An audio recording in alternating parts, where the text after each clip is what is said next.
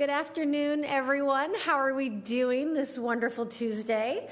I'm going to call the Anaheim City Council meeting to order. Clerk, can you please call roll? Thank you, Mayor. Councilmember Leon? Present. Councilmember Kurtz? Present. Councilmember Moaz? Present. Mayor Pro Tem Meeks? Present. Mayor Aiken? Present. Let the record show we have 5 members present. Thank you. And do we have any speakers to call forward to address our closed session agenda? Mayor, there are none, and we did not receive any electronic comments on the closed session agenda. Okay, so we are going to now close the public comment on the closed session agenda and recess to closed session, and we will be back shortly. Thank you.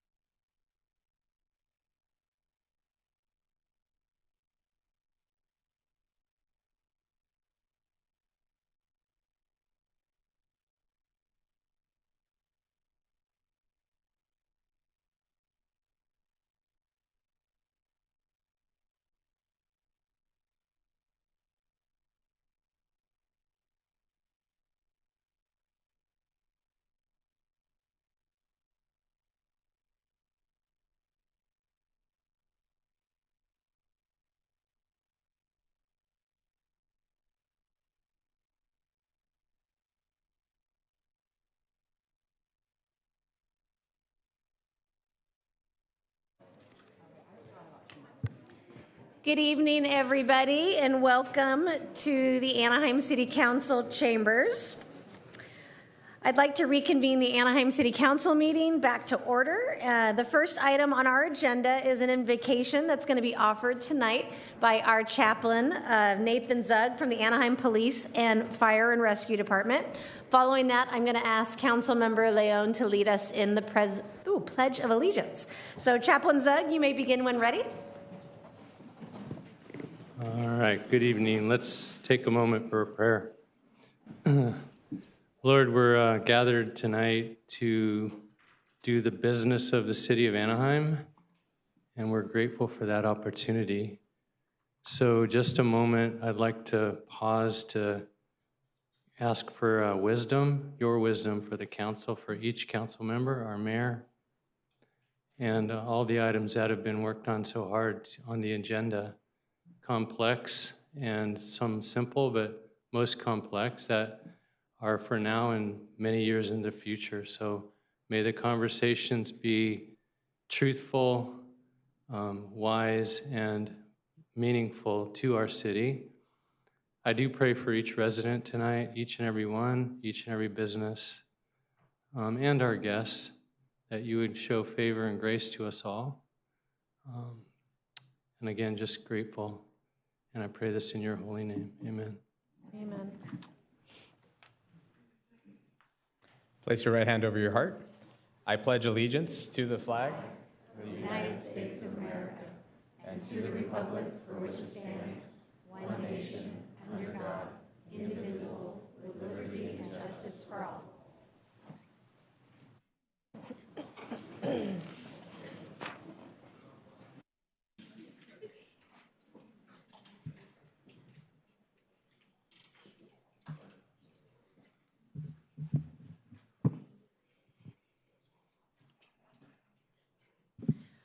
Welcome, everyone, tonight.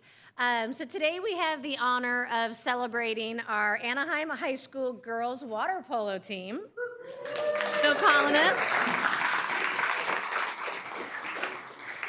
They secured their first ever CIF Division VI championship with a 5-3 win against Nordhoff High School at Mount Sac in Walnut. This is the school's first section title in any girl team sport. Coach of the Year, Denise Osorio, led the team to victory, and a special shout out to Player of the Year, Emily Maldonado, as well as all CIF team, Layla Gonzalez and Hannah Grubbs. And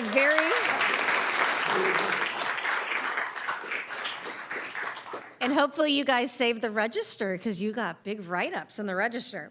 So this win is a true testament to the hard work of the players and their coaches. I also want to recognize the parents who did so much to inspire and help these girls along on their journey. Thank you for making Anaheim proud and bringing home a championship. Can I please invite the coach and the players to come up for a few words and to take a picture with the council?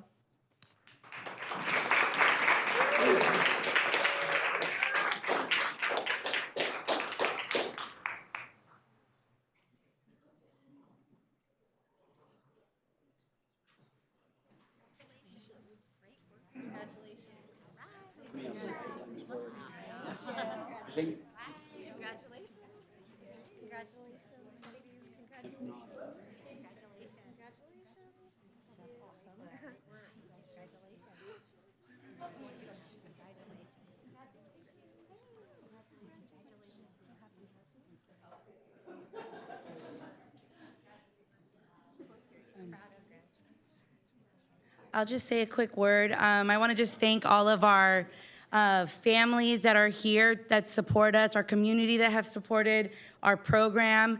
In just 5 short years, we've been able to build this program from scratch, and it just goes to show that hard work pays off with all these amazing athletes and coaches here, Coach Daniel, Coach Randy, and all of our athletes that play such a big part in our program, that it's a team effort amongst our community and our families. So congratulations to our girls, making history not only for our girls program, but for our school. Thank you.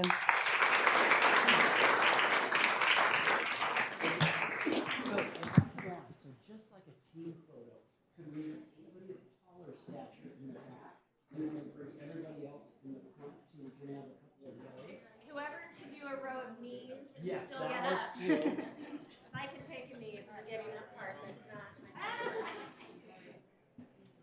Perfect.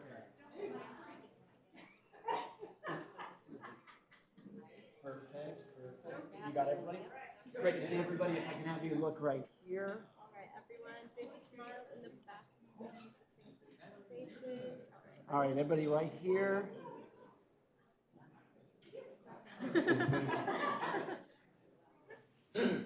Okay. Ready? 1, 2, 3, 6. And sorry, I'm gonna make you hold this pose for the parents. Parents, do you want to come up? Thank you so much.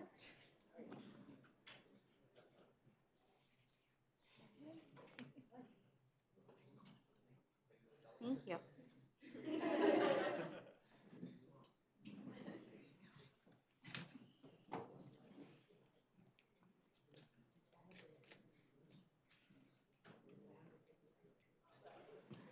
Awesome. Congratulations, ladies.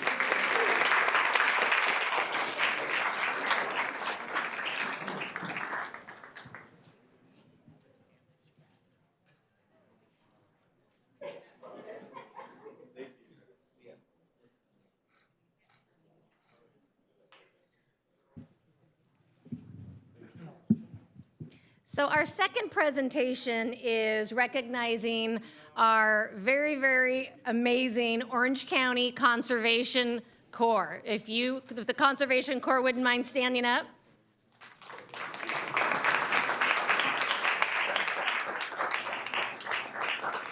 So earlier this year, when the devastating fires broke out in Los Angeles, we saw the true power of humanity. An extraordinary team of Orange County Conservation Corps members, many from Anaheim, were dispatched to protect the watersheds in Los Angeles County. They spent nearly 2 weeks working on the watershed protection mission. During this time, they helped install filter barriers in and around the burn areas to keep hazardous materials from entering storm drains and flowing into our waterways and our communities. So thank you to every single one of you that took the time to do that, for protecting our environment, protecting our communities.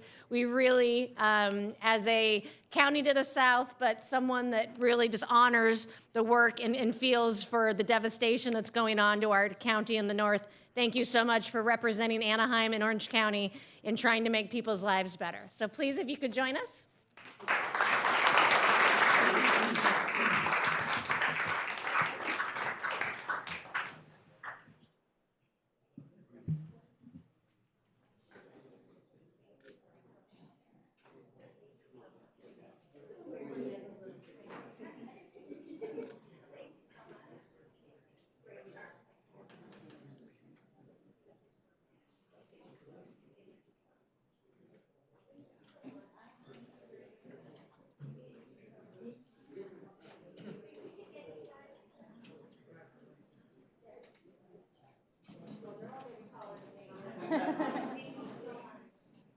We'll have Counselor come a little closer. So, yeah.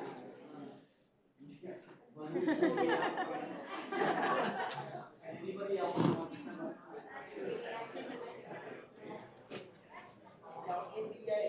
And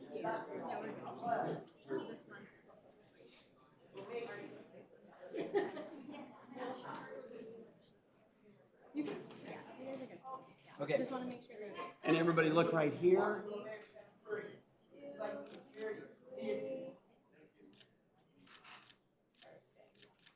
Awesome. Thank you all.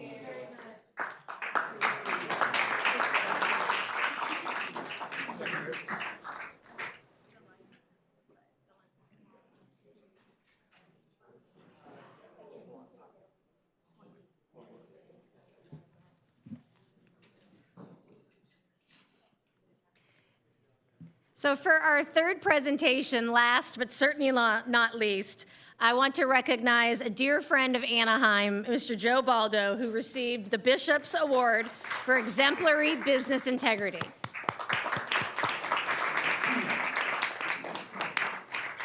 So Joe is not only a longtime friend, he is an inspiration to so many in our city and beyond. He has always been in search of helping those in need. His volunteer roles led him to Juvenile Hall in Orange County, where he saw the need to engage with local youth and provide guidance and positive interactions.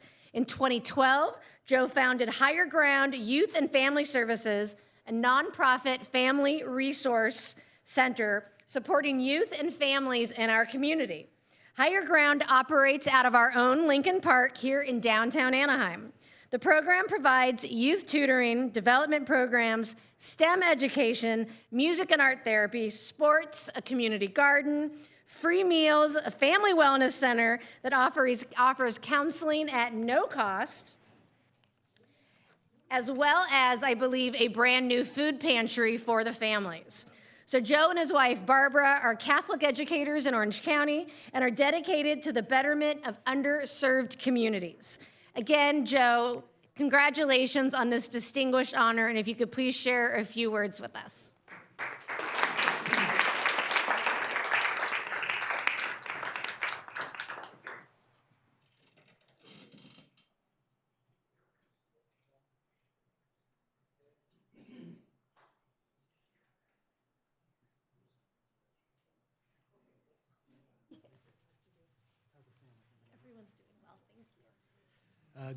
Good evening, everyone. I just want to thank the City of Anaheim for believing in me and Higher Ground.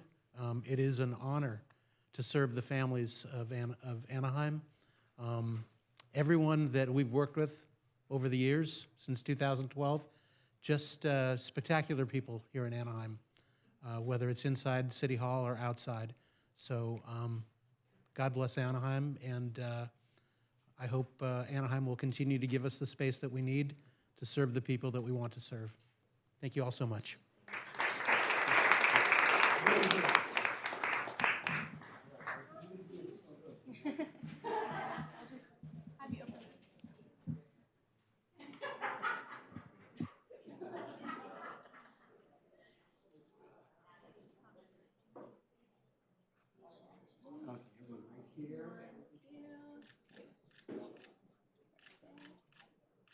Did you want me to see some with the phone as well? And I'll share these.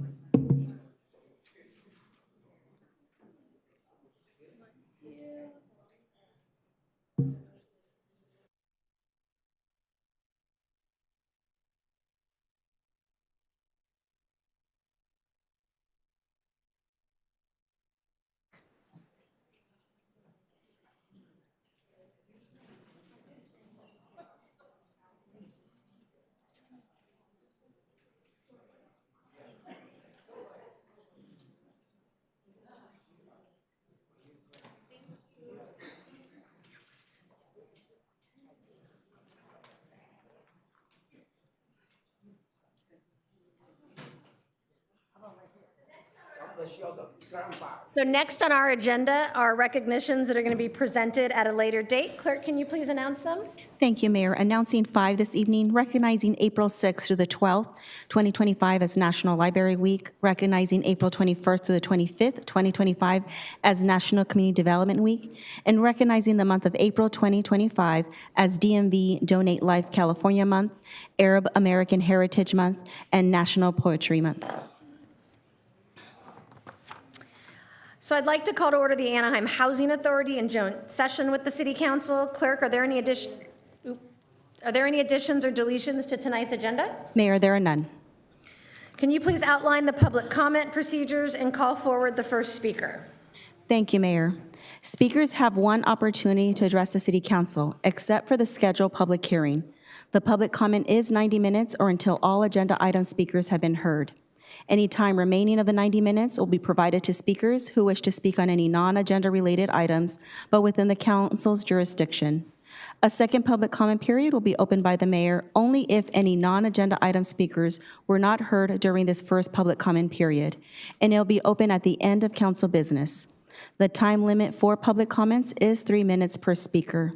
Those wishing to address the City Council must complete a speaker card, which are available at the back of the council chambers. The name and contact information requested on the speaker card is optional. Any unidentified speakers will be called by the speaker card number. I'd also like to announce that Spanish interpreting services are provided at every city council meeting. Simultaneous Spanish interpretation is provided through the use of headsets, and consecutive interpretation is available to anyone who would like to address the city council. For translation services in other languages, please contact the city clerk's office at least 48 hours prior to the scheduled meeting. At this time, I'd like to introduce our interpreter who will make the same announcement in Spanish. Y buenas tardes. En todas las juntas del Consejo Municipal se ofrecen servicios de interpretación simultánea al español por medio del uso de audífonos y se proporciona interpretación consecutiva para cualquier persona que desee dirigirse al Consejo Municipal. Para obtener servicios de interpretación en otros idiomas, tenga la amabilidad de ponerse en contacto con la secretaria municipal al menos 48 horas antes de la junta programada. Muchas gracias.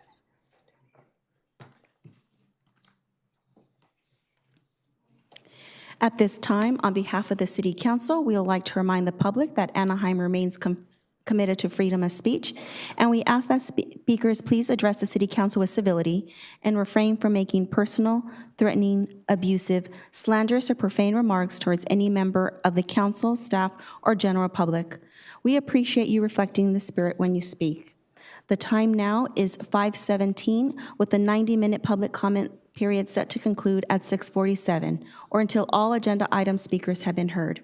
We ask for speakers to please line up at the podium once they see their name appear on the projection screen behind me.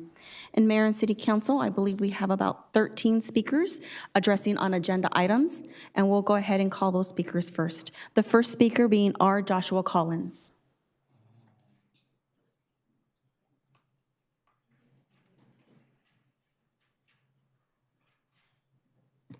Good afternoon, Mayor and Council. My name is R. Joshua Collins, founder of Homeless Advocates for Christ.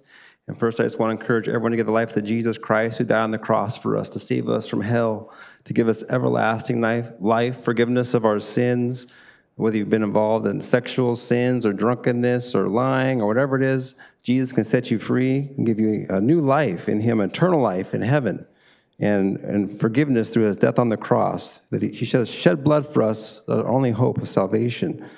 And I also want to talk about the homeless issue once again. From what I understand, there's a 93% shortage of affordable housing units for the area.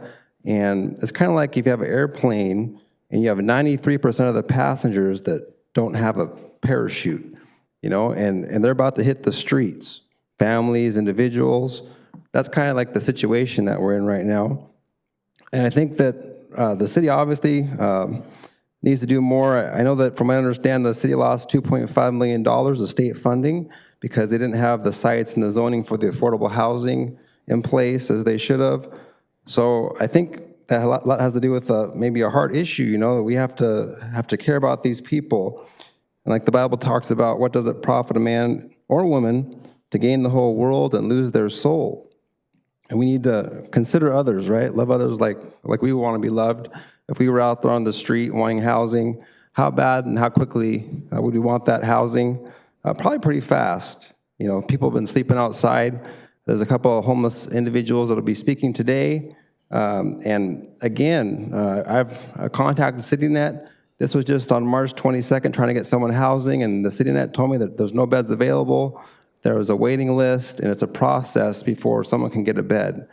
So we definitely need easier access to emergency shelter, to affordable housing.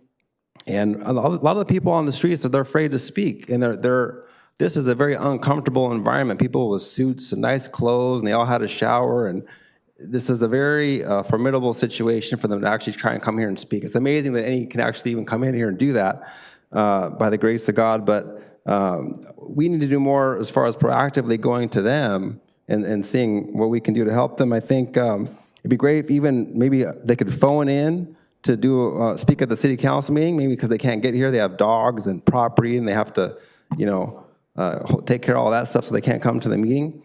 But it'd be great to make this meeting much more accessible to people that have nothing, basically. They're just out there. You know, not all of them are doing drugs and all these terrible things. Some of them have other situations. I think you're going to hear some of that today from some of those that are speaking. But I hope that the council will move quickly to to change some things, to make things a bit better for those that are really struggling. But thanks for letting me share. Our next speaker, Matthew Peak.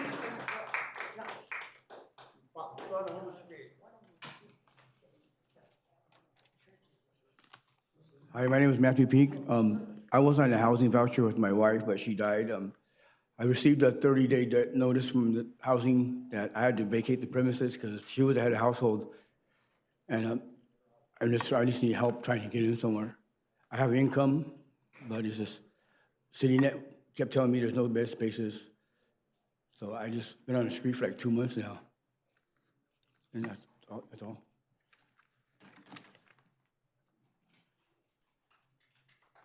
Our next speaker, Paul Velez.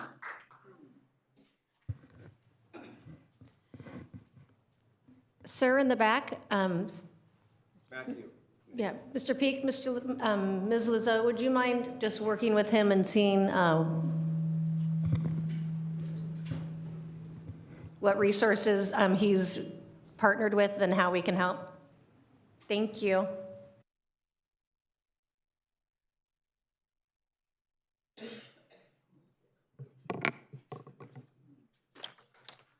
Hi, my name is Paul Velez. I've been in and out of the shelter with trying to work with a housing coordinator also, but have gotten very little headway.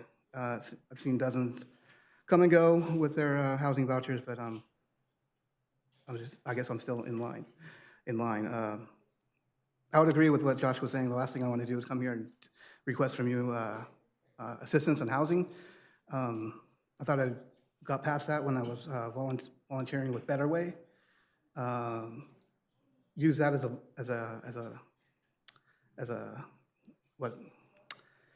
use that to propel myself into aerospace again, which that came to a close at the beginning of the year, so it's not like I'm not doing anything, but I do find myself in the position where I would benefit and welcome any assistance that the council can do for me in my position today, having not been able to get any traction any other way, which, like I said, in and out of the shelters, and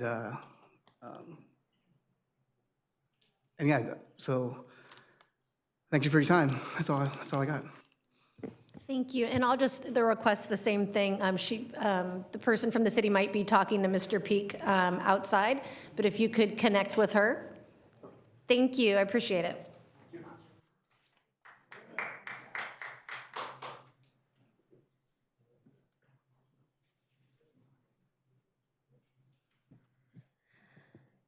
Good evening. My name is Cassandra Perez, District Director for Congressman Lou Correa, and I'm reading a letter on his behalf. Dear Anaheim City Council, I'm writing to express my support for item 18, a resolution reaffirming Anaheim as a welcoming city, a place where residents and their families can feel a deep sense of belonging, safety, and pride. In a time when communities across the nation are striving to define their values, this resolution affirms that Anaheim remains committed to being a city that welcomes all, while upholding the public safety of its residents and as one of its highest priorities. For the thousands of immigrants and refugees who call Anaheim home, this designation sends a clear and reassuring message that their contributions are recognized, their presence is valued, and their families are part of the social and economic fabric that makes this city stronger.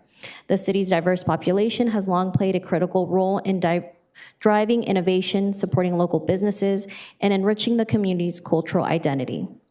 At the same time, Anaheim is a world-class destination, welcoming millions of visitors each year from across the globe. The city's commitment to being a welcoming place extends beyond its residents, shaping the experience of travelers who come to enjoy its offerings. Ensuring that everyone, whether here for a day or a lifetime, feels safe, respected is key to sustaining Anaheim's reputation as a city open to all. Public safety remains central to this commitment. Reaffirming Anaheim's status as a welcoming city reinforces the idea that safety and inclusion are consistent priorities. They are shared goals that strengthen the entire community. This resolution is an important step in continuing to build trust, support families, and celebrate the diversity that defines the city. Thank you for your consideration, Congressman Lecrae.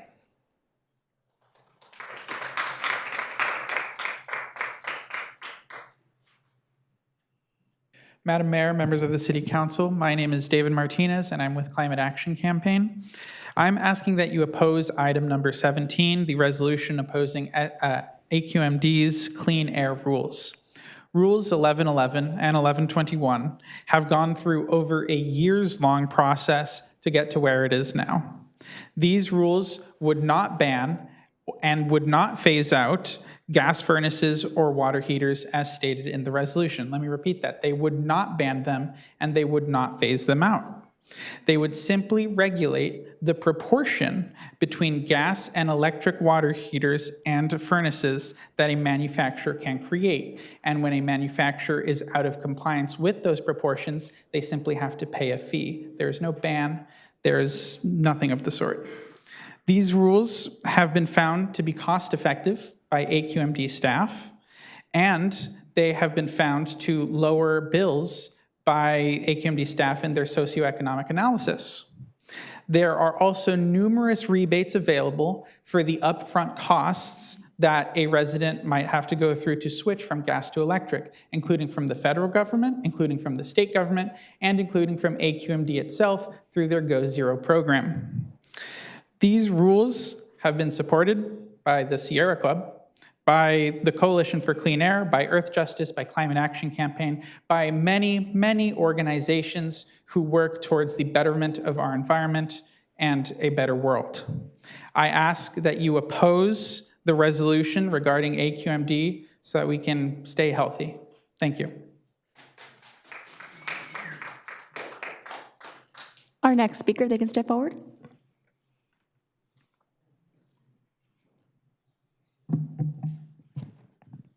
Good evening, Madam Mayor and council members. My name is Haley Sotelo, and I'm a freshman at Savannah High School. I am also an organizer with the OC Youth Movement, and today I am here speaking on agenda item 18, the reaffirming of Anaheim as a welcoming city. Living in Anaheim my whole life, I have been fortunate enough to grow up in a diverse community surrounded by all sorts of people. I can confidently say that growing up in Anaheim has shaped me and continues to shape me into who I am. Anaheim is not just a tourist destination, but we are a city with traditions and a hardworking community. Reaffirming Anaheim as a welcoming city is ensuring that Anaheim continues to thrive and work towards inclusivity of all people, regardless of immigration status or primary language. As youth, we understand that change takes time, but we also understand that change cannot happen unless no one says anything. By reaffirming the Welcoming City Ordinance, it is a promise to your constituents that Anaheim is a place where they are welcome, not just there. It is a promise to your constituents that Anaheim is a place where they are just as welcome, if not more, than the tourists that come into our city. Thank you.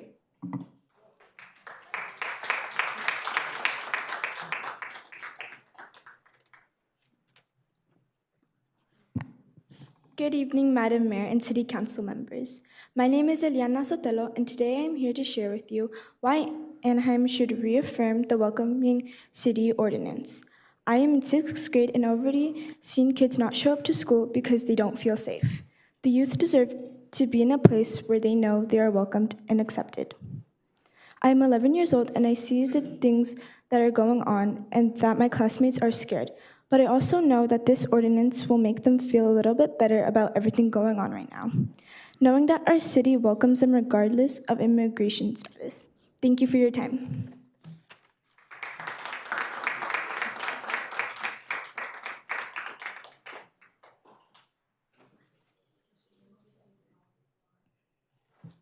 Good evening, Madam Mayor and council members. It's great to see you here today. My name is Cassandra Garcia, and I'm a senior in the Anaheim Union High School District. I am also a youth leader with the OC Youth Movement and come today to ask you to pass a resolution of the City Council of the City of Anaheim reaffirming the City of Anaheim's designation as a welcoming city that respects the dignity of all people and promotes an environment that fosters inclusion for all residents. I have roots in Anaheim, where I was raised, and have been fortunate to experience the diverse cultures, the vibrant communities, and its rich history that are what make Anaheim the beautiful city it is. And while Anaheim is widely known as a home of Disneyland, its people, especially its immigrant communities, are what truly shape and define the city's character. In Anaheim, nearly 40% of all residents are immigrants or children of immigrants. Anaheim was founded by German immigrants. In the times we are living in today, it's crucial that you provide reassurance to the residents and reaffirm the City of Anaheim designation as a welcoming city. Families in our city are living in fear of deportation, fear of uncertainty, fear of being ripped away from their loved ones. This issue evidently isn't only affecting adults, it deeply impacts our youth. It affects students' mental health and their overall sense of safety and belonging. By reaffirming Anaheim as a welcoming city, you are sending a powerful message that every resident, regardless of their background, matters, is valued, and is welcomed here. Thank you.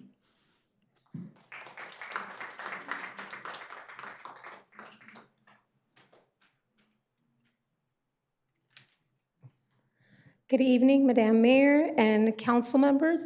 My name is Dulce Sotelo, and I'm here to support the OC Youth Movement and Agenda Item 18. I would like to say I'm very proud of our youth activists, but a little disappointed in our council. Your silence has let our community know where you stand. In the last month in my apartment complex, we've had 2 very loved neighbors move to the city of Santa Ana, and I'm sure many will follow. Our undocumented community deserve to feel they are welcome in the community and neighborhoods they live in. They deserve to feel as welcome as the millions of tourists who visit our city. You have the power to reaffirm the city ordinance to ensure that the hardworking people in our community feel welcome, safe, seen, and appreciated for their contributions to Anaheim. Thank you.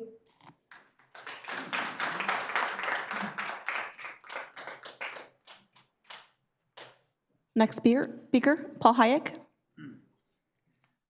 On item 16, all those commodes and toilets in those various motels, they all need to have water put back in them so they don't leak methane gas and become an explosion. And that's also with these homeless that I've just heard, why can't we open them up and let them use it as a shelter?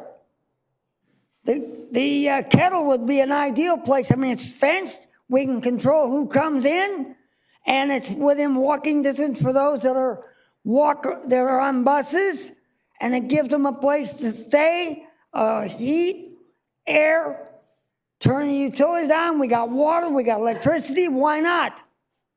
And that would give them a place where they could park their gear, and then they can go out and pertain and get jobs, day work, maybe work within the facility. Why don't we do that?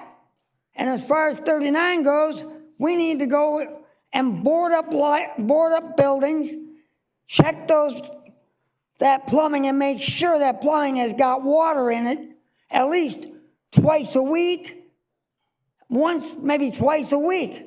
That would be a job that these guys could do that would be staying at the kettle. Our next speaker.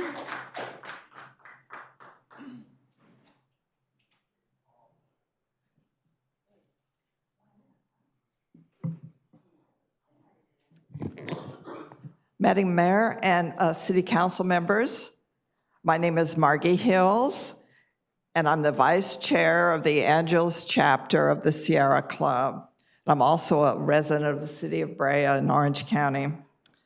I'm here to speak about the updates to Rules 1111 and 1121 being proposed by the Southern California Air Quality Management District. The Angeles chapter's Climate Action Committee supports these changes because they will help reduce indoor air pollution as well as reduce nitrogen oxides in the atmosphere, which are leading to global warming.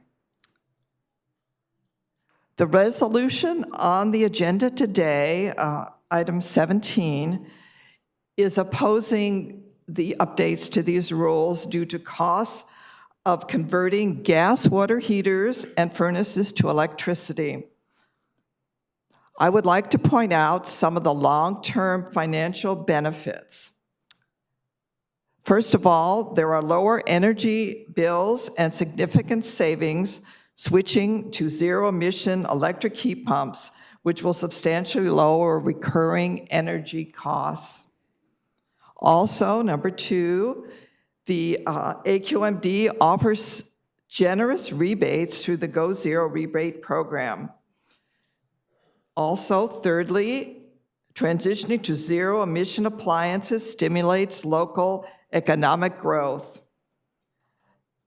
Fourth, improving air quality reduces healthcare costs. Fifth, residents maintain the flexibility to choose between traditional gas or zero-emission units, as was mentioned by one of the previous speakers. These conversions will also increase home energy, home property values. So the bottom line is that investing in gas-free appliances not only helps the environment, but also leads to substantial financial savings, job creation, improved community health, and increased home value. I would like to acknowledge Councilmember Kurtz for her work on this issue and for her concern for her constituents. This issue will not come to a vote to the AQMD board until June. So I am hopeful that the City Council will consider not passing a resolution against these rules at this time. Thank you very much. Our next speaker, Vern Nelson.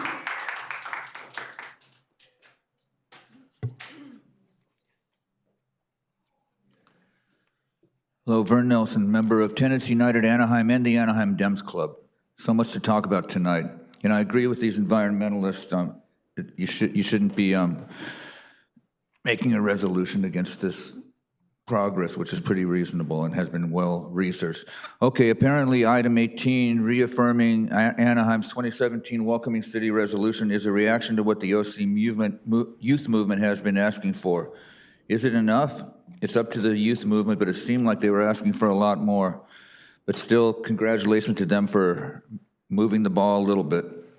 We at Tenants United Anaheim are still waiting impatiently for Natalie's ordinance to enforce state tenant protection law. Please let us know when this is coming to council.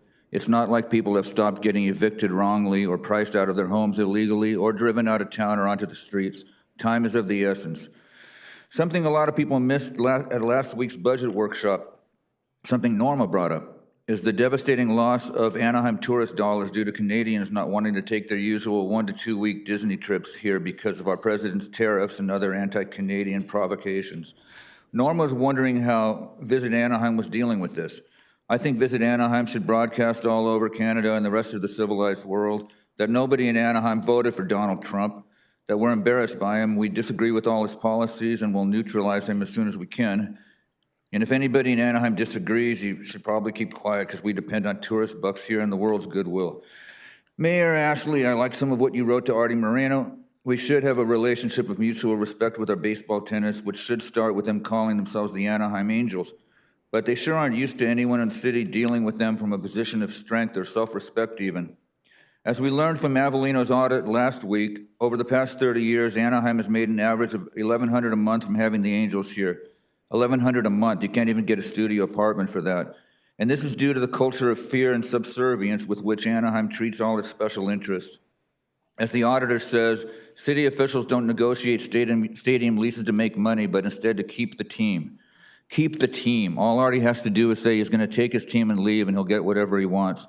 It's an abusive relationship, and someone needs to call his bluff. We hope somebody here will do that. You'll find Artie Moreno has nowhere to go with his Angels. I'm running out of time. Thursday night is the next Anaheim Democrat Club meeting with special guests.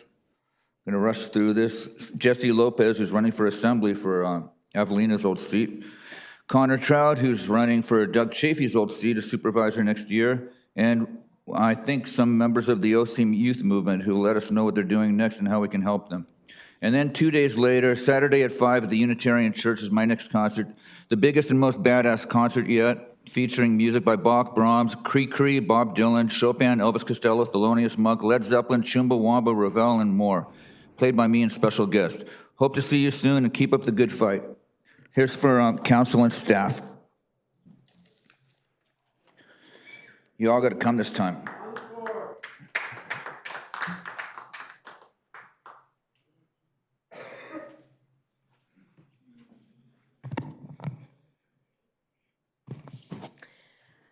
Once upon a time, a very, very, very long time ago, Anaheim was known as the city of kindness until we weren't.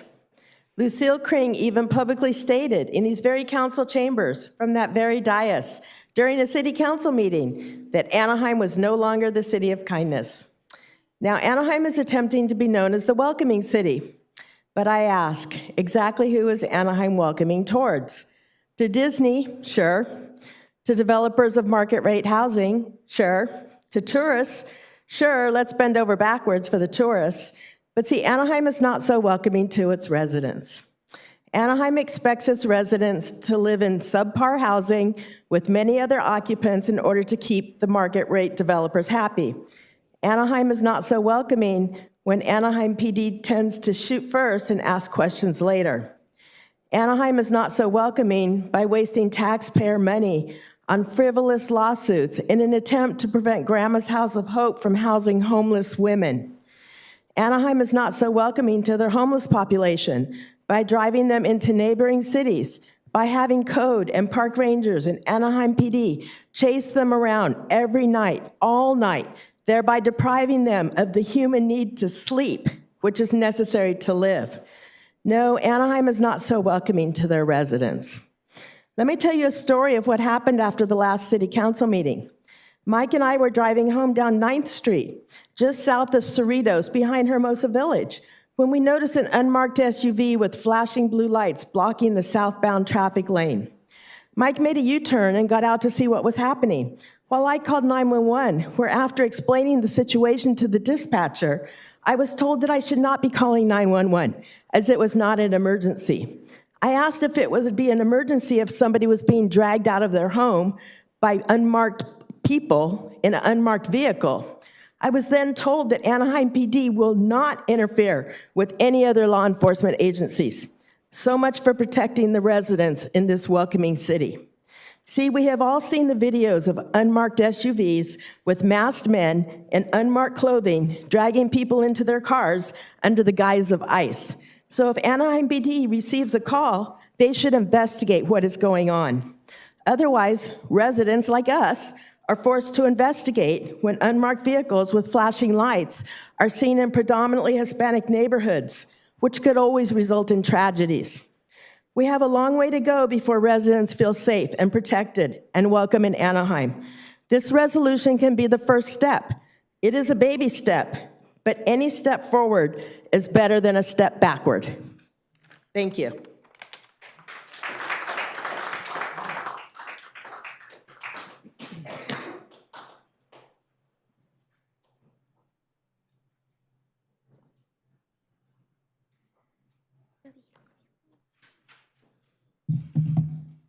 Hi, good evening, Mayor and Council members. My name is Penelope Lopez, and I'm the Organizing Director at Chispa and a proud resident of Anaheim. I'm here on behalf of my organization and our members to express our support for Agenda Item 18, which reaffirms Anaheim as a welcoming city. Immigrants are a vital part of Anaheim. Nearly 40% of our residents are immigrants or children of immigrants.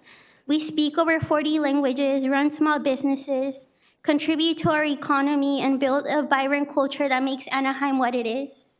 Yet, I've seen community members hesitate to call for help, access services, or participate in public life due to fear of being profiled, detained, or deported.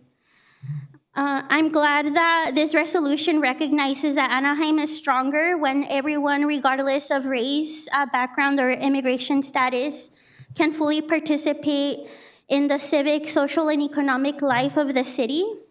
But this cannot just be symbolic. It must lead to action, adopting a sanctuary city ordinance, improving language access, creating culturally competent services, and ensuring that public spaces are free from fear.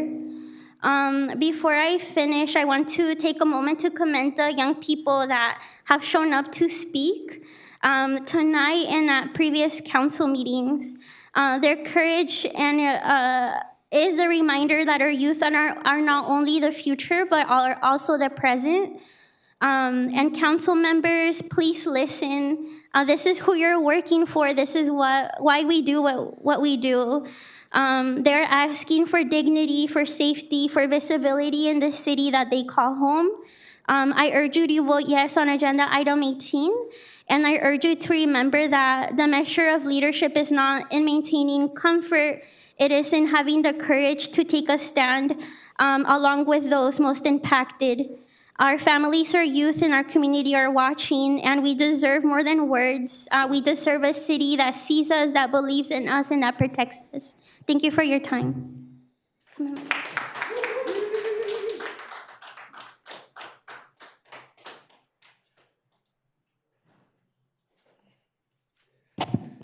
Eje, Kualitotaki, good afternoon, buenas tardes, in our native language of the Mexicas, Aztecas. I want to first thank the city mayor, Ashley Akins from Anaheim Hills. We have the saying in Chilango, people that are Chilangos or from Mexico City were raised either Chicano, Mexican-American with Native American ancestry. And we say that Anaheim has always been Chilangolandia. But I want to thank you for taking pictures with Jose with the mural. That big jaguar on there, I was really surprised to see the jaguar.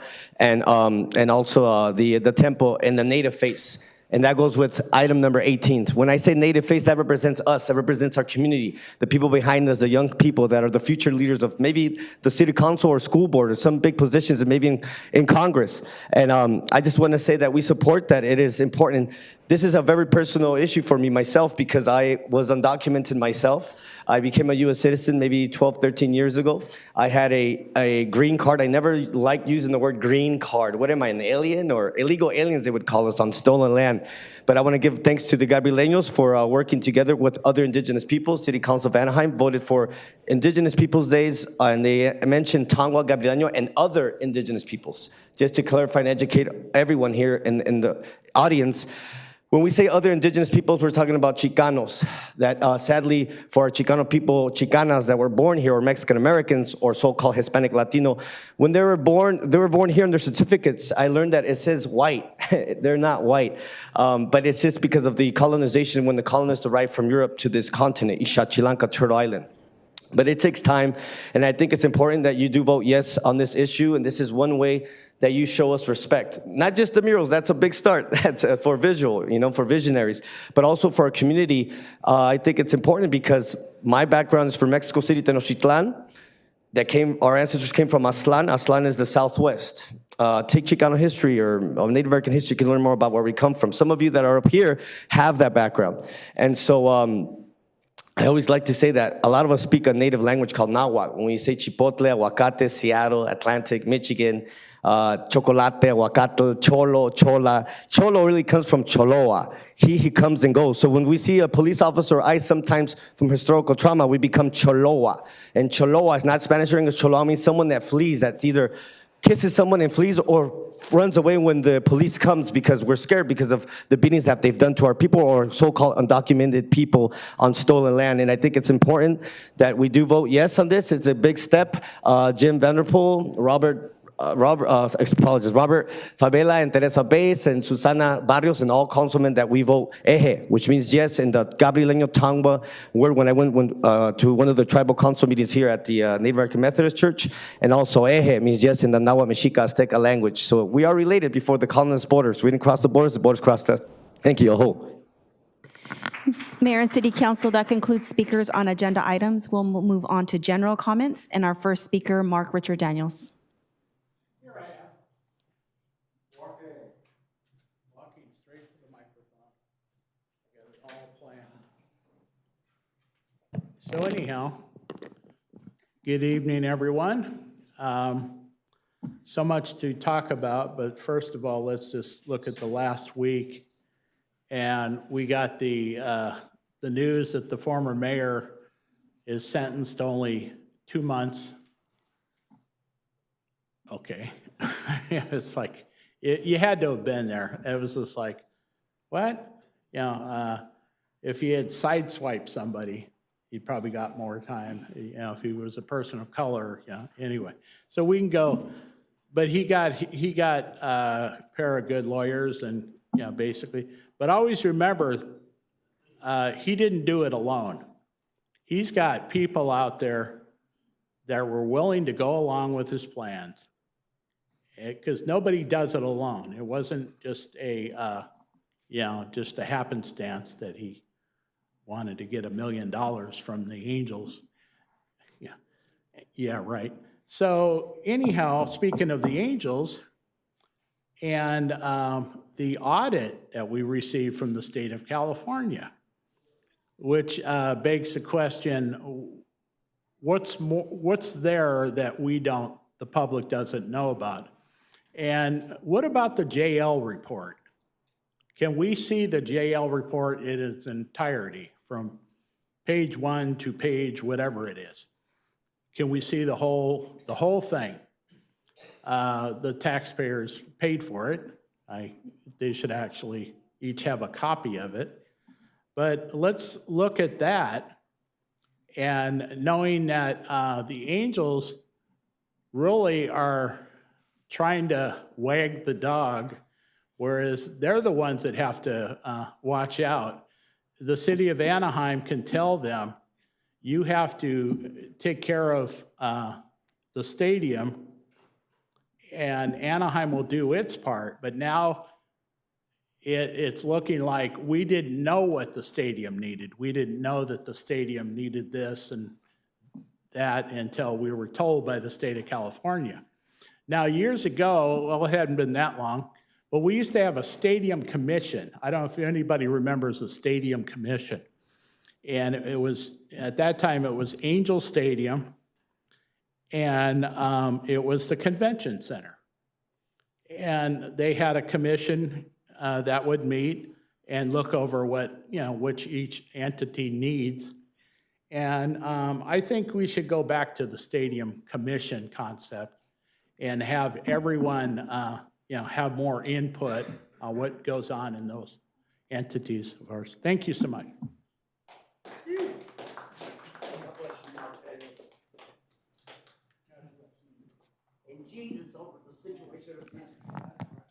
Hello, Mayor and esteemed council members. My name is Raul Aquino Rojas, one of the Disney ambassadors at Disneyland Resort, and it's great to be here with you all today. We have a couple of updates with our Disneyland Resort happenings. In terms of the LA Fire Support and Heroes ticket, in response to recent fires in the Los Angeles area, Disneyland Resort teamed up with our Disney corporate partners in Glendale and Burbank to host fire relief donation drives at which Anaheim-based volunteers helped organize and pack over 52,000 items to donate by cast members and the resort prior to shipping them to shelter partnerships in Los Angeles. In addition, the Walt Disney Company committed $15 million to organizations such as the American Red Cross, the Los Angeles Fire Department Foundation, and the Los Angeles Regional Food Bank to respond and rebuild after the devastating loss in the LA areas. To show our heartfelt appreciation for those who battled the fires in January of 2025, Disneyland Resort has announced the Heroes Ticket, inviting eligible first responders and guests to enjoy a day of happiness with 2 one-day park hopper tickets. And we will be sharing more details directly with qualifying agencies later this month.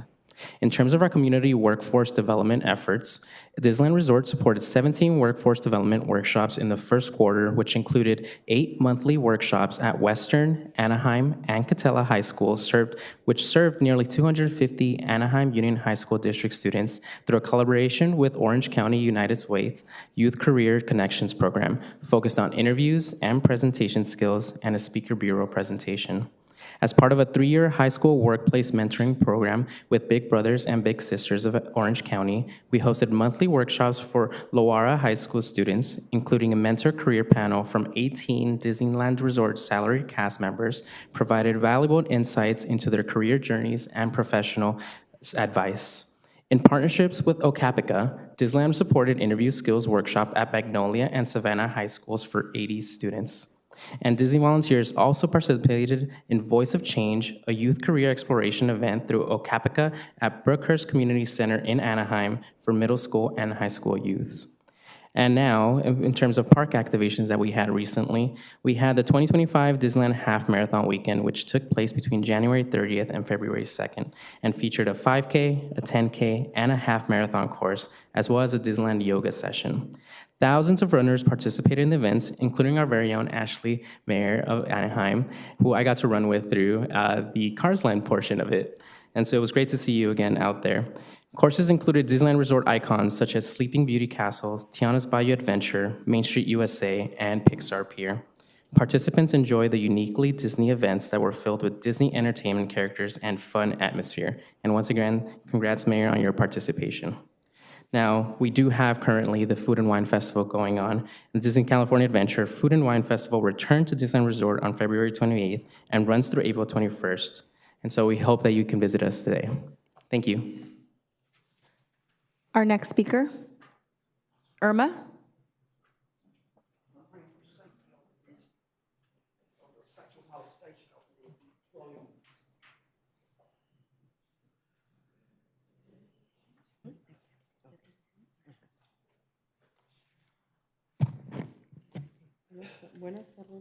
Good evening, everybody. The reason for us being here today,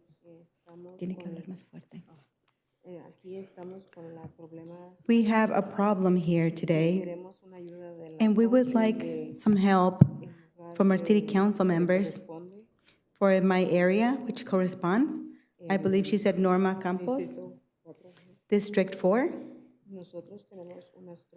We have some lunch trucks, some produce trucks, and we have a problem. And we would like to see if you could help us.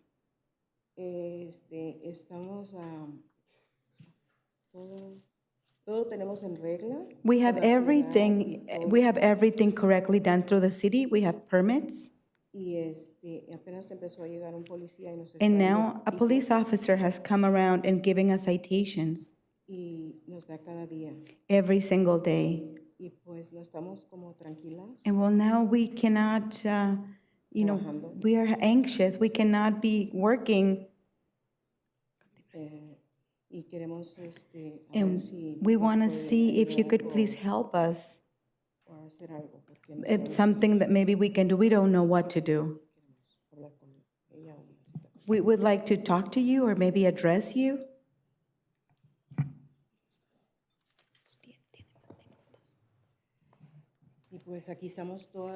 Here we are. This is all of us. We all work together. We are working as a team. And we are, we're poor people, and we are. We want to be in peace. We want to be left to work in peace.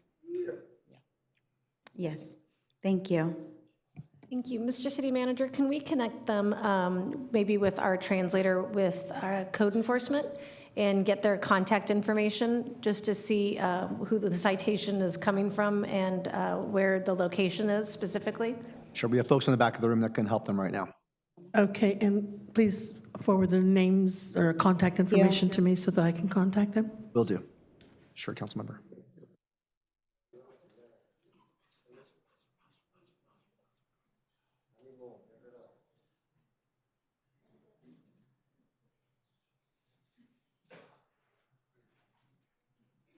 Our next speaker, Matthew Duncan.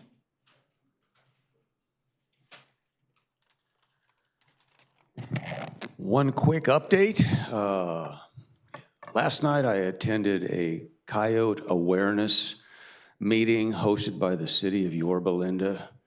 Got to meet the mayor and multiple other city officials, and I'm encouraged to say the city has adopted an attitude and approach towards urban coyote coexistence that is recommended by the Department of Fish and Wildlife and is also recommended by OC Animal Care, and had a captain from OC Animal Care that actually was conducting this meeting. So the meeting went really well, and when it came to the issue of hazing, it gave me an opportunity to show what I feel is maybe a new, very effective way to haze coyotes. And that is to use one of these. This is called a coyote scare stick. And simple to make. Three things you need: a stick of bamboo, some Mylar tape, and some electrician's tape. I made these. I made one for each of you. They're over here on the table.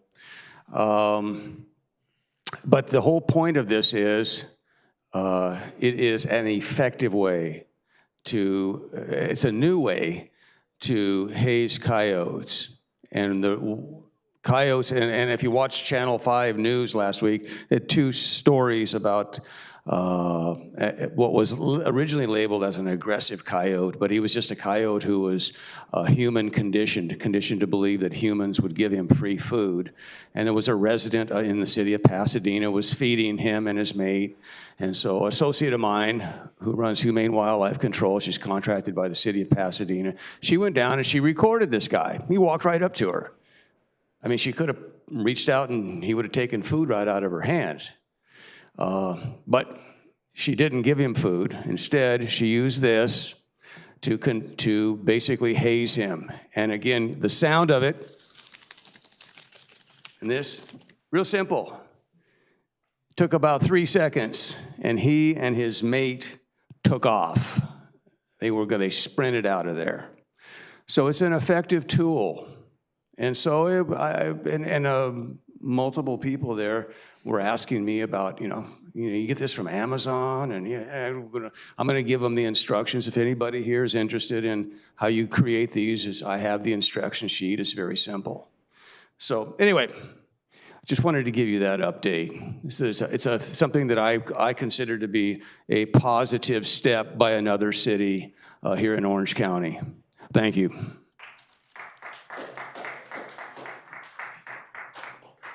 The next speaker, card number 7037. Mayor Aiken, I speak to you today not as a casual observer, but as a deeply concerned resident of Anaheim. Recent events, your open letter to Artie Moreno and Angels Baseball, as well as your statement on Harry Sidhu's sentencing, warrant critical reflection on the governance, transparency, and trustworthiness of Anaheim's leadership. Let's begin with your open letter to Artie Moreno. You highlight the importance of preserving Angels Baseball as part of Anaheim's identity. Yet the vague, outdated lease terms you references symbolize broader failures in accountability and oversight. While you evoke the greatness of Angels Baseball legacy, your words risk pandering to residents rather than addressing the systemic mismanagement that has plagued this city. Hundreds of thousands spent on legal disputes by prior councils reflect a pattern of neglect. This demands clear acknowledgement and meaningful change. Residents deserve answers about what went wrong, regardless of your reluctance to relitigate the past. Your call for an open and honest conversation about Angels Baseball future is commendable, but the past cannot be ignored. Transparency cannot be achieved through rhetoric alone. Anaheim deserves measurable outcomes, not anecdotes or vague promises. To many, this feels the same game, different players, a continuation of patterns of corruption rather than a break from them. Turning to Harry Sidhu's sentencing, you claim Anaheim has led significant reforms, declaring it the most transparent city in Orange County, if not all of California. With respect, this assertion is deeply flawed. Transparency is built on consistent actions. However, residents face ongoing delays in accessing public records, a critical tool of accountability. Findings from the JL Group expose lingering secrecy and questionable alliances. The Angel Stadium debacle remains a vivid reminder of why public trust has eroded. Secrecy and betrayal of residents' interests cannot be dismissed with empty words. Your assurance that honest, open government is being upheld rings hollow without demonstrable proof. Compliance with the Surface Land Act, the bare minimum required by law, not a milestone to strive towards. While you emphasize investments in schools, parks, affordable housing, workforce training, and open space, an open question remains: with what funds are these investments possible? Anaheim's serious debt, driven by financial mismanagement, raises significant doubts about the feasibility of these promises. Without a clear plan to address liabilities and secure resources, these commitments risk being more rhetoric than reality. Pay attention, please. The residents of this city demand transparency that is proven, not proclaimed, reforms that are thorough and transformative, not superficial, and accountability that holds leadership to the highest standards of ethics and integrity. Thank you. Thank you for your attention. Looking down while I'm speaking.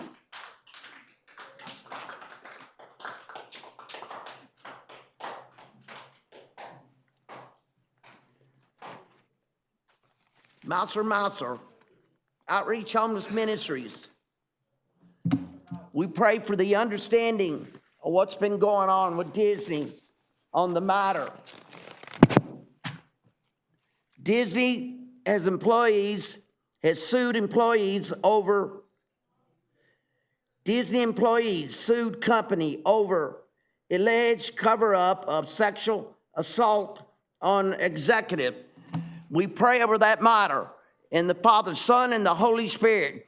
Our Father, which art in heaven, hallowed be thy name. Thy kingdom come, thy will be done on earth as it is in heaven. Give us this day our daily bread. Forgive us for our trespasses, as we forgive those who trespass against us. And lead us not into temptation, but deliver us from evil. Deliver us from evil. Thine is the kingdom and the power and the glory forever. Amen. There's further reports on this matter, and we're praying for Frozen on the animation of the sexual porn on animation, of the sexual molestations on their cartoons.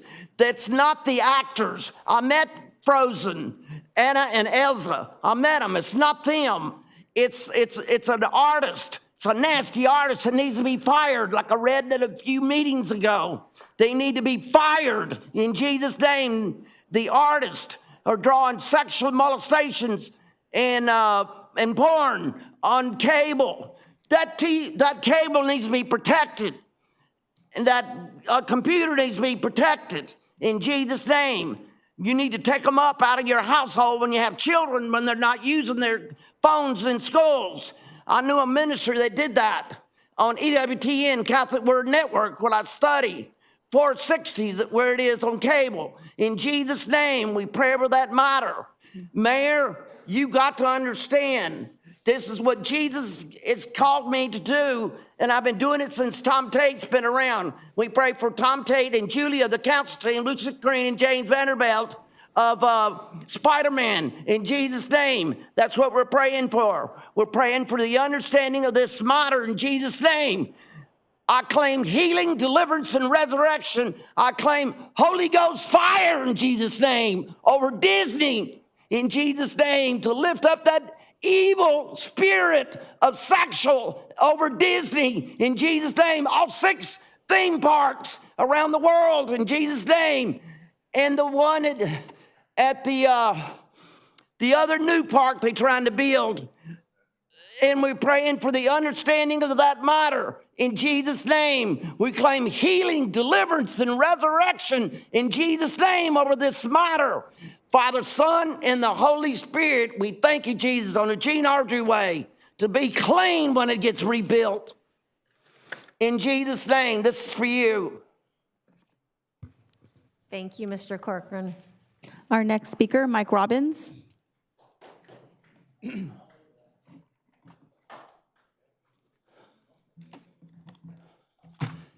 I want to see it be clean. Thank you. No more molestation. Thank you. Over children or pedophiles. Our next speaker can The step Father, forward. Son, and the Holy Spirit. Thank you, Mayor. Thank you. Mr. Robbins, come on down. You're in my prayers 4 times a day. Thank you, Cecil. And Mark Daniels.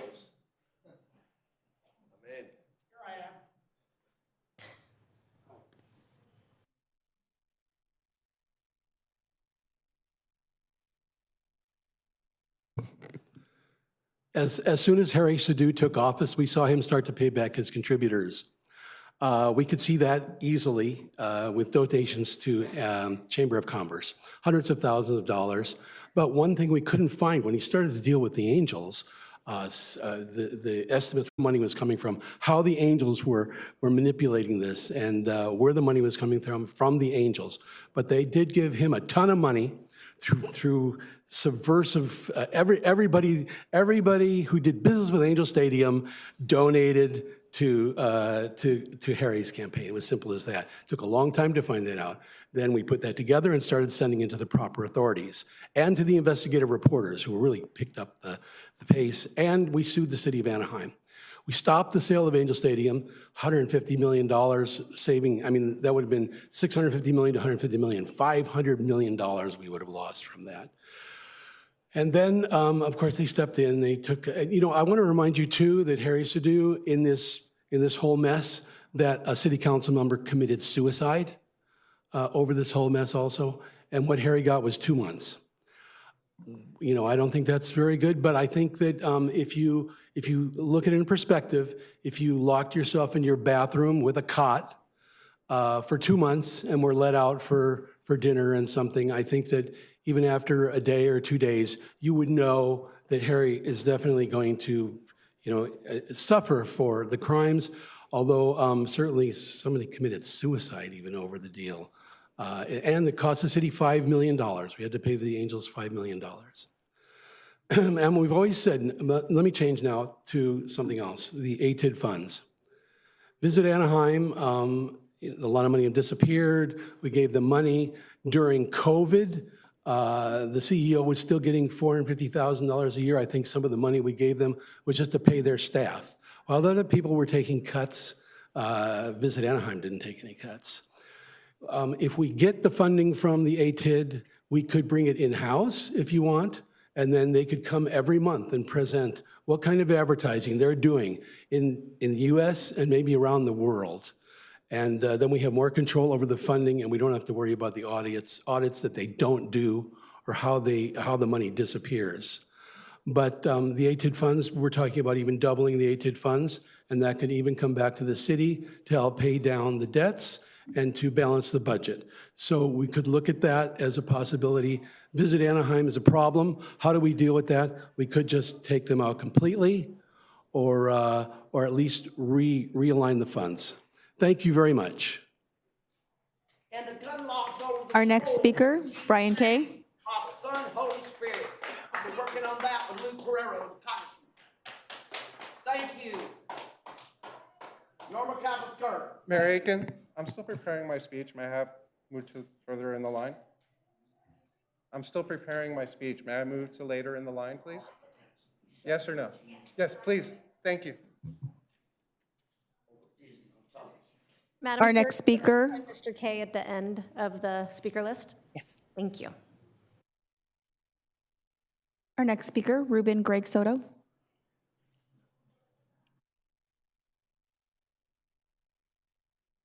Actually, City Council, I wear shirts like this, and I get like kicked out of places, but there's a meaning for it. The men gotta stop treating you like this, okay? I'm all about that, woman to woman. Now, over in Riverside, they know the same thing because I called my boo. She answers the phone. And now there's a bunch of city ties, suits, ladies that work in there. Before, it wasn't like that. And 2 women all over the place, okay? Now, I went over there today and told them about John 10:10, about the religion. Now,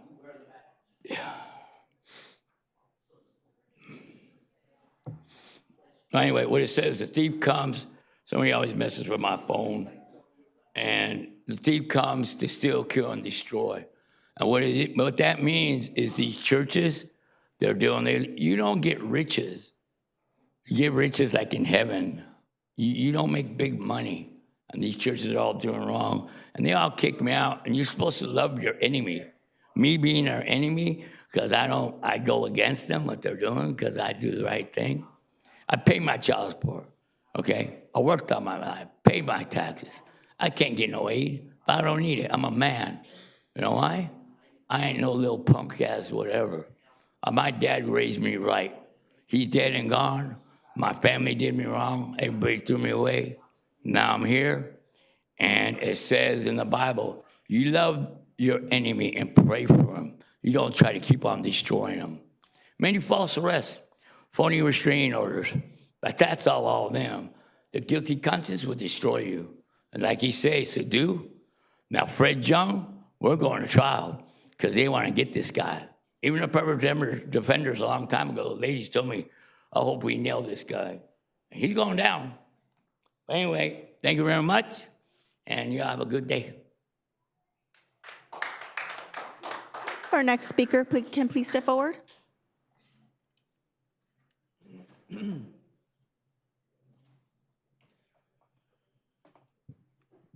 Hi, City Council. My name's Tanya, and I'm the community organizer with Chispa, and I'm here to support the call to action put out by the youth, the OC Youth Movement. I'd like to start by thanking Councilmember Leon for putting agenda item number 18 on the agenda, and for meeting with the youth to be the only council member to meet with the youth. Although the youth have stated that they're looking for more than what has been offered today, I'm here to speak on Anaheim's welcoming city resolution. Anaheim's resolution falls short of offering real enforceable protections for our immigrant community. The Anaheim resolution does not contain any language that directs city officials to restrict their involvement in immigration enforcement, nor does it offer a clear policy on preventing bias-based policing or create mechanisms for ongoing community consultation or any accountability. The absence of these specific enforceable protections in Anaheim's resolution leaves the migrant community vulnerable without clear directives, such as those in Santa Ana's ordinance. Anaheim's policy does not provide the meaningful protections that are needed to safeguard our community and our immigrant residents. For example, in Santa Ana's ordinance, it explicitly states no city personnel shall cooperate or assist with immigration customs enforcement in any investigation, detention, or arrest procedures. This is a clear and enforceable protection that builds trust between community and local government. Anaheim's resolution, on the other hand, offers vague commitments stating, the city of Anaheim reaffirms its commitment to fostering a welcoming environment for all individuals, regardless of their background. This kind of language does nothing to shield our undocumented neighbors from real-world threats like rising hateful rhetoric, targeted policing, and human rights abuses.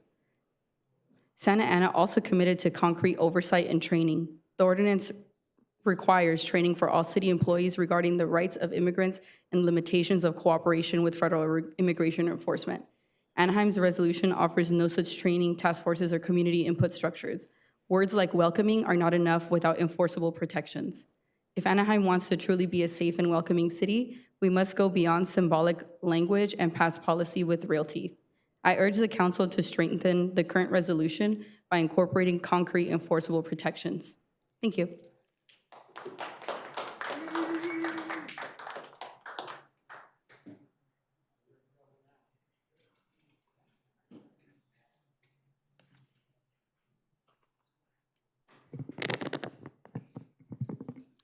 Mark Herbert, AnaheimGrease.com. I'd like to speak again on public engagement.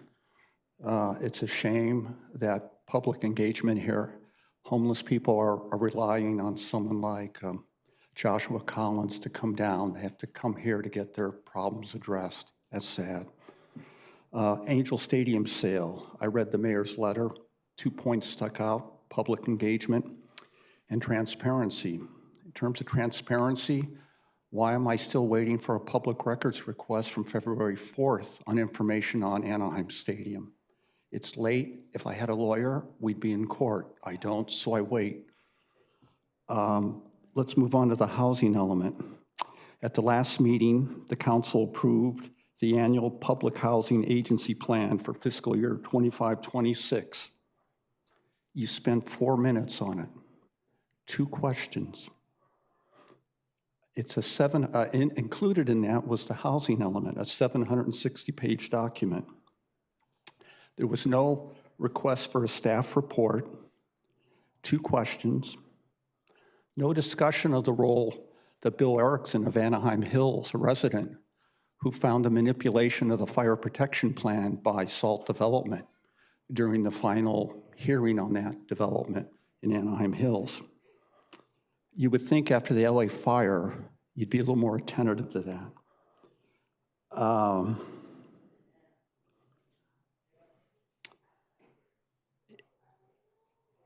Well, let's move on to the state of the city coming up. The address, April 29th. It has the appearance, I'm sorry for the use of this language, as a slush fund. I apologize for that.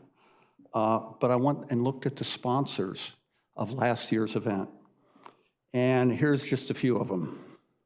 Anaheim Firefighters Association, Anaheim's Municipal Employers Association, the City National Grove, the Ducks, Angel Baseball, Republic Services, our favorite, Salt development, Disneyland resorts.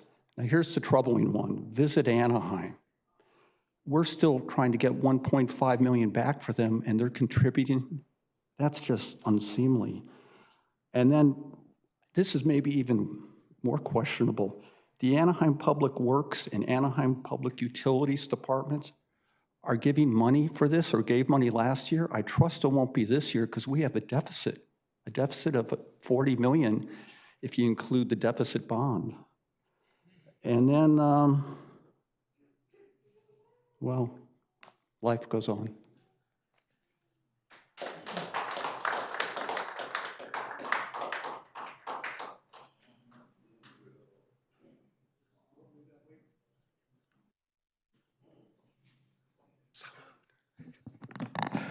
Happy day.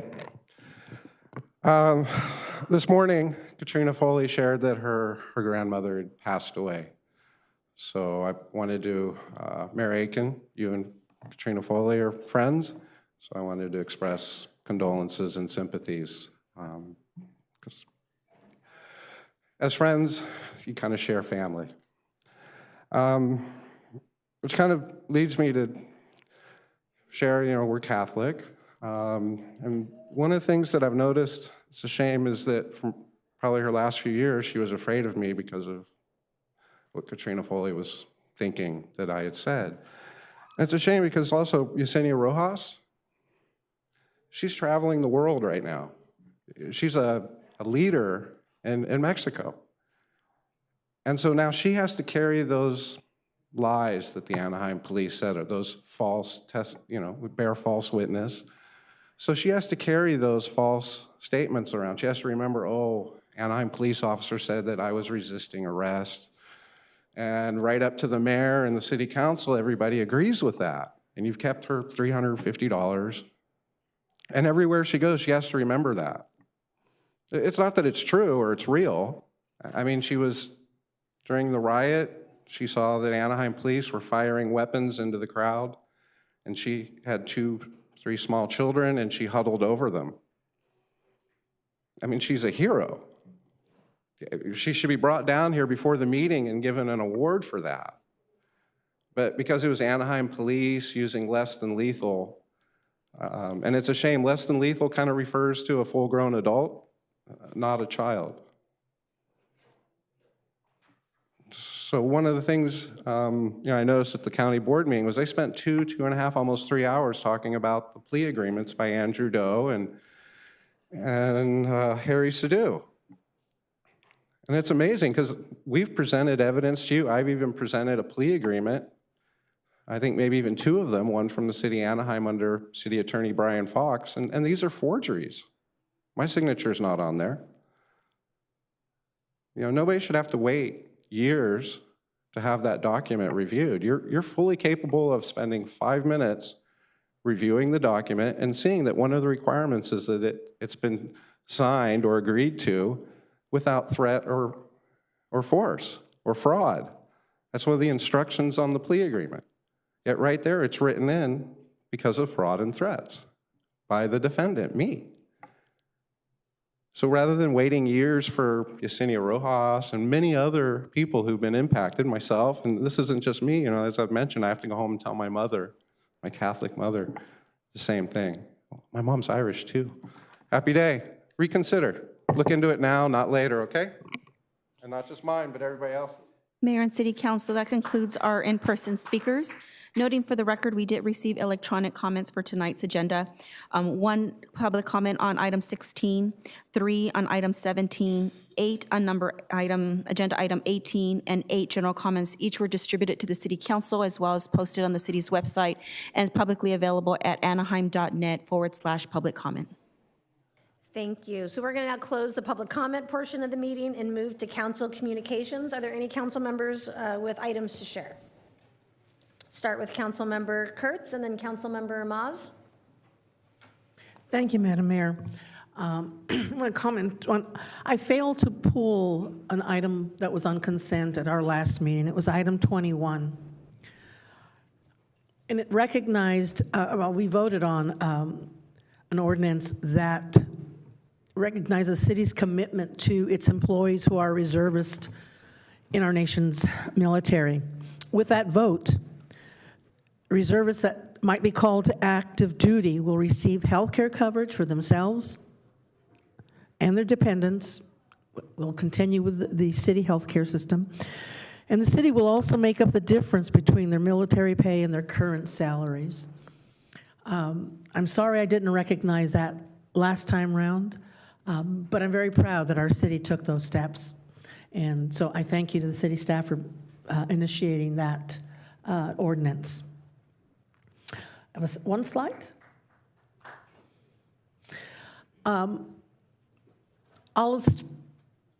Olive Elementary School Resource Fair. It was held Saturday. And I just want to thank all of the nonprofits that participated and all of our city departments that participated at the resource fair.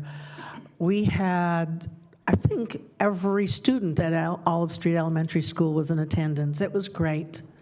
And I want to thank especially the residents in that neighborhood who came by and made sure that they met our city staff, and they made sure to thank us for being in their neighborhood. Public Works and Public Utilities both have yards right in that neighborhood. And so they, especially Public Works, residents very happy to meet their neighbors. So thank you for participating, and thank you to the residents of that community for participating in the fair. I have one last thing. Yes, I don't have a slide, but I want to thank all of our employees who participated in the Big Give Day of Service, which was a Saturday or two Saturdays ago. It was truly a proud moment for me to see the many, many volunteers that worked on projects that benefited our residents across the city. I think they had projects in every single district. In District 4, I especially want to thank our APD's non-sworn personnel who provided haircuts and manicures to the residents of Tyrell Plaza Senior Apartments. Those residents loved, absolutely loved, that police personnel came to them and offered that service. They made them feel very, very special. And so I want to thank actually every employee who participated. Made me proud to be part of Anaheim. Thank you. Thank you. Councilmember Moss? Thank you. I have some slides to share. Starting with the grand reopening of Hyundai. On March 27th, there was a grand reopening celebration and ribbon cutting. I just wanted to give a shout out to Sergio, Daryl, and the economic development team for helping address any problems along the way and for kicking that off. Next slide, please. Also on March 27th, I attended the Anaheim Police Department's promotional ceremony.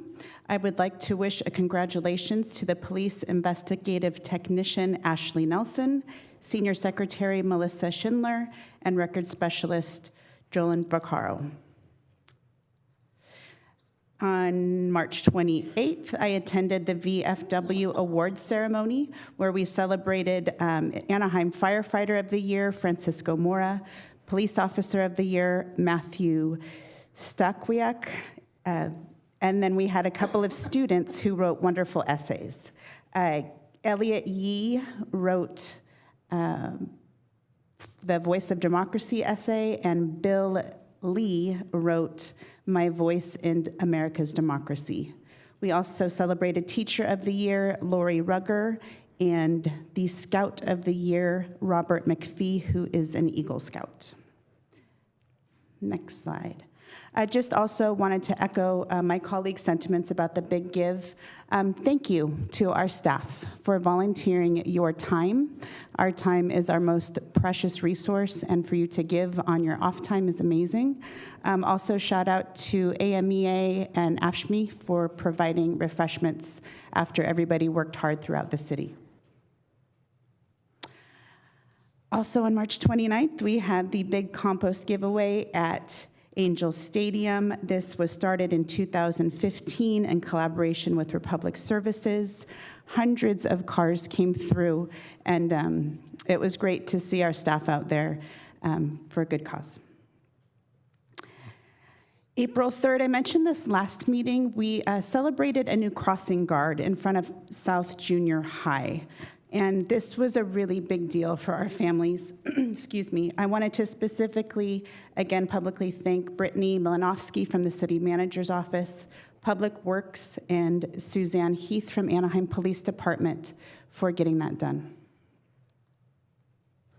Almost done here. Last Saturday, the 5th, I hosted Coffee with the Council Member at Pioneer Park.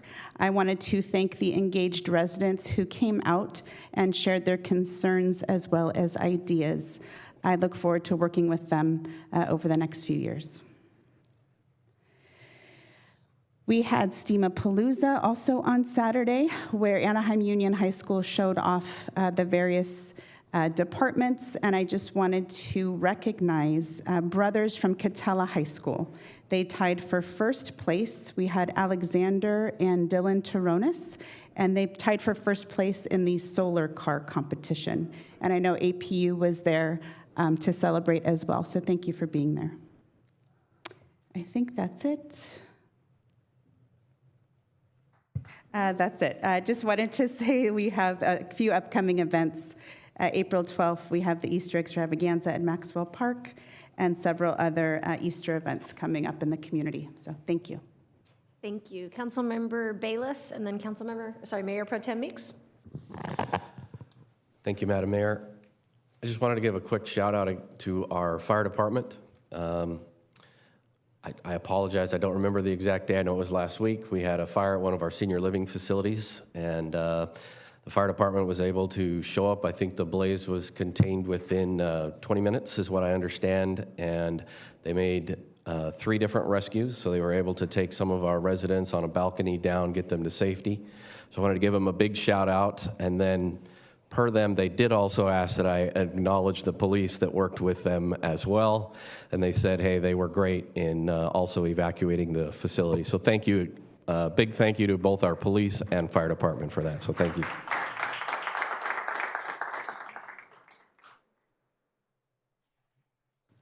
Okay, thank you. So last week, the mayor sent a letter to Artie Moreno and Angels Baseball expressing her desire to keep Angels Baseball in Anaheim, a goal shared by myself and I believe the majority of Anaheim residents. However, the letter also outlined very specific deal points for future negotiations regarding the stadium and the team. I was disappointed that the letter was sent without the input or concurrence of her council colleagues. We all know that the go-it-alone approach did not prove successful, as evidenced by the previous failed stadium deal. The city council that we have today is very different than the previous council.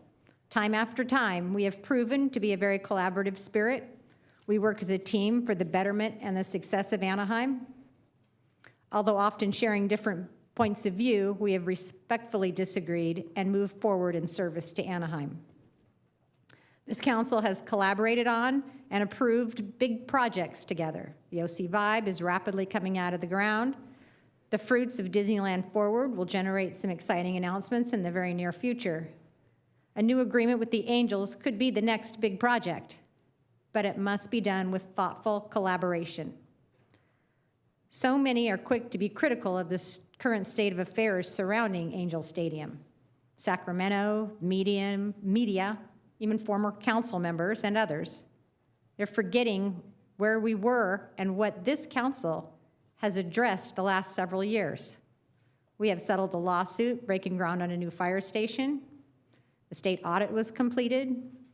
We completed one stadium condition assessment, and we are directing a second comprehensive stadium assessment about to get underway.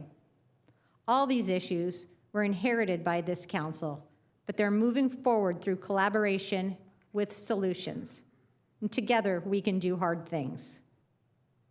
So moving forward, the negotiation process is very important to me. And I look forward to working with my colleagues, the city manager and his team, and the Angels to develop a framework and advance negotiations. But to do before we get there, like completing the stadium assessment. And more importantly, we need to have dialogue and engage the public to determine the city's goals and priorities regarding any future agreement. This includes dialogue with the community, the staff, with the state regarding the Surplus Land Act, and with my council colleagues. So I just wanted to make it clear where I stood on this. Thank you. Thank you. Just as a point of personal rebuke, our charter makes me the spokesperson for the city. And I did work with both the city attorney, the city manager's office, as well as our public information officer to let them know what I was doing. I am very hesitant to ever speak on behalf of my council colleagues. Hence, you will notice in my statements, I am very specific to use the word I when it is my personal opinion, as opposed to we when it is a vote or an action by this city council. So I am not allowed to talk to my council colleagues about my personal opinions given the parameters of the Brown Act, but I am certainly allowed to voice my personal opinion on what I think is one of the biggest issues that we are going to be confronting in the next couple of years. So if there is any concern by my council colleagues or if there is any concern by the public about my opinions, I'm pretty forthright about them, and I'm happy to talk to any of you about my personal opinions at any point. Thank you. Councilmember Leon, and then Councilmember Rubalcaba. Thank you, Madam Mayor. Madam City Clerk, I'll try to get through these slides quickly. Some of these were already mentioned by my colleagues, but I also had the privilege of attending the VFW's annual awards dinner where we honored individuals who go above and beyond to keep our community safe and strong. I also want to congratulate all the awardees, including Lori Ruger, who was named Teacher of the Year, Officer Stakoviak, our Police Officer of the Year, and Francisco Mora, this year's Fighter of the Year. A big thank you as well to the VFW for continuing to champion our veterans and public servants here in Anaheim. Thank you to all of the students, educators, families, and community partners who helped make this year's STEAMapalooza such a success. The event filled the campus of Magnolia High with a lot of energy and innovation, and it's just really great to be able to go back to my alma mater and see the campus being used in such an open and welcoming way for everybody. Congratulations to everyone who helped make this event possible. I want to recognize the cadets from Sunburst Youth Academy's Class 35 Color Guard who recently presented the colors at center ice at a Ducks hockey game. These young leaders represented their academy and our community with pride and professionalism. The work that Sunburst does for our students across our region is truly inspiring, and this moment was a great reminder of their impact. Another big thank you, I'll echo my council colleagues, to all of our incredible city employees who participated in projects across our city for the Big Give event, including some great work that was done in District 2's ABC neighborhood. A big thank you to everyone who helped make a visible, positive difference in our community. Your service is very much deeply appreciated. I'm a little behind on the restaurants and businesses of the month. So for our March restaurant of the month, I want to congratulate Little Arabia Restaurant. Since 2014, they've been serving the rich and authentic flavors of Lebanon right in the heart of Little Arabia on Brookhurst. Whether you're in the mood for some juicy chicken kebabs, fresh salads, or warm hospitality, this spot delivers every time. A special thank you to Ahab and his team for creating such a welcoming space where culture and cuisine come together. Congratulations again to Little Arabia Restaurant. For our March Business of the Month, I am proud to recognize Gamboa Berry Farms. Located off of Euclid, just south of Cerritos, Manuel Gamboa continues his father's legacy, growing some of the sweetest strawberries that you'll find in Anaheim. I'm not really a big fan of strawberries, but believe me when I tell you that these were some pretty good strawberries. As our city has grown and changed, Gamboa Berry Farms remains a connection to our agricultural roots and a symbol of tradition, resilience, and local pride. Congratulations again to Manuel and the entire Gamboa family. A quick reminder that our third annual Children's Day Fun Fair is just around the corner. Join us this Sunday, April 13th at Barton Park from 11 a.m. to 2 p.m. We'll have games, prizes, arts and crafts, and plenty of family-friendly fun. It's a great way to, let me rephrase that. We'll have games, prizes, arts and crafts, and plenty of family-friendly fun, so make sure that you stop by. It's a great way to spend the day outdoors with neighbors and celebrate our community's youngest members, so we hope to see you all there. And finally, we are excited to host Canafe with Carlos, a community conversation at Canafe Cafe in Little Arabia. If you've never had it, Canafe is a popular Middle Eastern dessert made with shredded pastry dough, sweet cheese, syrup, and topped with pistachios. Great for the diet. I'll be joined by Fire Chief Russell, Police Chief Armendariz. So for all our District 2 residents and business owners, stop by for a sweet treat and stay for the conversation. This is a great opportunity, not just to enjoy the dessert, but to interact with our chiefs, to interact with me, give me your feedback, ask questions about what our plans are and what we're working on here at City Hall. So again, whether you're a resident or a business owner, stop by, share your concerns, learn some updates, and we look forward to seeing you there. Thank you. It'll be tough to follow that. So, thank you, Mayor Aiken. As everybody knows, I represent District 3, which is centrally located here in the city of Anaheim, also one of the oldest, probably most diverse parts of our city. I represent 50,000 people who live in and work in our area.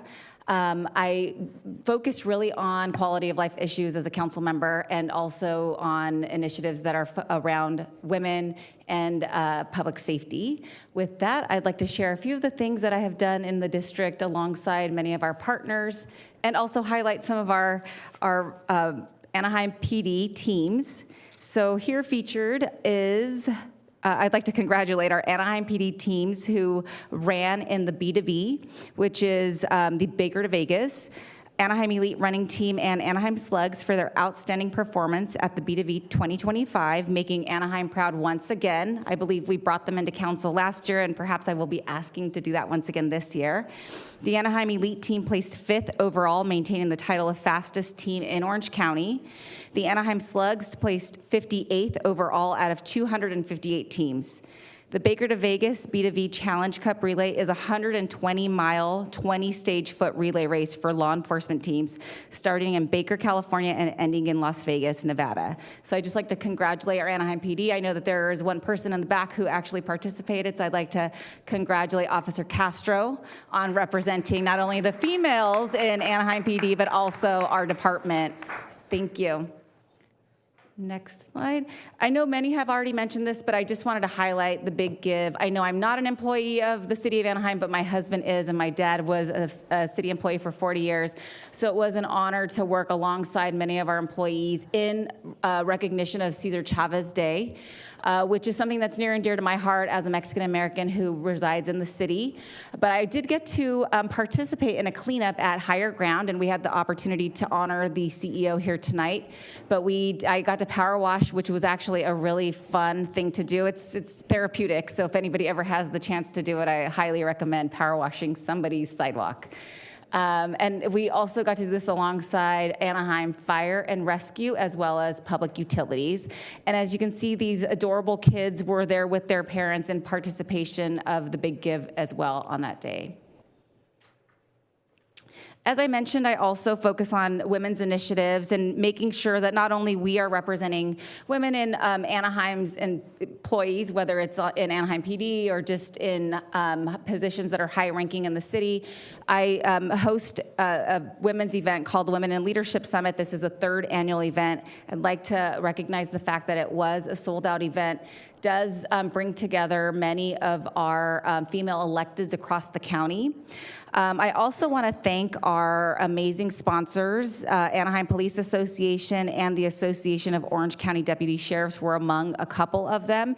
And I want to specifically highlight them because we did have an all-female color guard from Anaheim PD and from the Sheriff's Department who were there. The objective remains clear for this event, which is to ensure that women continue to reach across the aisle on strategic initiatives that strengthen our communities and create opportunities for future collaboration. So just wanted to highlight this event once again. And Mayor Aiken was actually one of our speakers the first year.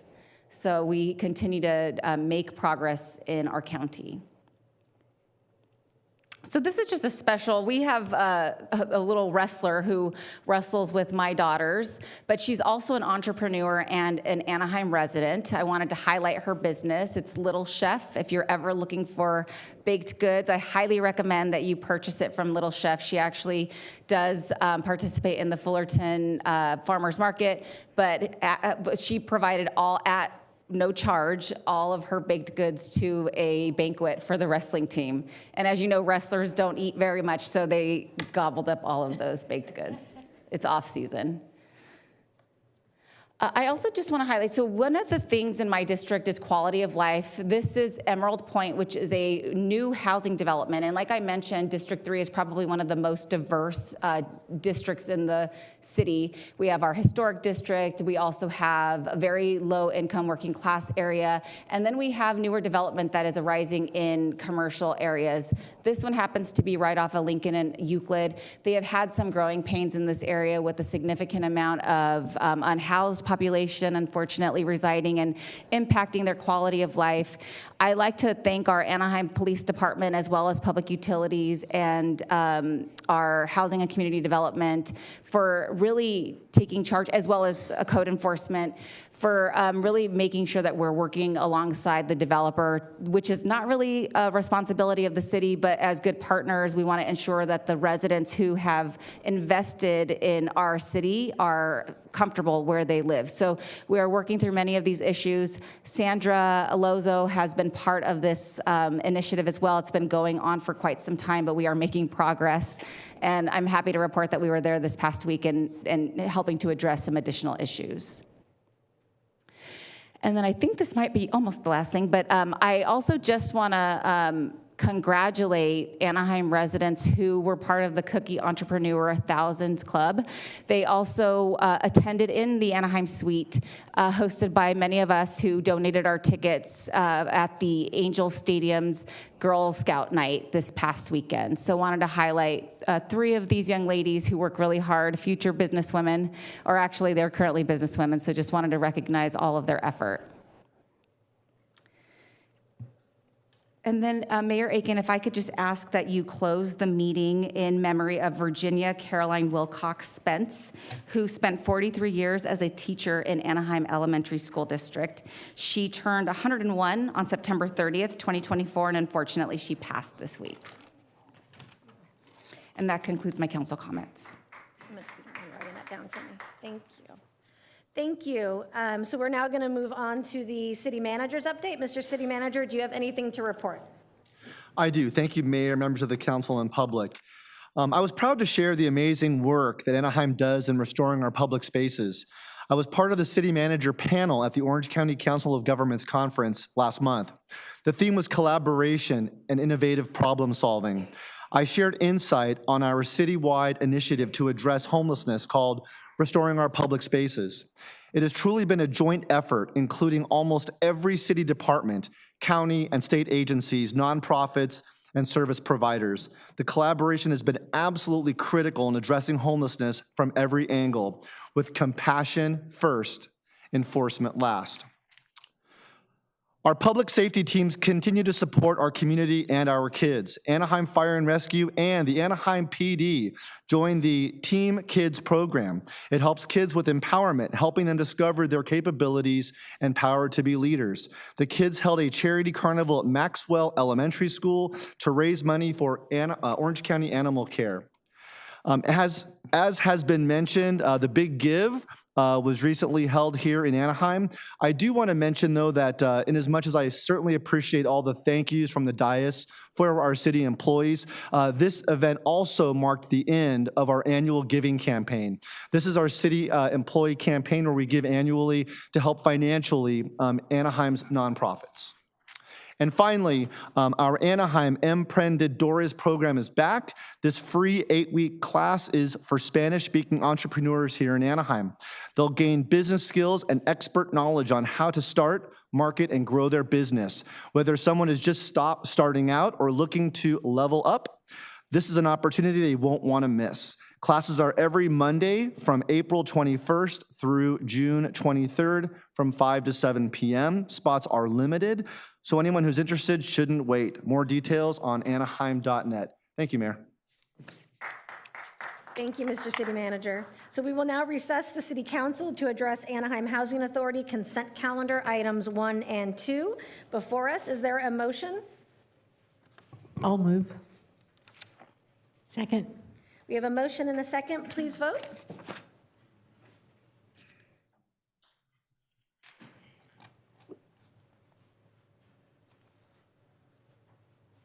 The vote is 7 ayes, no nays. Motion carries. So without objection, we will adjourn the Anaheim Housing Authority and reconvene the City Council to address the council consent calendar. Items 3 through 15 are before us. Are there any members of the council that wish to remove an item for further discussion? I will start with Council Member Bayless. I'd like to pull item number 7 and number 8, please. Numbers 7 and 8 are pulled. Council Member Kurtz.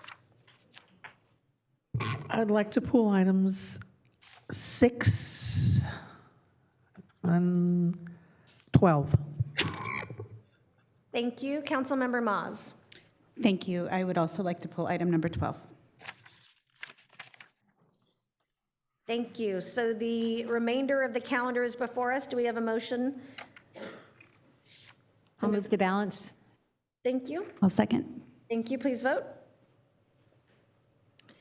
The consent included 2 ordinances. Item number 13, ordinance number 6606, an ordinance of the City Council of the City of Anaheim, amending section 1.04.960 of chapter 1.04 of Title I to change the name of the Senior Citizen Commission to the Older Adults Commission and repealing section 13.04.035 of chapter 13.04 of Title I of the Anaheim Municipal Code relating to the Parks and Recreation Commission. Item 14 is ordinance 6607, an ordinance of the City of Anaheim amending section 3.04.140, license application of Chapter 3.04, general provisions of Title III, business licenses, and Section 17.38.060, interest of Chapter 17.38, deferral of certain impact fees of Title 17, land development and resources of the Anaheim Municipal Code, and finding and determining that this ordinance is not subject to CEQA because it will not result in direct or reasonably foreseeable indirect physical change in the environment because there is no possibility it will have a significant effect on the environment and is not a project pursuant to CEQA guidelines sections 15060C2,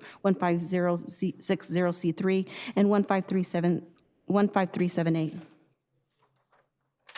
And the vote is 7 ayes, no nays. Motion carries. Thank you. So I'm going to start with item number 6, which was pulled by Council Member Kurtz. Would you like a staff report? Yes, please. Mr. City Manager?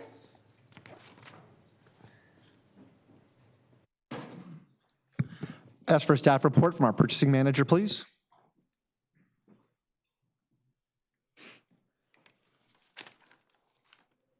Good evening, Madam Mayor and council members. The item before you is to seek authorization to procure tactical equipment and related products from ProForce Law Enforcement through a cooperative purchasing agreement for an initial 1-year term with a projected cost of $1.5 million and a cumulative not to exceed amount of $3.75 million. The Central Purchasing Office, in collaboration with the Anaheim Police Department, has thoroughly vetted this cooperative agreement and confirmed that it was the result of a competitive solicitation conducted by a trusted public agency and is compliant with the City of Anaheim's procurement policies and regulations. While the city absolutely values conducting its own competitive solicitations, there are strategic benefits to leveraging cooperative agreements, particularly those that cover nationwide participants. This agreement provides volume-based discounts that would not be achievable through a standalone procurement process. By leveraging the collective buying power of multiple agencies, the city benefits from volume-based pricing and achieves meaningful cost savings on essential equipment. Given potential economic fluctuations in the cost of raw materials and imported components, time is of the essence in securing pricing and ensuring uninterrupted access to critical equipment. The Central Purchasing Office will continue to monitor pricing to ensure it remains competitive, and where appropriate, will negotiate further discounts to maximize value. We are confident that this approach provides the city with both fiscal and operational advantages while maintaining transparency and accountability. Thank you. I pulled it because I wanted a better understanding of this cooperative agreement. So my question when I first saw the agenda item is, did you go through the regular RFP process? And you responded, but can you clarify what process you used? Absolutely. So sometimes gathering the process of going through the competitive bid for this type of purchase, that is usually purchased, it's a standard purchase the police departments would purchase, and they're purchased throughout the nation.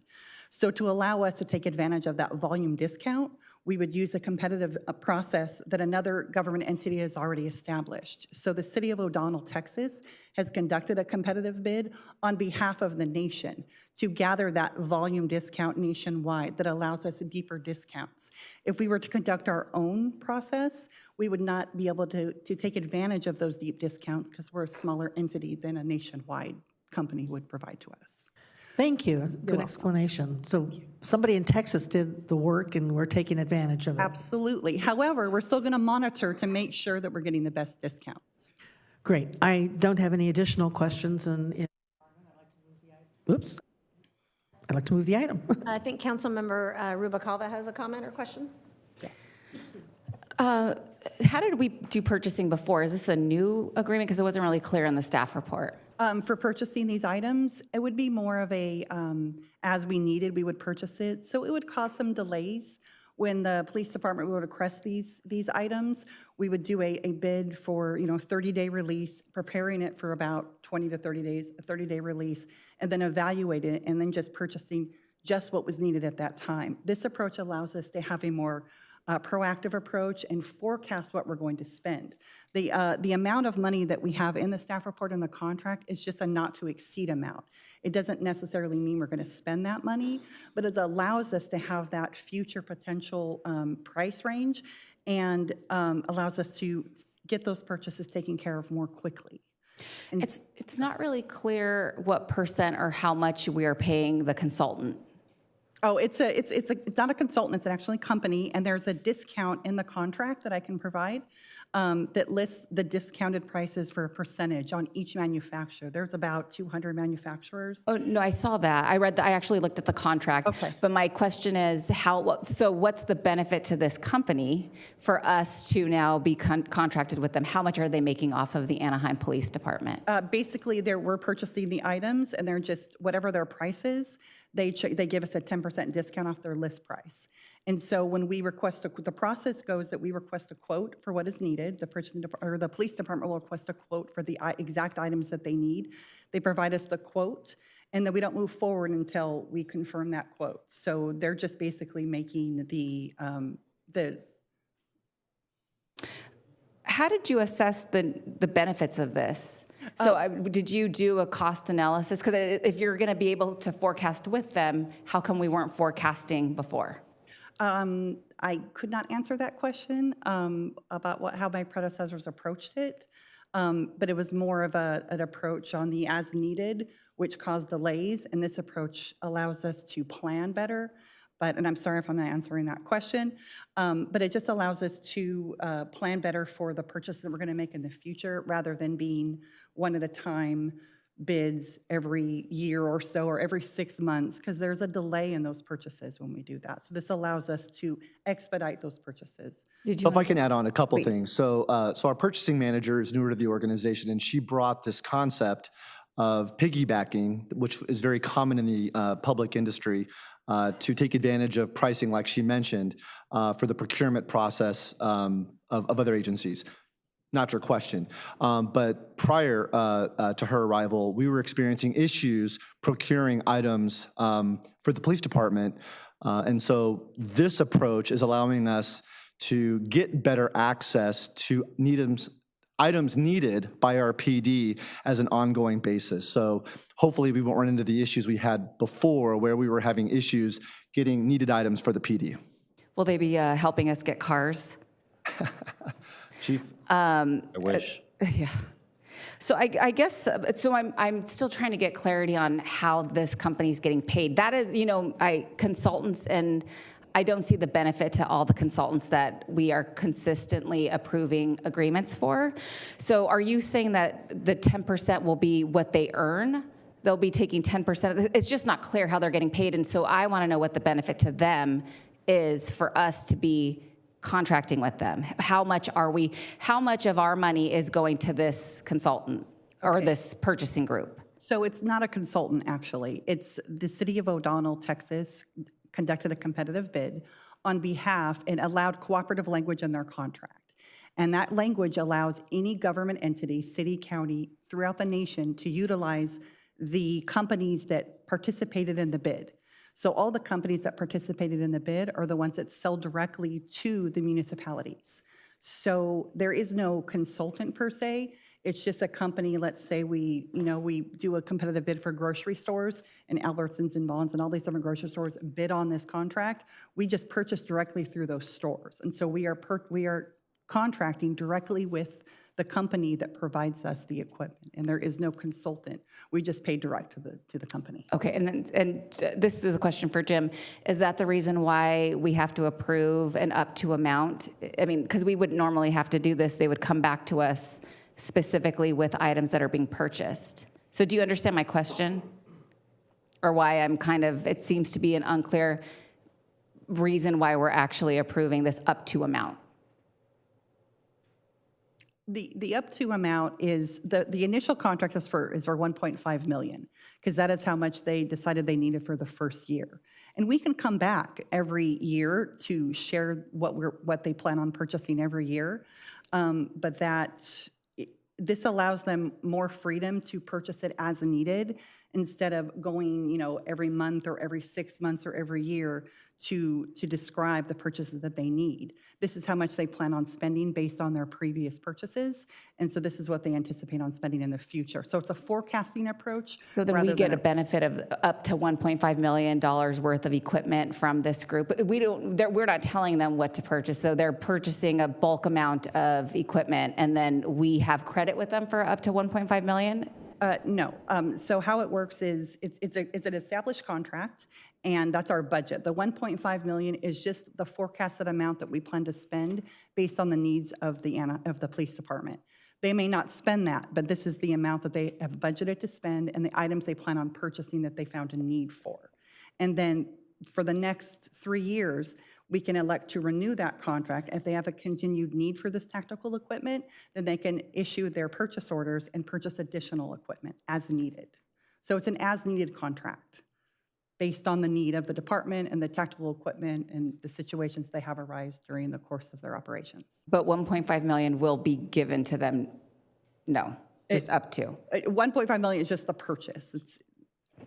But you're saying that they asked us for 1.5 million for the first year? No, maybe I can bring a little bit of clarity, hopefully. Good evening, Mayor and members of council. It's just a limit for us. As an example, we are actually requesting that limit so we can purchase. So as of today, with the limit for today, we're going to be looking at purchasing accessories for our patrol rifles. We're in desperate need for accessories to maintain them. As an example, our patrol rifles right now are over 10 years old. So it's important for us to make sure that we maintain them, making sure the proper springs and red dots and straps, et cetera, accessories are available. So for that purchase, we're looking at $59,494. In addition to that, we're looking at purchasing 40 millimeter less lethal deployment of 113 of those. That'll be able to outfit the new vehicles that are coming online, and it allows our officers better access to be able to de-escalate volatile situations with less lethal equipment. And that purchase is going to be $805,000. So if you combine both of those items, it does not meet the requests that we're asking for. However, if there are additional things that pop up, additional rifle accessory parts that we need, maybe some additional 40s, it'll allow us to be able to go back and purchase more if needed. So it's just an up to, but we may not exceed that the first year or even the entire duration of the agreement, if that makes sense. I don't know if that brings any clarity or not. I apologize. I mean, it's a little more clear, but none of those details were in the staff report or the contract. So in the future, it'd be great if you can at least include that information so that we know what we're actually approving as a council. Will do. Thank you. If there's no further comments or questions, can I have a motion in a second? I move. Please vote.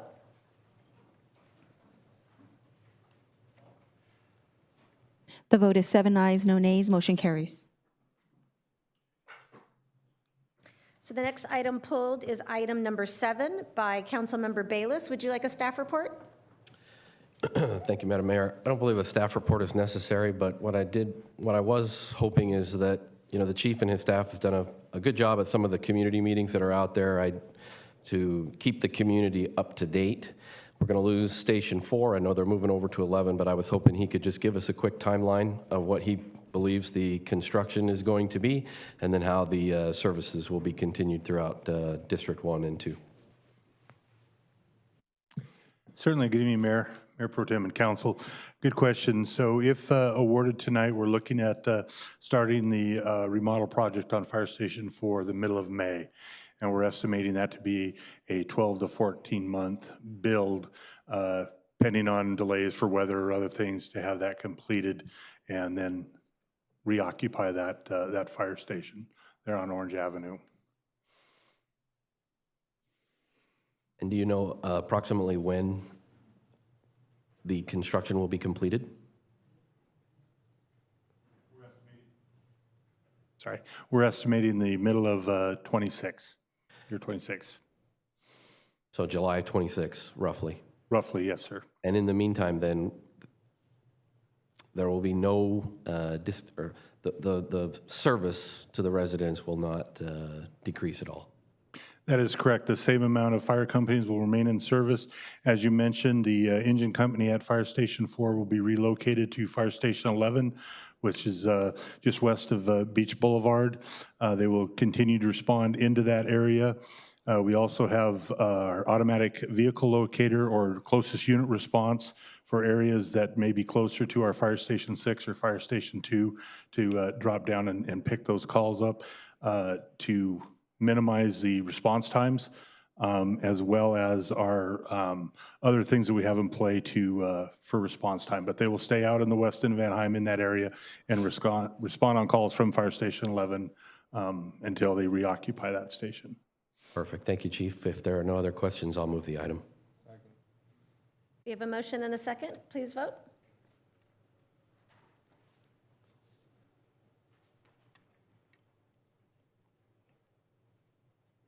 Councilmember Bayless?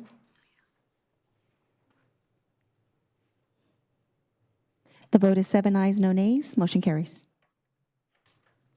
Thank you. So item number 8, also with Director Imami, if you don't mind staying up, pulled by Councilmember Bayless. Would you like a staff report? Again, no staff report necessary. I just pulled this. Just real quick, I want to say first thanks to our Public Works teams for having these intersections addressed with the protected left turn signaling.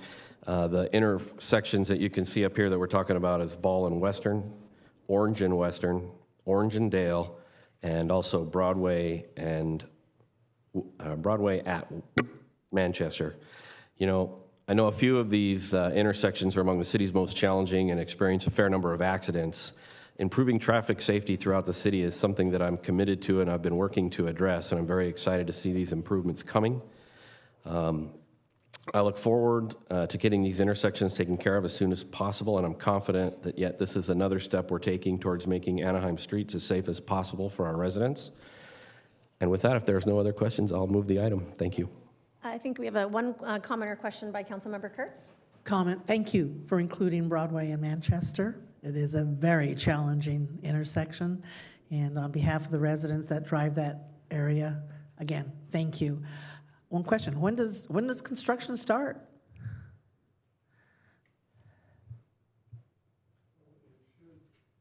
Sorry, first, good evening, Mayor and City Council. It should start by June of this year. Wonderful. And all the projects should be complete by the end of this year. Thank you. You're welcome. Thank you. So if no other, we have a motion and a second on the, Councilmember Leon? Just a very quick question. Thank you, Madam Mayor. Rudy, I know the intersection I'm referencing, Broadway and Magnolia, isn't on this list, but I know it's in the process of going through getting bids. Can you just clarify how long, once the bid process starts, then we get to this point of awarding a contract to begin construction? Typically, it doesn't have to be an exact number, but. Going through the bid process, if we're in the middle of the bid process, it's typically about 90 days. Okay, cool. Thank you. Thank you. So we have a motion and a second. Please vote.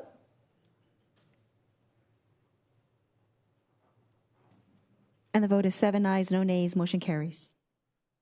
So last, we have item number 12, pulled by Council Members Kurtz and Councilmember Maws. Would you, either of you ladies, like a staff report? Yes, please. Okay, I'll turn it over to Mr. City Manager.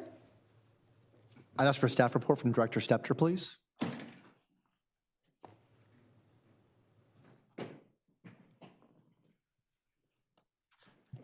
Good evening, members of the City Council. With me tonight is Deputy Director Sandra Lozo, and she will take the lead on this item. Great, thank you. Good evening, Mayor, Mayor Pro Tem, and Council. The item before you tonight has 3 actions. One is to approve 3 professional service agreements utilizing our opioid settlement funds for recovery services with KTMV Investments, LLC, Action Alliance Foundation, and the Common House, Inc. The other action item is to approve the CalOptima Health Homeless Housing Incentive Program grant funded agreement with the Eli Home, Inc., and then authorize our director to execute all the agreements and necessary documents. The City of Anaheim is one of over 3,000 original plaintiffs in the jurisdictions comprised of states, cities, and counties in a class action lawsuit alleging that pharmaceutical manufacturers, major distributors, and pharmacies cause the national opioid crisis. This litigation resulted in an estimated settlement of $54 billion to be paid out to the original plaintiffs and other localities over an 18-year period commencing in 2022. In California, these funds are monitored for compliance by the Department of Healthcare Services, which have eligible uses that are restricted to opioid abatement activities, such as prevention, treatment, and recovery. Anaheim is projected to receive over $13 million over 18 years. To date, we have received close to $5 million of the projected funds. Opioid programming for urgent community needs started in 2023 with our Anaheim Fire and Rescue Department training Anaheim schools faculty and staff on how to administer and distribute naloxone, or also known as Narcan, along with provided Narcan kits. This had already saved several students' lives just days after the training. We continued our efforts with our homeless population with street-level wound care and helped implement our Anaheim Collaborative Court evaluating strategies and solutions, or access, in 2024. All of this has directly contributed to the reduction in opioid-related deaths in Anaheim. Currently, the city is also working with multiple departments to recruit an additional paramedic fire captain, nurse practitioner, and mental health clinician using these funds to continue to address our opioid crisis along with co-occurring mental health needs. The opioid epidemic exacerbated our homelessness across the nation, including Anaheim, which has created a disproportionate need compared to the rest of the community. Individuals struggling with opioid addiction often face job loss, family disruption, and financial difficulties, all of which increase the risk of losing housing. Homelessness also compounds the challenge of addiction, as individuals living without stable shelter often encounter barriers to accessing health care and treatment. This also causes community safety concerns and a revolving cycle in the justice system. These individuals are at a higher risk of overdose and related health complications due to exposure to unsafe conditions and limited access to harm reduction services. The strain on location resources, such as our shelter, emergency responders, and hospitals, highlights the needs for us to have approaches that address both addiction and homelessness with a focus on prevention, recovery, and long-term employment and housing stability, while also protecting community and public spaces for their intended purposes. To address the urgent need at the intersection of opioid use disorder and homelessness in our city, we put out a request for proposal on November 8th, 2024, soliciting sober living environments and recovery housing options where the city would assist with payments related to placement and rental assistance. This RFP and funds will not be used to create new sober living facilities. Instead, the goal is to secure access to beds already existing on an as-needed basis throughout the entire county. This RFP is aimed at helping to support our expansion of access with the ability to help more participants, increase access to services for underserved subpopulations, assist people experiencing homelessness and those at risk of homelessness who are not justice involved, and support the recovery journeys of those exiting medically assisted detox treatment. Our RFP evaluation panel was comprised of staff from our grants and homeless initiatives and housing authority divisions who are most familiar with our system of care, our housing programs, and eligible uses using opioid funds. They also ensured that there was a well-informed review. 2 responses were deemed unresponsive, and 4 were interviewed and evaluated. After careful consideration, the panel proposed to award all 4 respondents due to the unique subpopulation each serves. Also, all 4 proposed awardees meet and are currently certified under the Orange County Sheriff's Department Certification Program and/or the California Department of Healthcare Services, which are also requirements of our city code. Under this RFP, eligible individuals affected will be allowed for a 6-month stay, with 2 additional 6-month extensions available with a recommendation from a case manager or their clinician. These services will be referred to through our Access program, our street outreach service providers such as CCRT, and our amazing homeless assessment liaison officers, or HALO. We are recommending 1-year agreements with 3 of the community-based organizations with the option to renew them for 2 additional years. The 4th organization is not renewable and using only our CalOptima Health, Housing, and Homelessness Incentive Program grant, as it is specifically targeted to provide support for access for women with children and family reunification only, and had a spending deadline this year. Staff recommends approval of all 3 action items outlined in the staff report that will help enhance our system of care without impacting our general fund. This concludes our presentation, and happy to answer any questions you may have. I appreciate you reading that long report. 2 quick questions. One, how are services vetted and tracked for success for those who are receiving them? Under our opioid settlement funds, we have to document all the services that are being provided and all of the different clients and the funding. So we have to submit reports pretty regularly on not only each dollar we're spending, but what we're spending on and who we're spending it on to make sure that they're going to where they need to be. Thank you. And just one more clarifying question for the public. Is this funding coming out of our general fund at all? No, this is opioid settlement funds and the grant fund that we have to spend by this year. Thank you. That's all my questions. Thank you. Councilmember Kurtz? Just one question. I think I heard you mention it, and I just want to make sure I understood it.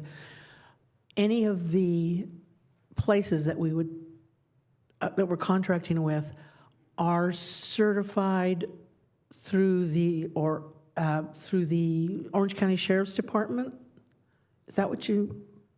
Yes, they either have to be state licensed because 2 facilities do provide treatment, and the other 2 facilities have the Orange County certification, which both are required by our city code. Thank you. Thank you. Councilmember Rubalcaba? I just want to thank you guys for coming up with such a great plan to enhance the already impressive system of care that you guys have been working so hard on. We see, as a resident of District 3, I see the improvements. I know that there is still work that could be done. We'll talk about CCRT because that's one of the things or a CityNet, not CCRT, which is not relevant to this agenda item, but I will circle back. I have some, and I will do that at the agenda setting time period. I see Rob looking at me. But I just want to thank you guys for all of your efforts and putting this settlement to good use. Thank you. I had one question, just a bit of a follow-up to Councilmember Kurtz's question, and it might be a problem of being a little once bitten, twice shy. Given that we've had some partnerships with organizations that have come recommended to us by the county, are we as a city requiring from our housing partners that they have independent audits? They are licensed with the California Secretary of State. They are they have an active board of directors independent from the executive director. Are we following up kind of like we do with the Community Services Board when they apply for federal grants?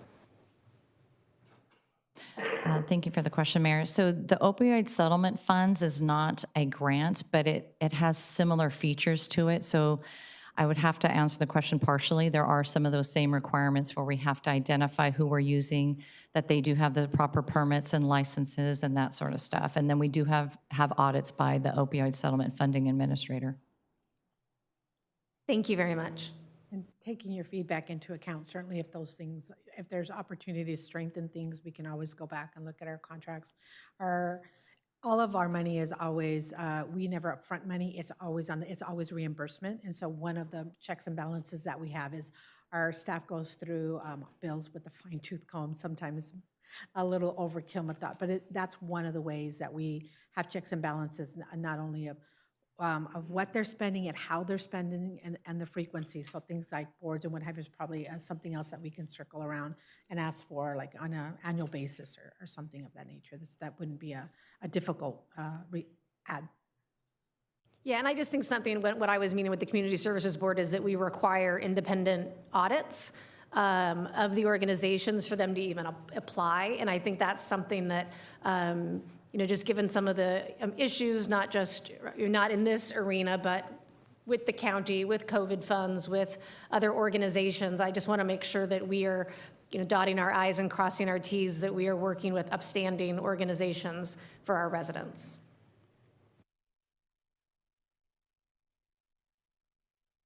If there's no other comment, does somebody want to make a motion and second? I make a motion. I'll second. Okay, we have a motion and a second. Please vote. The vote is 7 ayes, no nays, motion carries.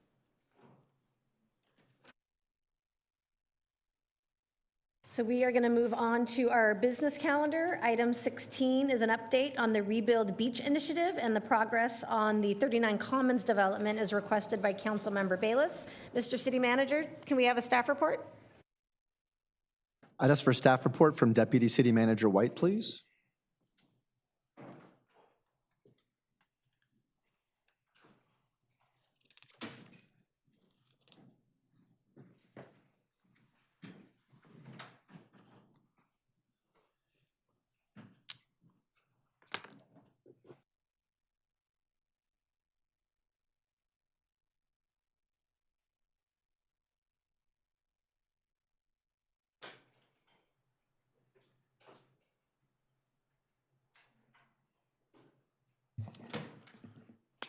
Good evening, Mayor and Council. Ted White, Deputy City Manager. Joining me this evening, Sergio Ramirez, our Economic Development Director, Ajay Kalari, our Property Development Manager, and David Mann, our outside legal counsel. This agenda item is an update on the city's Rebuild Beach efforts, including a status report on the 39 Commons project, as requested by Councilmember Bayless. Rebuild Beach is the City of Anaheim's initiative to revitalize the 1.5-mile stretch of Beach Boulevard in West Anaheim. The Rebuild Beach initiative launched in late 2021 with the direction of council to focus on addressing long-standing challenges related to crime and blight along the corridor and to facilitate lasting improvements and investments. The city formed an interdepartmental team that continues to meet regularly to develop game plans and implement strategies to bring about meaningful change, including enhancing public safety, attracting private investment, beautifying the corridor, eliminating blight, and improving the quality of life for nearby residents and businesses. The following slides serve to highlight some recent accomplishments and activities. One of the key strategies identified in our early efforts was the relinquishment of Beach Boulevard from Caltrans to the city. We recognize that gaining local control and regulatory oversight of the boulevard would provide us greater flexibility and faster timelines to implement improvements to the right-of-way. A pivotal milestone came in October 2024 when the city assumed full control with the relinquishment of Beach Boulevard from the state of California.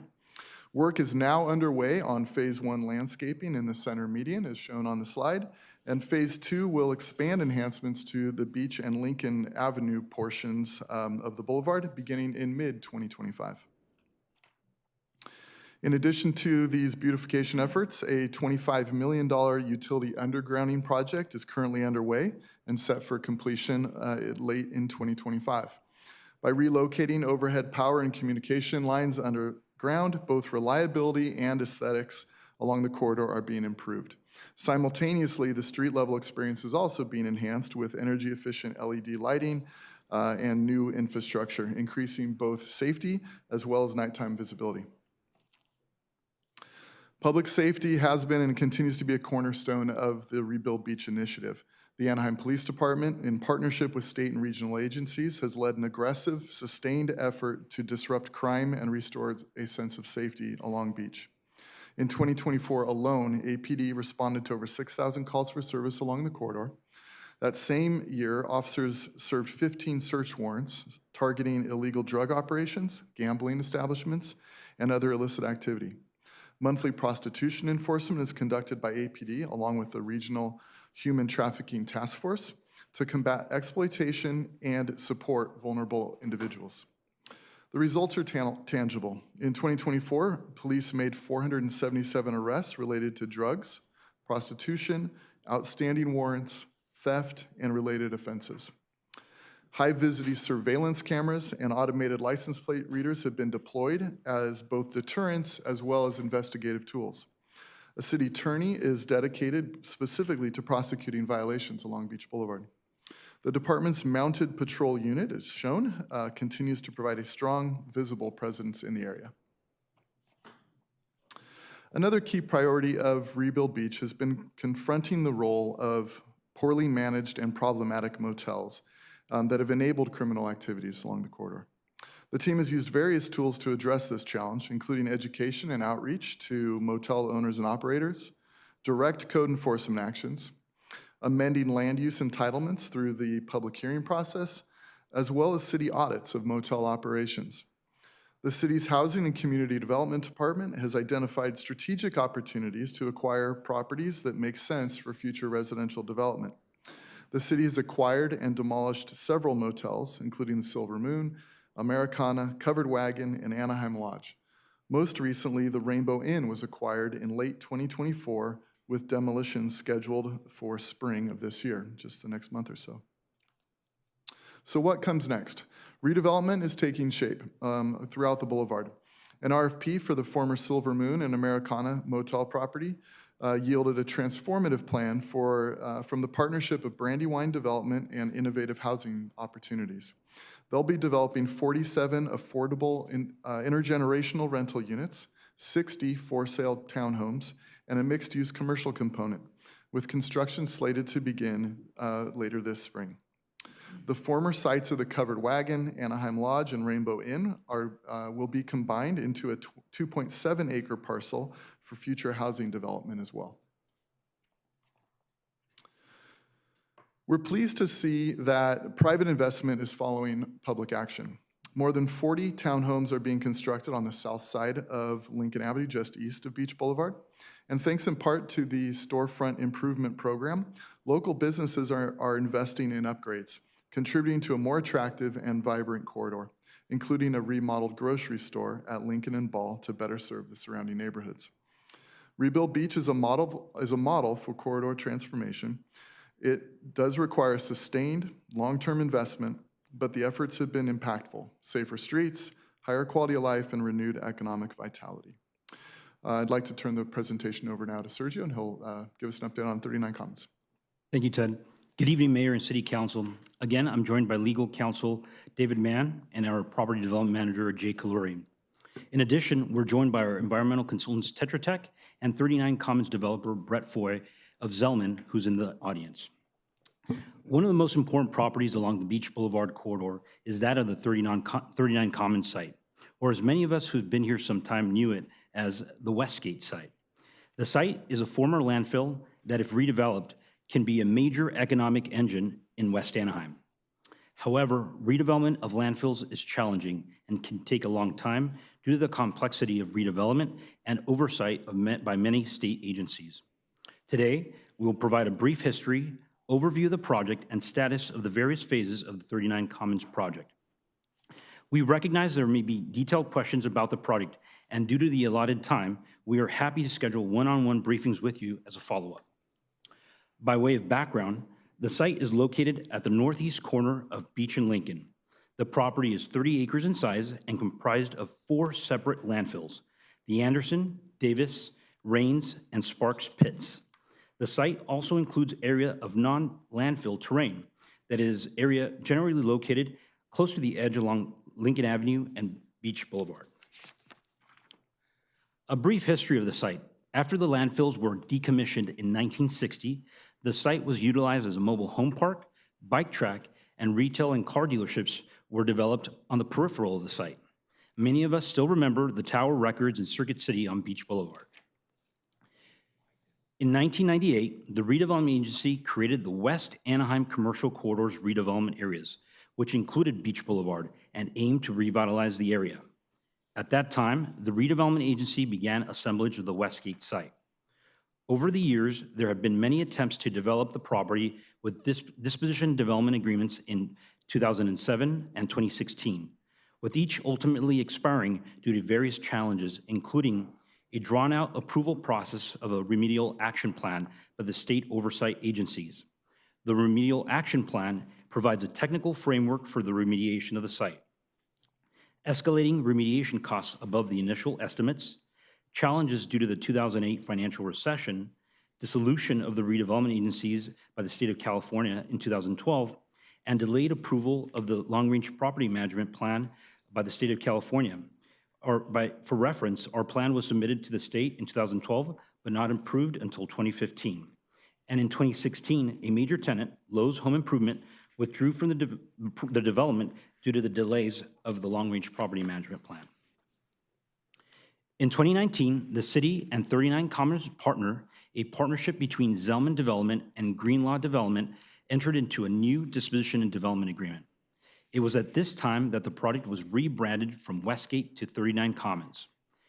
Earlier that same year, the city approved the Beach Boulevard specific plan update, which introduced housing to the corridor. The project was redesigned, creating a new pedestrian experience and improving traffic circulation. It was at this time that residential was introduced to a portion of the 30-acre site along Lincoln, and allowed for the residential component of the project to be the first phase to help bring residents to the area and help underwrite the retail. In 2020, the DDA was amended and restated due to environmental conditions found at the Davis Mud Pit that had not previously been identified, and the schedule was modified. A new DDA provides 4 distinct development phases. The 4 project phases include the first, where the residential, which has now been completed. The next phase, which is our current phase, is the retail component that will include fast casual eateries and retailers and community gathering areas. The third phase will include additional eateries and a grocery store, and the final phase is yet to be determined, but is anticipated to be mixed use or retail. As mentioned, the development of landfills is very challenging. This process includes landfill gas extraction systems, probes, monitoring wells, which will monitor the landfills in perpetuity. Additionally, building on top of landfills which settle due to gravity is very complex and costly. Foundations must be built on piles through the landfill area to bedrock to ensure the buildings are not compromised. Additionally, as mentioned, in 2020, methane was identified coming from the Davis Mud Pit, which had not previously been considered as part of the approved remedial action plan. At that time, it was determined that the best course of remedial action due to the type of fill would be to excavate and remove the fill. The Davis Mud Pit extends into existing right-of-way at Beach Boulevard and affects the drive aisle of the retail project. Currently, we're in the process of remediation. All remediation work is being conducted by Tetra Tech, the city's remediation consultant contractors, and is overseen by several regulatory agencies, including the State Water Board, Cal Recycle, the South Coast Air Quality Management District, and the Orange County Healthcare Agency.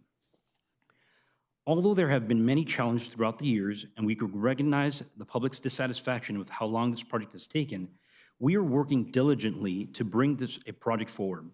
It is important to celebrate the achievements. In 2021, the city conveyed ownership of a 3.7-acre site to the developer. The developer successfully built the Nolan Community, a 65-unit for-sale townhome project. Units sold for an average of $800,000. This project brought new families and stakeholders to the area, supporting the area economy. It also created property tax for the city on a site that had been off the tax rolls for years. In 2021, we conveyed ownership of the from the city to the developer of 6.2 acres for of the site for retail phase. This current phase will include 3 eateries, which can now be publicly announced: In-N-Out Burger, Dave's Hot Chicken, and Dutch Brothers Coffee, which will be coming to the project. In addition, there will be additional retailers and eateries in the inline shops. There will be community gathering space and public art. The developer has obtained approval from the Planning Commission for this phase and is currently in plan check. Concurrently, staff is working on the remediation of the Davis Mud Pit, which a portion extends into the area, which is identified for the drive aisle. Remediation is anticipated to be completed in the third quarter of this year, and construction is anticipated to follow soon thereafter. The developer has secured financing for this component of the project. The next phase is comprised of approximately 8 acres. This phase is anticipated to include eateries and a public art piece from Disney, which is the Disney sun that once adorned Disney's California Adventure, and a grocery store or large format retailer. Currently, the developer is seeking long-term commitments from tenants. The largest issue impacting this phase is the current financial market condition, which have dramatically increased the cost of materials and labor, the extraordinary costs of building on a landfill, which will require pile development, and the rent grocers are willing to pay for a lease in this area. The final phase of development will be comprised of approximately 12-acre site near the rear of the property. This will be the most challenging area to develop due to the limited visibility from Beach Boulevard and Lincoln Avenue, and it also sits completely over a landfill and abuts single-family residential to the north and east. The agreement allows for mixed-use development, but the city and developer are currently exploring potential options. To recap, efforts to redevelop the area began in 1998. There have been many efforts over the years, but challenges with the site as it's a former landfill and changing economic conditions. We have a development partner that remains committed to the development of the site. At this point, we're the farthest along we've ever been, with the completion of the first phase of residential, the installation of landfill gas system, groundwater monitoring in place, clean closure of the Davis Mud Pit anticipated later this year, and a groundbreaking soon thereafter. Critical next steps include commencing construction on the retail phase, securing a major anchor for the third phase, and concluding discussions on the fourth phase and bringing that item to council for consideration. This concludes staff's presentation. Staff, our consultants, and the development team are available for any questions. Thank you so much. Do we have any questions from Councilmember Bayless? Thank you. I appreciate that. Before I get to questions, if you don't mind, I'd like to read my 75-page, no, I'm just kidding. I put some words down on a piece of paper and I just wanted to read them out, so I kept them together, and then I do have some questions for you, but I just wanted to say real quick, as many of you know, about 8 or 9 years ago, I attended the Beach Boulevard site-specific plan meetings where a group of passionate residents there worked diligently to create a vision for this area. They invested countless hours working hard to shape a comprehensive plan. I remember individuals like Amanda, Jody, John, Kathy, and many others who truly drove this effort that we're looking at tonight. At that time, I remember I had an opportunity to speak with Gus. He was the lead planner, I think, at the time from Anaheim, who reminded me at that time that this would be a long-term project, a project that would likely take at least 20 years, maybe to get started, maybe even 30 to 40 years to be fully complete. And what I want to say is, looking at where we are now, about 8 years later, I don't know, I saw on there 2019, but that just can't be. I thought it was a couple years before that, but I may be wrong. So looking at where we are now, like I said, I'm amazed and proud of the project or the progress that we've made on Beach Boulevard renovation and revitalization effort that has moved to the forefront of the city's priorities. We've made significant headway by acquiring several key properties and by working continuously to address many of the challenges that remained. As the representative for District 1, I'd like to recognize the efforts of my council colleagues who have championed this project, as well as the contributions of former council members who played a key role in helping the project to get off the ground. Our city manager, who joined us from Buena Park, I know has been a crucial component for the project and played a key role in shifting Beach Boulevard away from Caltrans control. Today, we're seeing real developments, such as you just mentioned, Dave's Hot Chicken, In-N-Out, Dutch Brothers Coffee, I know with many more to come. Much needed housing construction is currently underway with more planned. I realize that some may have frustrations with missed deadlines, and I will include myself in those people. And I understand that we want this project to be completed and see Beach Boulevard restored to the vibrant, thriving the community that we know it can be. But please know that we're committed to following through with the creation and the vision of this area that we all share. Obstacles, of course, are bound to arise, and we have, with every other obstacle that has come up with this project, we'll tackle it head on with the best interest in the community in mind. I'm confident that we've got the best team in the business working tirelessly on this project, and I know when it is all said and done, we'll have a renovated Beach Boulevard that will be an example of what we can accomplish through collaboration and cooperation. I'm proud of what we've accomplished so far with this project, and I look forward to what the future holds as we move forward. So with that said, I just do want to, if it's okay with you, I want to point out a couple of things. You know, I know that the city's been working aggressively to acquire many of the substandard motel properties within the Beach Boulevard corridor, and I know that there's still work to be done. But I was wondering if you could address maybe some of the properties that are still left standing and what is the city's plan moving forward in the future? Thank you for the question. So we continue to look where possible, and when obviously when very challenging funds are available, to explore opportunities for further acquisition. There's nothing imminent that's pending. However, our team and Grace's team in Housing and Community Development continues to look for those opportunities. Namely, we're trying to build sites that are contiguous and where housing is an appropriate place for replacement. There's since 2017.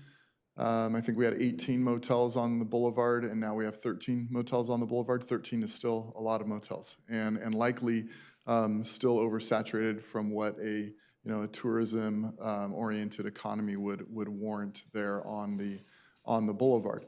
And so there's still likely some additional capacity there that the market is not going to yield a thriving sort of motel use as was originally intended. So we will continue to look for those, but there, again, nothing imminent there. With regards to the existing motels and their operations, we have our eyes wide open. We've got our staff, both from the police department as well as code enforcement, are actively communicating with each other. That's why we continue to meet regularly to share those things, as both from a leadership perspective as well as boots on the ground. And we look for enforcement. If we have challenges with a property owner, a manager, we communicate that with each other and then take individual actions on the enforcement side to address them and make sure that we're going. We've had to take a few of those all the way up to the Planning Commission and City Council to amend conditions of approval to gain compliance and to gain good governance, really, of the operations. But each of those is done on an individual basis. We look to see which tools most fit the challenges that are presenting themselves. Thank you. This next question, I don't know how we can talk about Beach Boulevard without the police chief, but this really, I just wanted to kind of make more of a statement here. First off, I have lived, a half of a mile, maybe a third of a mile from Beach Boulevard for the last 20 years, 26 years actually. And I will say this, and I would like to say, I think I'm hearing from the residents the same thing, but Chief, your department has done what I believe is a really good job cleaning up Beach Boulevard. We have seen a massive reduce in crime that's out there. I think maybe some of you have heard me say this, but there's a Chevron station on the corner of Beach and Ball.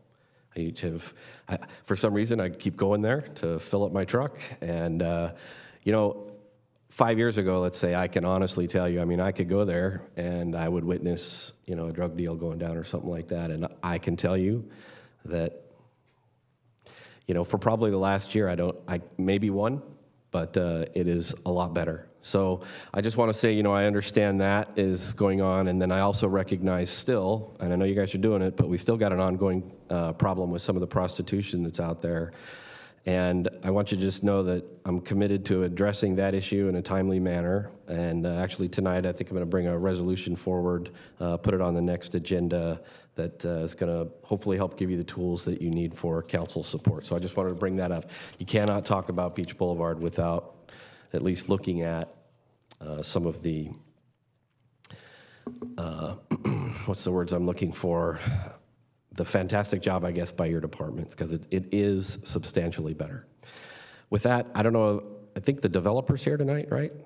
So I've got a couple of questions. I know some of the audience, or not audience, but some of our residents, yes, please, thanks, come on up. Some of our residents had asked me a couple of things. First off, we didn't know if it was possible, but we thought maybe if you could get a sign that says, hey, when the completion dates of the in and out and the businesses that are coming, maybe put it up there. And then I had another one ask, and maybe you can just address this. And I was there yesterday. I know some of the fence is maybe wind torn a little bit, and maybe we could address that so that when people do go by the area, it's got a better look to it. Of course. Yeah, we fix it all the time, and it keeps getting damaged, and we do our best, but we're fixing it. I think our contract for the fence just was being renewed today, actually. Okay.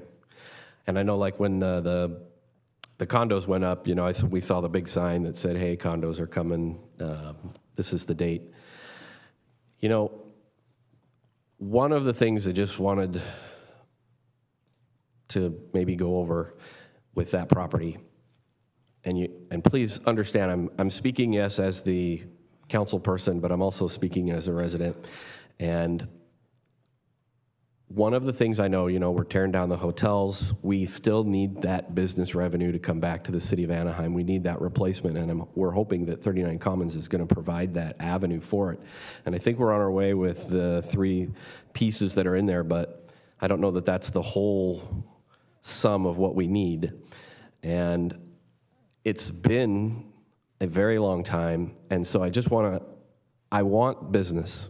There's no doubt, and I think everybody up here would agree to that as well. And this is a tough question, but I have to ask it.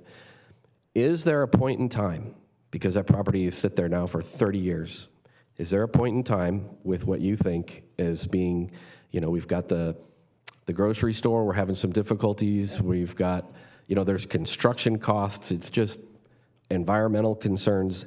Is there a time, and I'm hoping the answer is no, but is there a time where we have to go back to the residents and rethink how we use that piece of property? There may be that time, but it's not here yet. Right now, we made a change several years ago, and with the city's consent, allowed us to do the retail on the front and the residential on Lincoln.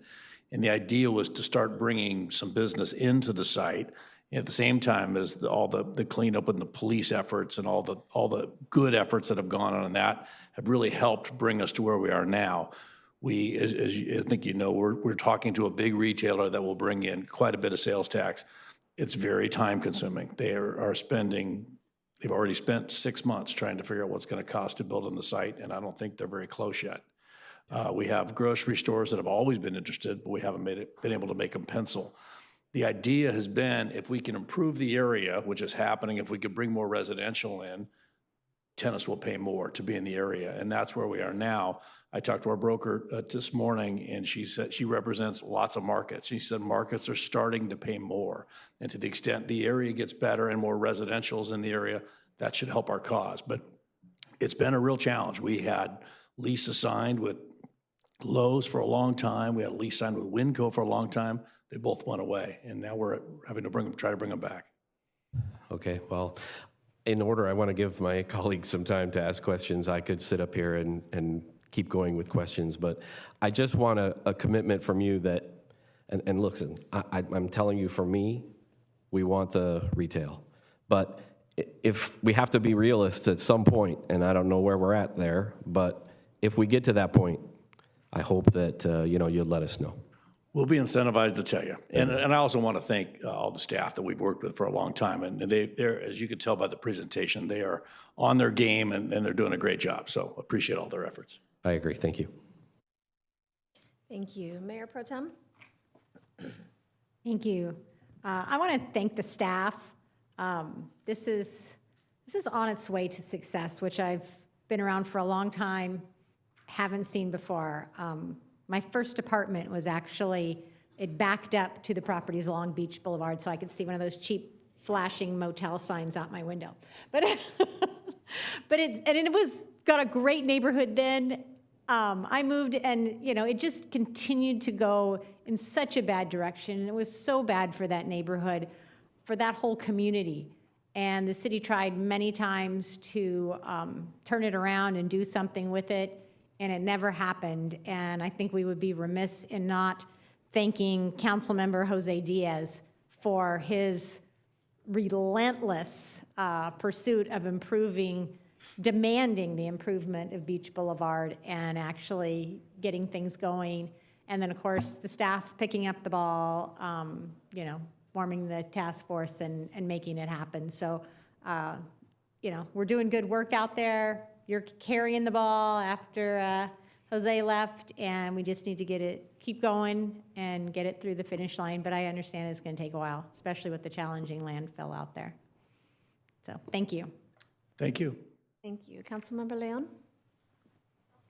Thank you, Madam Mayor. I don't have any questions. I just wanted to point out two comments, Deputy City Manager, that you mentioned, and one of them was that this is serving as a model for corridor transportation. As Madam Mayor Pro Tem mentioned, I remember when Councilmember Diaz was here, we were talking about the motels and just the process that we've been going through on Beach Boulevard, and now being able to use that model as we look at the Kettle as an example off of Lincoln and District 2 and other motels hopefully to follow.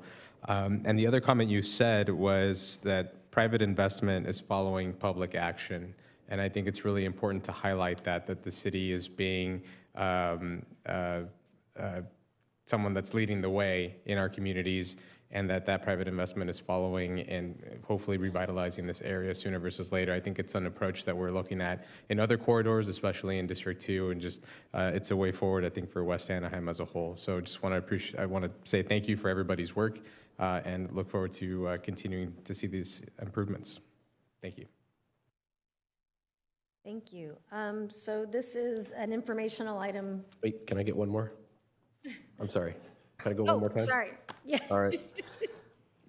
The one thing that I just wanted to put out there, because one of the things that I heard, I don't know about how many times I tried to put some tallies down here, but I heard environmental, and I know that parcel is an environmental nightmare. And so what I would like to ask you, we want to see that project move forward, and I know that, we've been stumbling, or I think you and I had a conversation a couple weeks ago or so.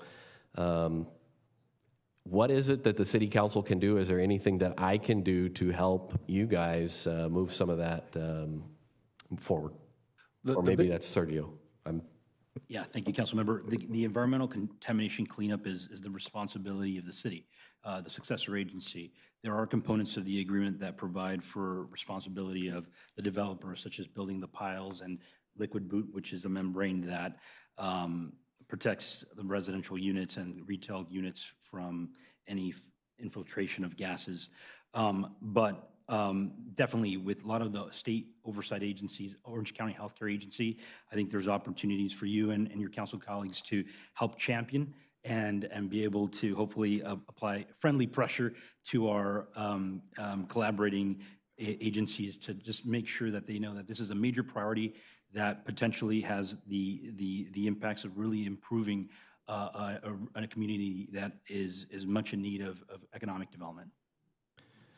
Okay, well, thank you. If you could maybe email me what those agencies are, because I know I cannot begin to tell you, as a District 1 resident, there's almost nothing more important to me than getting Beach Boulevard moving forward. I definitely see it moving forward in the right direction.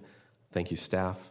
Thank you for, everybody. I know that it's frustrating sometimes and you hear from residents, but I honestly will say, as a resident, I see progress. And that is something that I couldn't say 3 years ago. So thank you all. Thank you. And Mayor, if I could add one more thank you. I want to thank you, Public Works, and really in the context of Relentless and the medians, I've really been working with Public Works on a time schedule to get the medians up and going, and so those are activating right now actively on Beach Boulevard, phase 1, and then phase 2 and 3 is following right behind it. So a big shout out to the design team, construction team from Public Works. Thank you, Director Imami. Thank you. So this is an informational item. We don't need to vote on it. So we're going to move to item number 17, a resolution opposing South Coast Air Quality Management District proposed amended rules 1111 and 1121 as requested by Councilmember Kurtz. Councilmember Kurtz, do you have any questions or comments, or would you like a full staff report? I'd like a staff report, please. As for a staff report from Assistant City Manager Garcia, please.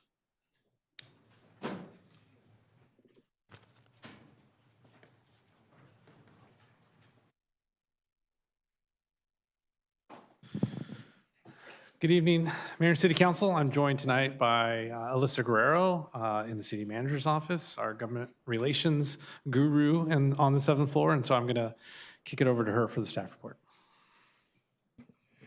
Good evening, Mayor and City Council. The item before you this evening is a council resolution in opposition to South Coast Air Quality Management District, also known as AQMD, proposed amended rules 1111 and 1121. At the March 4, 2025 City Council meeting, Councilmember Kurtz requested an agenda item to consider opposing AQMD's proposed amended rules. Rule 1111 mandates emission limits on residential and commercial gas-powered furnaces, while Rule 1121 imposes emission standards on residential gas-powered water heaters. The changes to Rules 1111 and 1121 will phase the reduction of natural gas furnaces and water heaters and gradually transition to all electric over time. The proposed resolution indicates that the transition to all electric furnaces and water heaters can potentially impose financial hardship on homeowners, property owners, businesses, and residents due to the impacts of supply chain disruptions, installation challenges, and increased maintenance costs. If approved, the resolution will be transmitted to the AQMD's governing board prior to their public hearing, which was rescheduled from May 2nd to June 6th. That concludes the staff report, and we are happy to answer any questions. Thank you. Councilmember Kurtz? I don't have questions per se, but I have some comments. The AQMD has revised these rules as it's almost as soon as you read one, it's revising them. I know Alyssa's had a hard time keeping up with them and while she's communicating with AQMD. And I think one of the things I want to point out is the reason they are amending the rules as they go along is because cities, counties, residents have raised so many questions and concerns. And so the AQMD is trying to answer some of those and to resolve those problems. And I commend them for that. But I'd like to have Anaheim go on record and saying, you still have a lot of work to do. We don't agree with what you're doing and how you're doing it right now. I know speakers earlier referenced rebates and those things that'll come that help people pay their way. But Anaheim is an old city.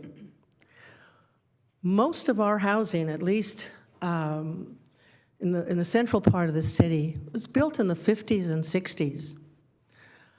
Those developers never imagined how we would be using the power that we need to our homes. Never imagined. And so when we're looking at someone who lives in a neighborhood with homes that were built in the 50s and 60s, they not only have to buy an electric furnace, they have to bring more electricity to their home. They have to dig trenches, new boxes up. All that cost would be borne by the homeowner. But can you imagine the old apartment buildings we have? If those landlords have to do that kind of work, can you believe for just a second that they would absorb that cost? That will be passed on to the renters. Think of all the older businesses we have in the city and the cost to them. I applaud the need to clean our air. I don't have any problem with that. But my concern is the cost to residents, whether they be homeowners or renters, and our businesses. So I ask that you support the resolution that is opposing the proposed amendment rules 1111 and 1121. And I have no more questions or comments at this time. Thank you. I had a couple questions, just procedurally. So they have a hearing coming up on May 2nd. So they're not voting on the current form of these resolutions, correct? So the public hearing was actually rescheduled to June 6th. It just wasn't reflected on the webpage. But at this public hearing, they will be considering the adoption of the proposed amended rules. Okay, thank you. And then I know in the staff report it mentioned Los Angeles, San Bernardino, Riverside. Is this something that is just in Southern California's AQMD, or is this a statewide, all the AQMDs are adopting something similar? So this is pertaining mostly to, it's a regional agency, so to those counties specifically. But I do know that at the federal and state level, they do have their own standards. But with the AQMD, they're proposing these in order to catch up to meet those standards. And do we have any, I know that some of our boards that we sit on, whether it's ACCOC or some of the COGs, have mentioned that, you know, they're opposing and raising concerns on this, you know, and not only in echoing some of your concerns, but is there any push to just have these requirements for new construction as opposed to trying to do it for existing construction and private homeowners and apartment buildings? So based on the revised amended rules, it looks like for the newer builds, it would implement these zero emission appliances starting in 2027. But for the existing, I don't have all that information, but I believe that they added some leniency with the proposed amended rules. Okay, and I know one of the speakers mentioned that this is more of a tax on the manufacturer of non-zero emission furnaces and heaters. Can you comment on that? Because I didn't see that reflected in the staff report, so I wasn't quite sure what they were referencing. Yes, so with the revised version, they added a mitigation fee on the manufacturer rather than the consumer. So more the compliance would rely on the manufacturer. So over time, they do have rates that they need to meet. So they, like in 2027 to 2028, they would be able to sell 70% gas-powered furnaces and 30% electric. And then over time, it'll just increase with the electric appliance. So if the manufacturer is unable to meet that, they would be obligated to pay a mitigation fee. And so I guess I'm trying to understand the point of this. So is the goal of this to then basically phase out the manufacturer of these units so that if your water heater or your furnace breaks down, you're not able to then buy the similar model, correct?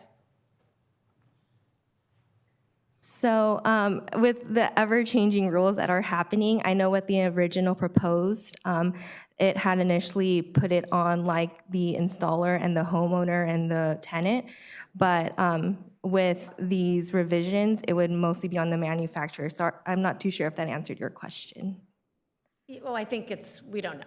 Yeah, it gets a little confusing with the different versions that Well, come I out. think the ultimate goal, though, is to reduce emissions, right? And so the goal ultimately is zero emissions, and so that's why they show in their chart a reduction of sales of gas appliances over time. That's their goal, is to dramatically reduce the sale of those at the manufacturer level. And do they have the ability at this level, or would it have to be a statewide rule to then import something from another state? That's unclear, but certainly they could work with the legislature on those types of rules. Yes, and I think there are already existing rules, and again, I'm way out of my league on this stuff, but I do know I tried to purchase a gas generator, and they've restricted sale of those in California now. So and I don't know if that's state law or if that's AQMD regulation, but I think in a very similar fashion, there's ways in which they can restrict the sale of those types of appliances in California. So if your power goes out, good luck with your electric generator. Solar generators are the way to go, yeah. Okay, thank you. Councilmember Rubicalva? I just wanted to comment that I agree with Councilmember Kurtz, and I will be supporting this opposition letter. And I just want to highlight, and I know I'm preaching to most of the choir here, but the grid cannot even, and we don't even have a grid that can really support full electric or net zero goals. I mean, in my opinion, the state probably needs to roll back their 2034 or whatever the goal for net zero emissions. But I do think that this would have a significant strain on residents who reside in Anaheim. Electric is a lot more expensive than natural gas, and natural gas is a lot cleaner than it used to be. So I think that they're imposing, once again, unnecessary regulations on the municipalities and the residents. So I will be supporting this opposition letter, and hopefully we'll have somebody present at the AQMD meeting to actually read it instead of just have it sent to public comment.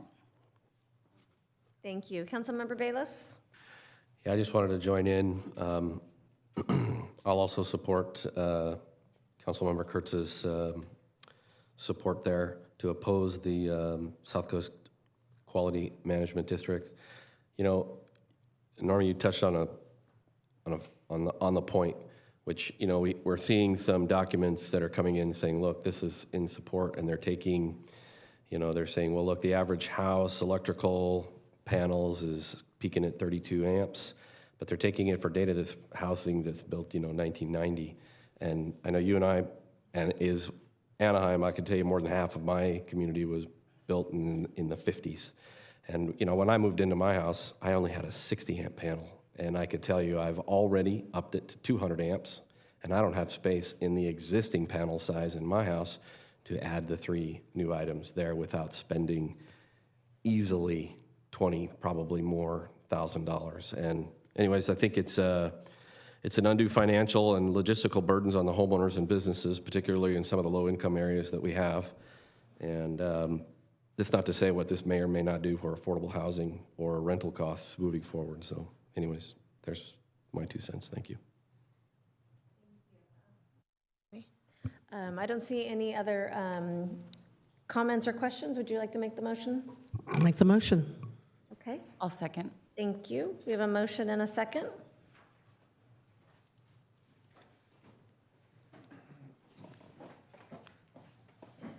A resolution of the City Council of the City of Anaheim opposing South Coast Air Quality Management District proposed amended rules 1111 and 1121. And the vote is 7 ayes, no nays, motion carries.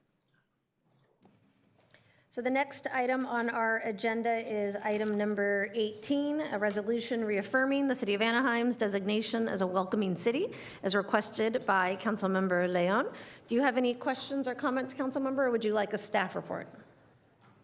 I do have comments and questions, but I would go ahead and hear a staff report first. Thank you. I'm going to turn it over to you, Mr. City Manager. I'd ask for a staff report from Assistant City Manager Garcia, please.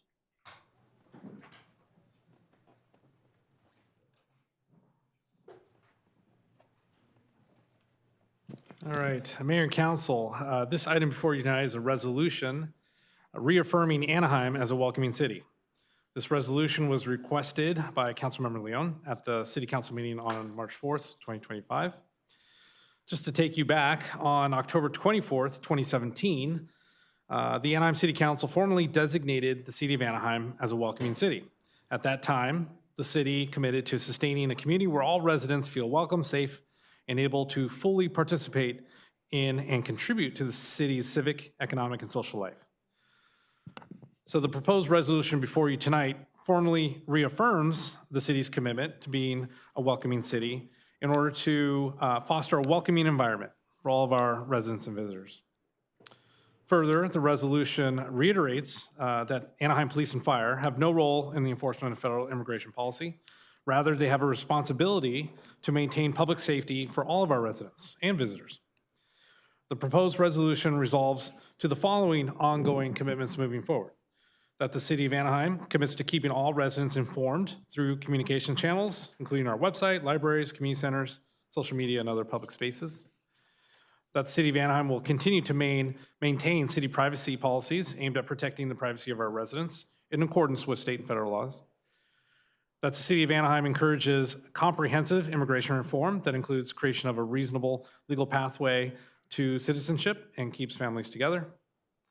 That the City of Anaheim commits to continue ensuring world-class city services are accessible to all of our residents, regardless of their immigration status or primary language.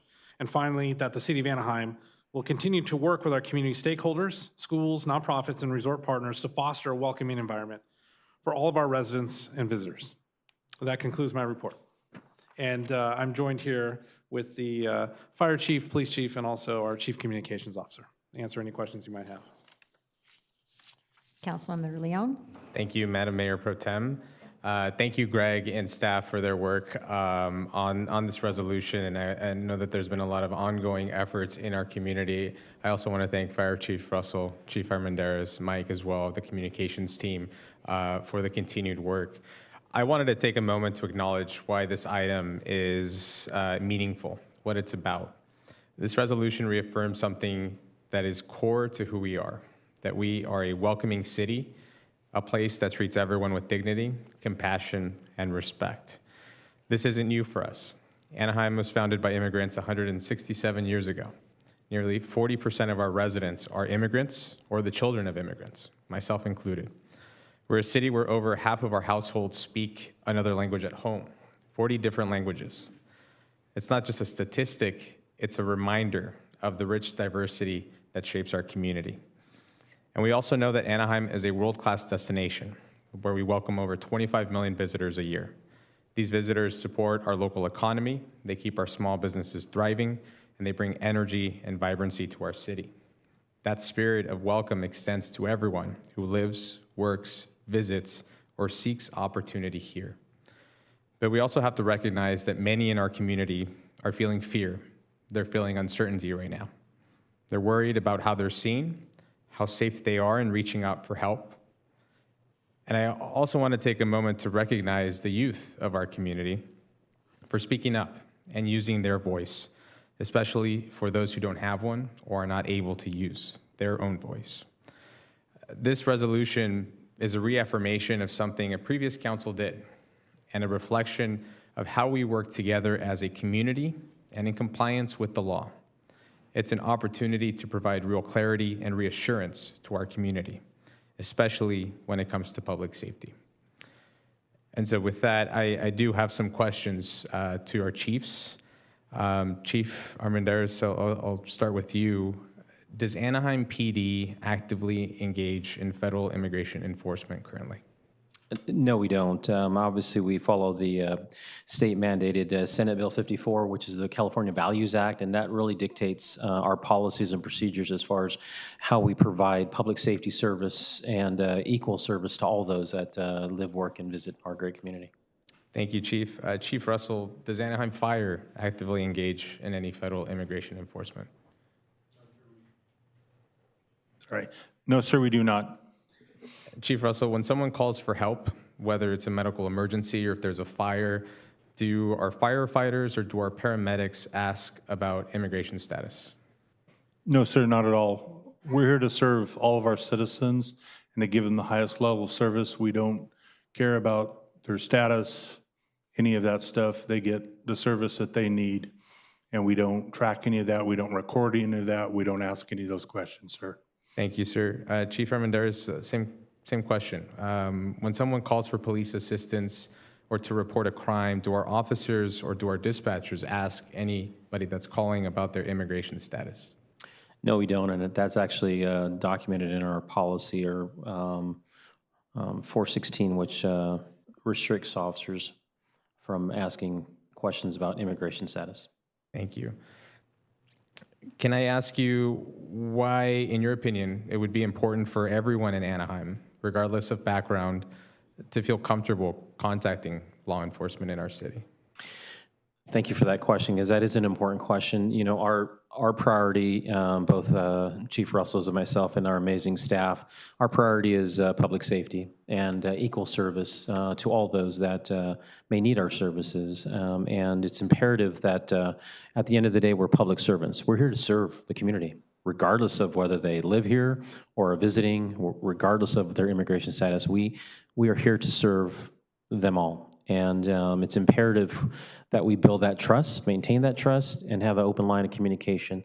It's disturbing when we have residents that may not call the police when they need it or fire when they need it because they may feel fear of what may happen. So for us, and our stance is public safety is number one for us, and we want to make sure that we provide that regardless of, as mentioned, immigration status.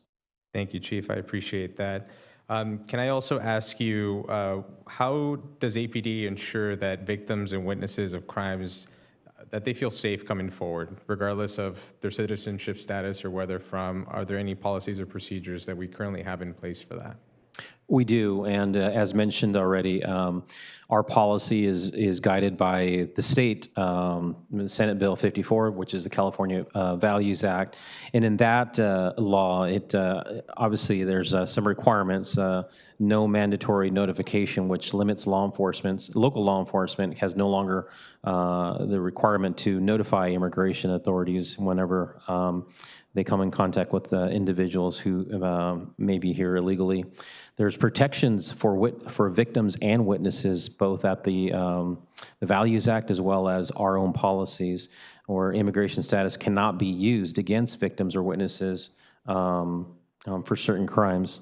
Restrictions on law enforcement, as mentioned earlier, both state and local agencies cannot assist with immigration enforcement, including arrests, sharing private information, or detaining individuals for ICE. So those are restrictions at the state level through SB 54, and which is consistent with our local policies.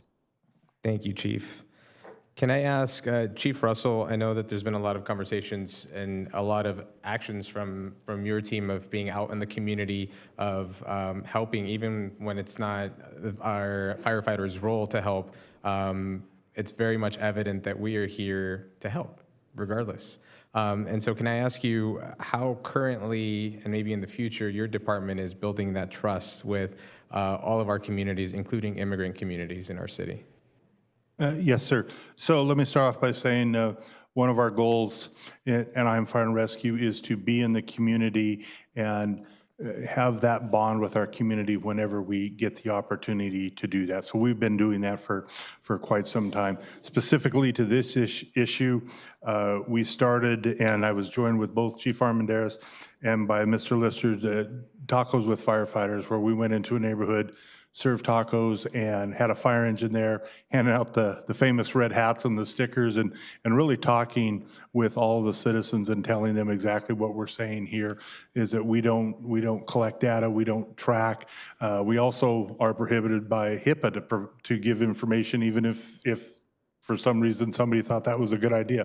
So we don't do any of that. So we will continue to be in the community and all of the districts as much as we can with people to show that we are trusted, we are there for them, everybody gets the same treatment and the same level of service, and we're very proud of that. And I very much appreciate that, and I agree with you. Just your team is always out there, same with our PD team, looking for different ways to get our messaging out there of the fact that we are here to support and ensure everybody's public safety.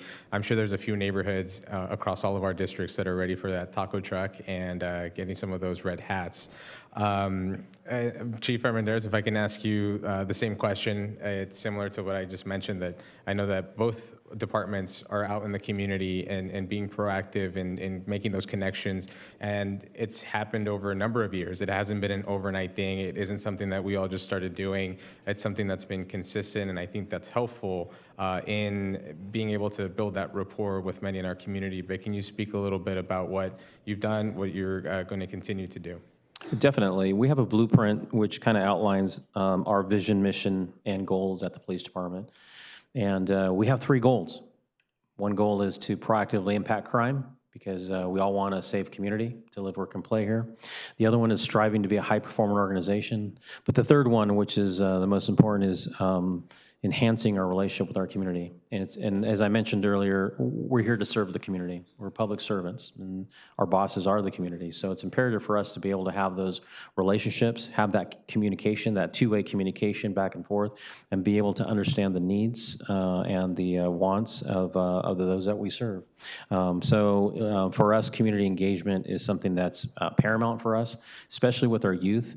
Any type of engagement we can engage in, we're always talking about various stuff, whether it's crime prevention, but most recently, just putting out factual information about our stance on immigration and enforcement, our limitations, what we do not do, and most importantly, encouraging our residents, regardless of they need fire or police, if they have a medical emergency, to please don't hesitate to call us, because that's what we're here to do.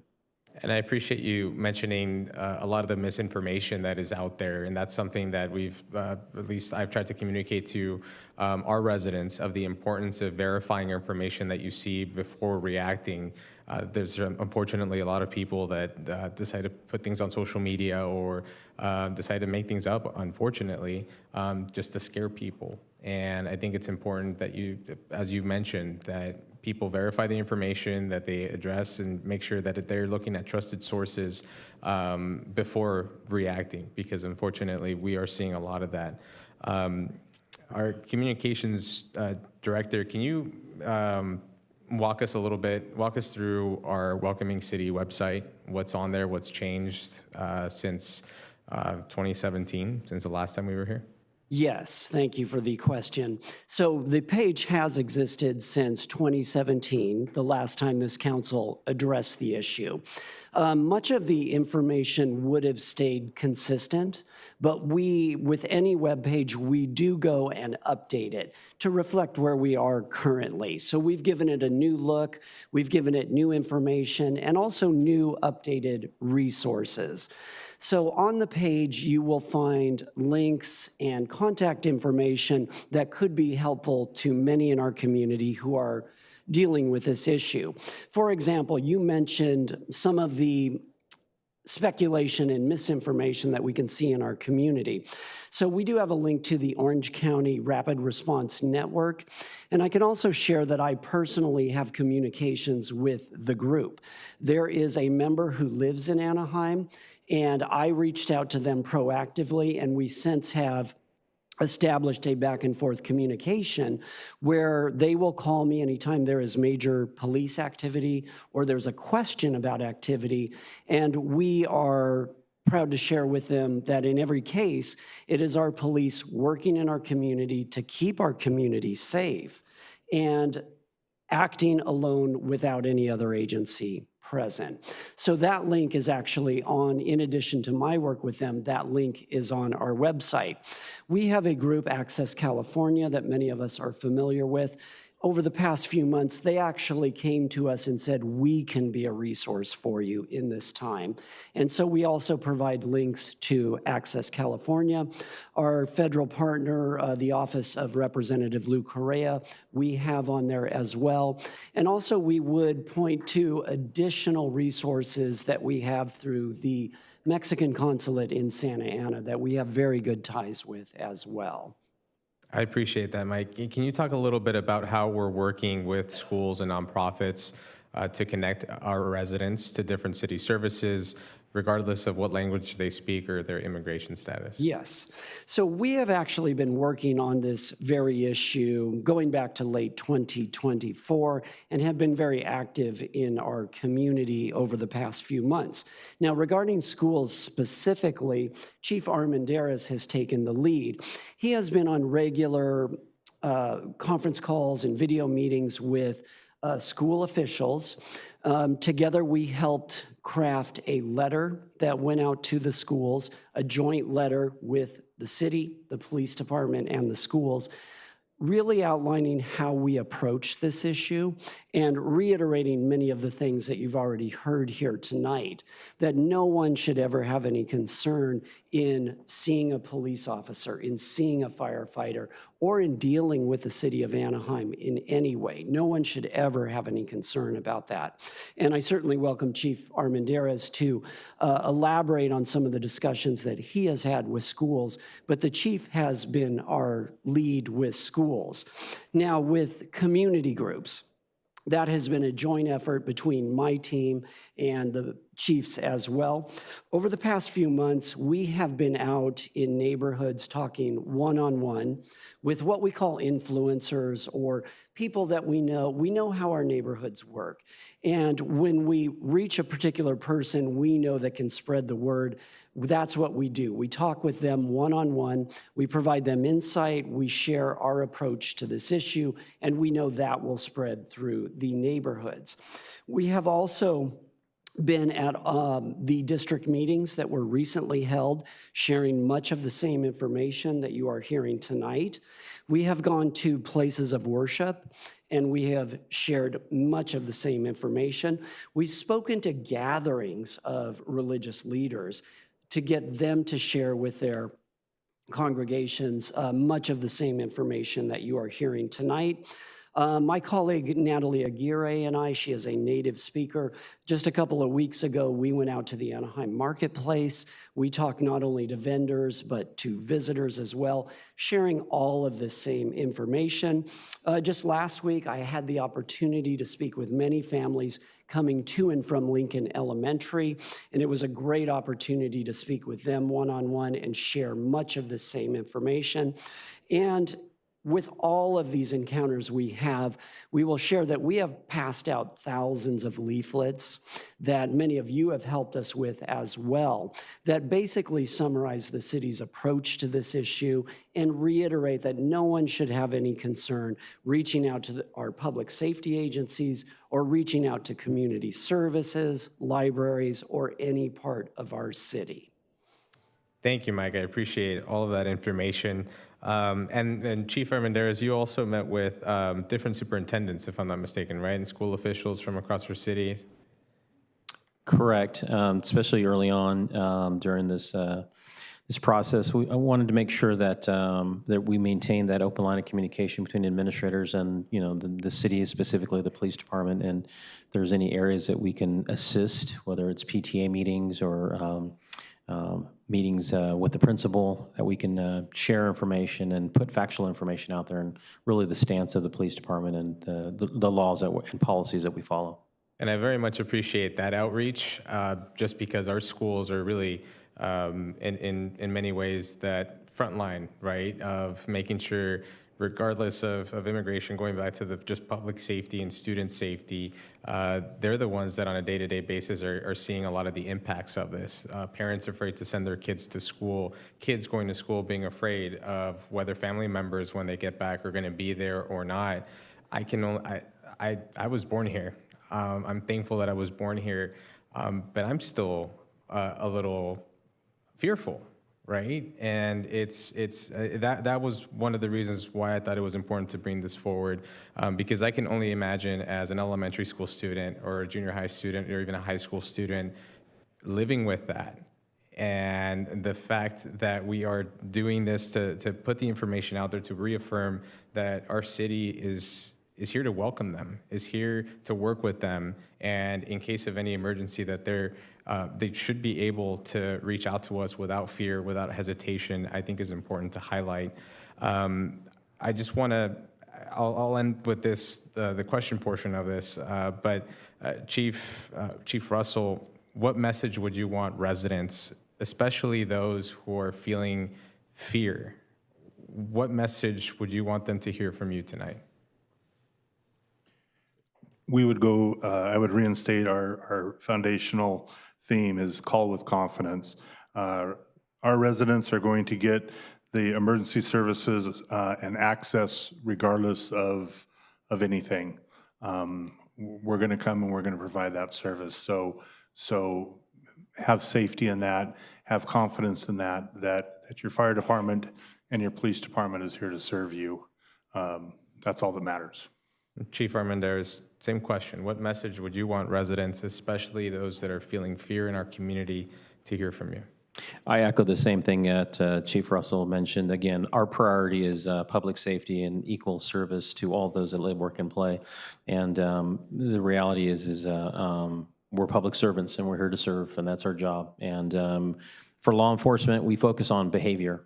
We don't focus on race, economic status, social income, education. We focus solely on behavior, individuals' behavior. And if individuals' behavior rises to the level of criminal misconduct, then that's when we respond, and that's when we enforce a law. But again, our priority is public safety and equal service. Thank you, Chief. I appreciate that. And then my very final question. Oh, go for it, please. I can share what we share with folks out in the community.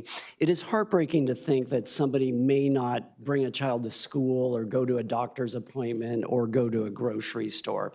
What we tell everyone we encounter is that you should go about your daily life here in Anaheim. We have not seen any widespread activity that would suggest otherwise. So we tell people to go about their daily lives, but we give them the basic advice that we would give anyone. Should you pull up anywhere and something doesn't seem quite right to you for whatever reason that may be, well, then make the best decision for you in that situation. But really, we tell people, go about your daily life in Anaheim. Thank you, Mike. And then the final question I was going to ask you, the website currently has language in English and Spanish. Is there a way that we can also add in a Vietnamese translation as part of that website? Well, I thank you for asking. So we actually rely on technology for that. So our website has the ability for somebody to click on the lower right corner, and you have the option of translating the page into literally scores of languages. Knowing our city, of course, we focus on English and Spanish. But for those who may speak other languages, we actually have that option available for them. That same option is available for folks who may be watching replays of this very meeting on our YouTube channel, where you have the ability to put subtitles in a variety of languages. Thank you, Mike, and thank you to city staff for their work, their continued efforts in reaching out to the community. I think safety, inclusion, and dignity, and being able to be proactive in informing our community and ensuring that we're here for public safety and that we're following the laws, and that at the end of the day, we're all human, is very, very important. And this resolution is about affirming who we are as a city. It's ensuring that all residents, regardless of their background, that they know they belong. And I know leadership sometimes means standing firmly for those values, even when the conversation can be a little uncomfortable. But it is a very important step forward to ensure our community that we hear them, we see them, and that we at the City of Anaheim continue to follow the laws while also ensuring that our residents feel safe and welcome in the city. And so with that, Madam Mayor, I would like to make a motion to approve this resolution and would ask for a second, and also love to hear from my colleagues as well.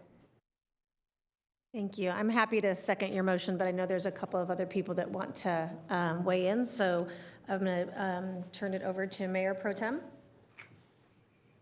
Thank you.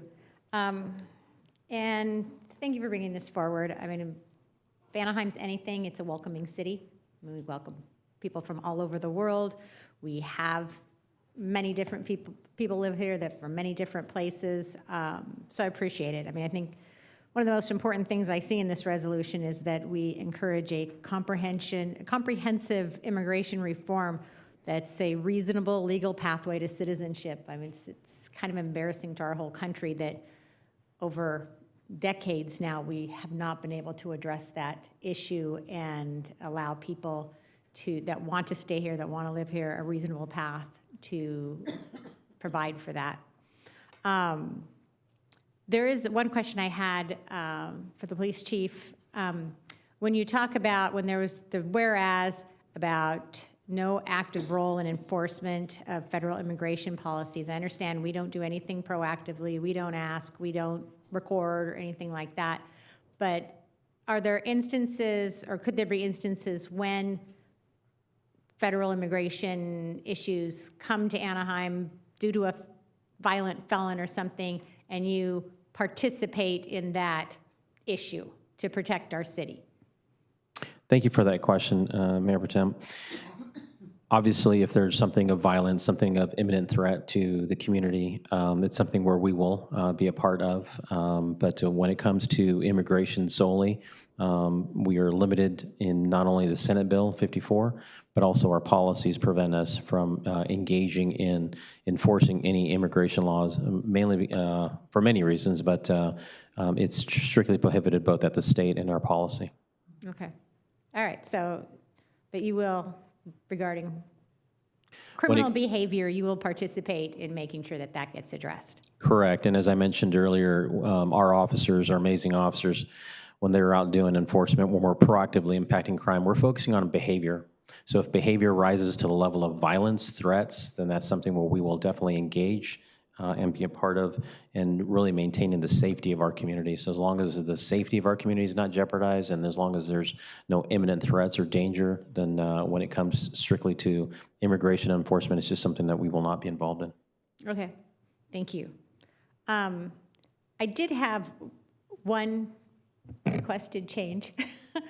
In that particular whereas, it refers to regardless of citizenship status, and in the lower part of the page here where it says the City of Anaheim commits to continue ensuring world-class city services are accessible to all of our residents. I would like to put residents and visitors regardless of their citizenship status or primary language, and just be consistent with the language that we use, because it says immigration status there. And when we add in the visitors, it kind of makes sense to just reference it as citizenship status. I don't care where they come from. I don't care if they were born here, arrived here last week for a vacation, or they've been here for 20 years. We're going to provide them the world-class services that we're known for. So that would be my little request.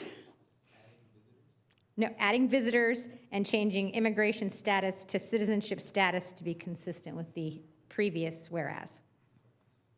Well, not the previous one, but the upper one. I think it makes more sense when you add in the visitors to reference citizenship rather than immigration, because they're not immigrants. Okay? Mind that? Councilmember Maas? Thank you. Yes, I just wanted to thank my colleague for bringing this forward, and to our city staff for the work that you have been doing in our city to spread this word.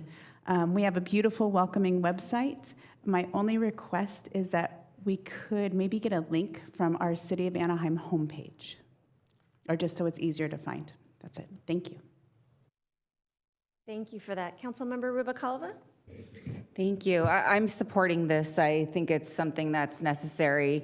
I grew up during Proposition 187, so I understand the impacts of federal issues on the mental well-being of our residents. So I do think that hearing what many of our youth have come forward and just hearing some of the concerns in the community, I do absolutely support this resolution brought forward by Councilmember Leon. So I want you to know that I am voting yes on this item with no additional modifications, except for the ones that were proposed by Councilmember Meeks. I do have a couple of follow-up questions based on public comment that we did get today. And I already know the answers to these, but I just want to get clarification for public record. One of the public commenters said that we needed to have more cultivation of competent services related to immigration. Can you just describe, in my eyes, we have translation services, we have a fully accessible website in multiple languages. Can you also share some other ways that we are meeting these expectations?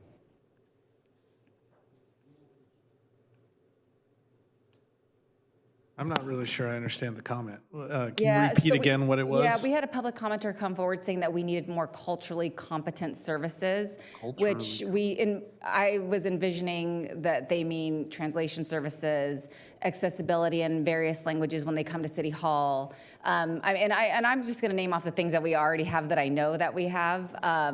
We have translators who are at our district meetings. So I also just want to highlight the fact that we are meeting a lot of these expectations already.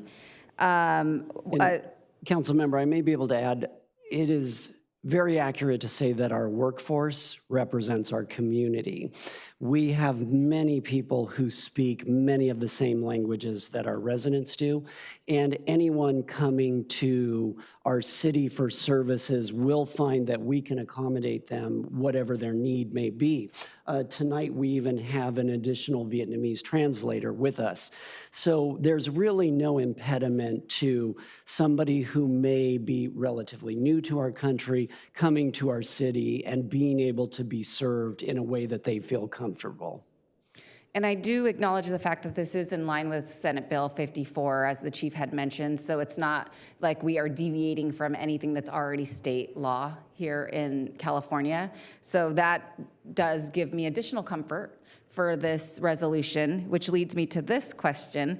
One of the public commenters mentioned bias-based policing. Chief, can you go ahead and highlight how we don't do that in Anaheim and the type of training that your police officers receive to ensure that that is not something that is incorporated in their public outreach? Thank you for the question. As mentioned, one of our goals is striving to be a high-performing organization. And one of the ways we do that is making sure that our officers are highly trained in various different ways, mentally, physically, emotionally, and with laws. So we do have constitutional policing, which really goes over really the foundation of our authority, making sure that our officers understand that the Constitution is a protection for not only all those, including suspects. So making sure that our officers are very competent on laws and regulations. In addition to that, we have procedural justice, which goes over the different ways of how we enforce the laws, how we investigate the laws and pursue justice. But as mentioned earlier, I think one of the biggest things for us is making sure that our officers understand, and they do, our community understands that we do not look at race, ethnicity, social income. We look at behavior. And when individuals, regardless of whether they're immigrants or not, if an individual's behavior is such that violates the law, whether it's vagrancy-related crimes, whether it's burglary-related crimes, violent crimes, we will definitely act and we will enforce the law. And it's something that we balance every day. So our officers are highly trained. We focus on 100 hours of competent training. And one of those things is how we provide that service and making sure that our officers, our men and women out there, are doing the job. Procedural justice, constitutional policing, bias-based policing, understanding the parameters of that and understanding that they're making sure that they're able to effectively do their job. And then the last thing we do is we audit. We audit our work performance. It's important for us to check and balances. So we do look at the investigations that we do, and there's a procedure in place, go through the courts. If there's anyone in the community that feels that they were bias-based, we have a internal affairs that does our investigations. So it's something that we have in place, and it's something that we train for, and it's something that expectation that we have for our personnel. And I just want to build off of something that Councilmember Meeks said, and I won't speak for her just in case I didn't interpret it correctly, but if there is a warrant that was issued by a federal agency, law enforcement agency, ICE, for example, that is something that Anaheim Police Department would have to cooperate with. Depends on what the warrant is for. If it's solely for immigration, an immigration hold, that's something that we will not enforce. And that's, again, it's specifically outlined in SB 54, and it's something that's in our policy. So a standalone warrant for immigration is something that we will not enforce. And then another public commenter mentioned that there were unmarked cars with people with masks. If if dispatch received that call, would they ignore that, or is that something they should actually be responding to? Yeah, it's something I was going to actually follow up on, but generally speaking, it's something that we would follow up on, especially now in this climate right now and in the temperament. We are constantly getting calls, information requests of possible ICE in our city, and every time we look into them, it's not the case. Oftentimes, it's local law enforcement agencies that's doing traditional enforcement. So that's something that we will look at, and again, I heard the comment earlier, and it's something I was going to follow up on myself. What are examples of local law enforcement agencies doing there in an unmarked car? They can be doing a variety of things. Usually unmarked cars are doing suppression, so it's whether it's a gang neighborhood, whether it's a drug house, whether it's a burglary suspect that we're following, a wanted suspect that we're following, we can be doing surveillance. There's a whole slew of reasons why officers would be in unmarked vehicles and then apprehending individuals. And I'm not saying that the public commenter was accurate in their description of their experience with dispatch, but is this something that you might go back to dispatch and just ensure that that's not the response that somebody might receive if they call in an unmarked car with people with masks? My concern is I have many communities that have been heavily impacted by gangs and a lot of the other illegal activity that's going on, and they may take advantage of this opportunity to then do things in neighborhoods that are not related to immigration, however, appear to be. And I just want to make sure that when somebody calls into Anaheim PD dispatch, they will actually get a better response than what was described. No, you bring up a great point. We fortunately have not seen anything in our community, but unfortunately there are suspects who take upon this as an opportunity to victimize individuals. So there have been incidences throughout the state where individuals have targeted immigrants and posed as ICE and use that nefariously for robberies. So anytime there's any type of suspicion, just like with any other crime, and we mentioned this at a previous city council, we encourage our residents to call and to report so we can follow up and look into the matter. And if a resident does have that experience with dispatch, what is their recourse? Because I know we tape these calls. Who would they reach out to if that was the case to report this incident? They can contact the watch commander, they can contact the police department, and you're absolutely right. All the calls to the police department are recorded, so it's easy for us to be able to go back and pull those calls and be able to review them. Perfect. And I also just want to thank Mike Lister, because I know that our chiefs have gotten a lot of love tonight for what they do, but Mike has really gone above and beyond creating our Know Your Rights brochures that each of us have received and been able to give out to the community. I know that you and your team have been out, boots on the ground, so thank you for all of your diligence in ensuring that the residents of Anaheim feel safe and know that city services are accessible to everybody regardless of their citizenship status. So thank you. Thank you very much, Councilwoman. Councilmember Bayless? Yeah, thank you.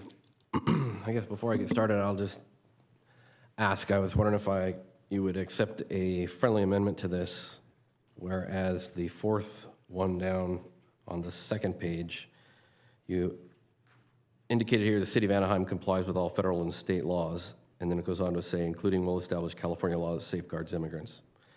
My question to you is, will you put a period at the end of state law and remove the other sentence that's there? All right, well, thank you for that. So then I got a couple of questions then. Just for clarification, did that friendly amendment get accepted by the mover or not? No, okay. No, it did not.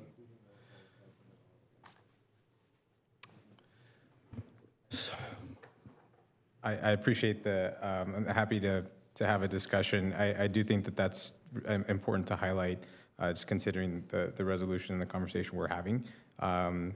As the chiefs mentioned, SB 54 is state law, and that's exactly what SB 54 does, and I do think it's important that we include that.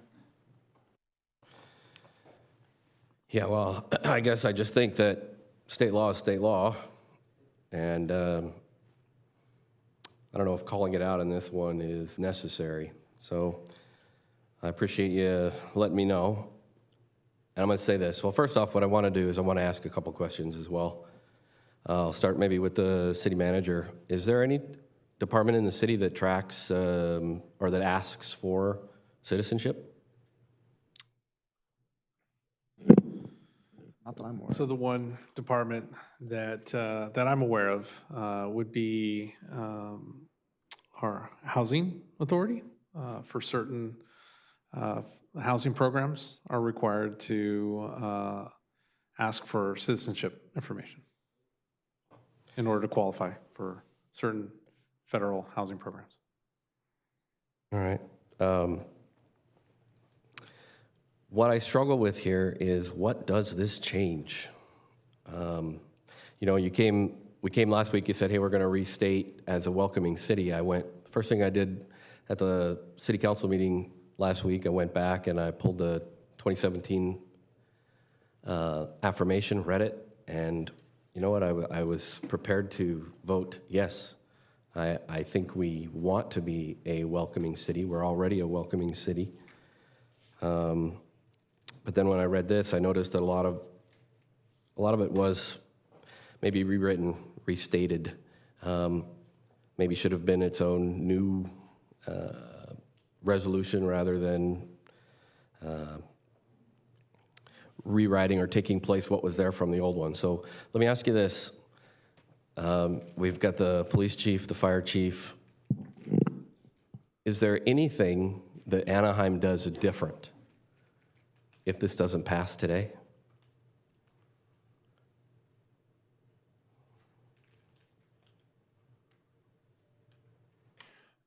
From my perspective, no, sir. We will continue to provide the service that we currently are. Okay.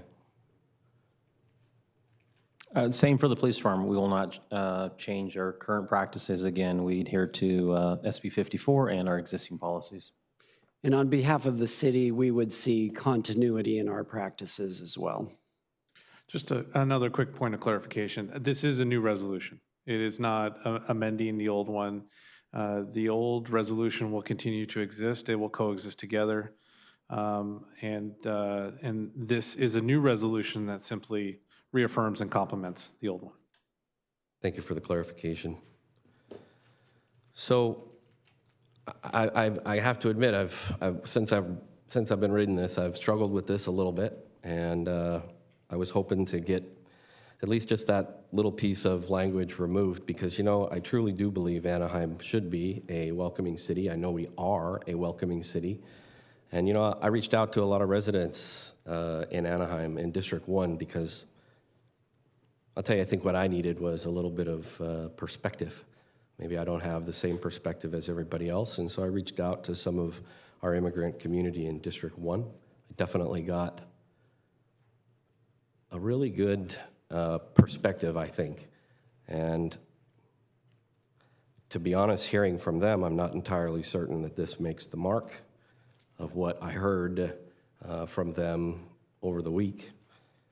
That you mentioned fear, and that's what I heard a lot of, is that there was fear. And I'm not entirely certain that this curbs the fear, to be honest with you. I still think that if this, I mean, we are a welcoming city. I absolutely want the residents to not fear to call for help if needed. Anyways, knowing that, I was hopeful that you would take the friendly amendment. So anyways, no other questions. I just think that, I try to look for the change. I don't know, we've heard from the city departments here, nothing changes, and that concerns me a little bit, that nothing changes. We still are doing business as usual. So anyways, that's all I have to say. Thank you. Councilmember Bayless, just for your information, you do have the option as well to move to amend the motion. If you get a second, that could be a secondary motion that could be voted upon if you so desire. Thank you. I appreciate that, especially being new to the dais here. Okay, then I apologize. I was listening to what you said, but I wasn't listening. I A think friendly motion to amend. I don't have the resolution number, but to amend this resolution to strike. Rob, can he amend if there's already a second? You haven't Yes. taken a call for the question. Yes, see, that becomes, it becomes the motion that's on the floor is the motion to amend or not. So there'd be a vote on that. If it prevails, then the new motion would be on the floor with that amendment. If it fails, then it goes back to Even though the there's already a motion on the floor that hasn't got a vote. That's correct. We didn't do substitute motions in Anaheim. Not a substitute. A substitute would be I move to a completely different resolution that's not on the floor. That would be a substitute. This is just an amendment to the current motion on the floor. And just for the record, the motion is like a period, right? I would give you, Vice Council Member Bayless, even if you feel like nothing's going to change, I think that it reinforces what we already do in Anaheim to adopt the resolution. And if you have additional things that you would like to bring to council at a later date, perhaps that's something that you consider doing that would help enhance the current rules that we have to help with the fear in the city. But I think this is the first step. So I hope that you would reconsider your amendment to the motion and go with the vote that's currently on the floor. And Madam Mayor, if I may. Just a second, we have a, now we're going haywire. So there is an amendment that Councilmember Bayless was trying to make. If it fails to get a second, then we're going to go back into the order that people have chimed in on. So did you want to restate your motion just so that your amendment, just so we're clear, and then see if there is a second? So then the restated motion would be to, on the fourth whereas on the second page down, to be whereas the City of Anaheim complies with all federal and state local laws, period. End it there. And is there a second?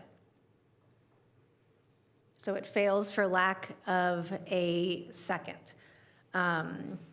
So I wanted to just kind of just chime in a little bit. So I understand, and just to kind of echo my council members' points, that I understand the frustration, but I think one of the strongest barriers that we have as a council is reaching our communities. Community outreach, getting our messages out to the right people, making sure that people are getting correct information is something that we struggle with all of the time in a city of our size. So even small steps that we can take to tamper fear and to make sure people are getting the correct information from our leaders, I think is a positive thing that we can do for our community, even if it isn't transformational change and a transformational new policy. It reminds me of, when I was sworn in as mayor, I made a comment about, we are Anaheim, somos Anaheim. And it wasn't just a slogan to me. I mean, I think it was a recognition of how diverse our city is and what really makes our community so strong. I think it promotes the community spirit that we are known for in Anaheim, where neighbors will go out of their way to help other neighbors. People will help bring in their senior neighbors' trash. They will help their kids on their blocks with homework. And I think that many residents, our city staff, some of our chiefs, some of the people that are here are either immigrants or children of immigrants and feel this issue extremely deeply. And so I wholeheartedly support this new welcoming resolution and really want to thank the team for the work that has been done just in the short period of time of 2025. Working with the PIO's office in January to update our website and to create Know Your Rights in both English and Spanish to distribute at our community centers, our libraries, with some of our community partners. Updating the website, as has been mentioned. I want to thank our chiefs for answering the call to do and get on social media and do those social media messages, really reiterating, addressing what you said today about how your main mission in the city of Anaheim is to protect and serve the community. And I know that you feel that in your heart, and we just want to make sure our residents know. I think that this reaffirmation is really an extension of the work that our city has been doing for a long time, but it never hurts to remind folks of how hard our staff, this council, and our community partners work to let people know that Anaheim is a safe place for you. I think it's imperative that every family know that they are safe in Anaheim and that they are welcome and appreciated and loved in the city of Anaheim.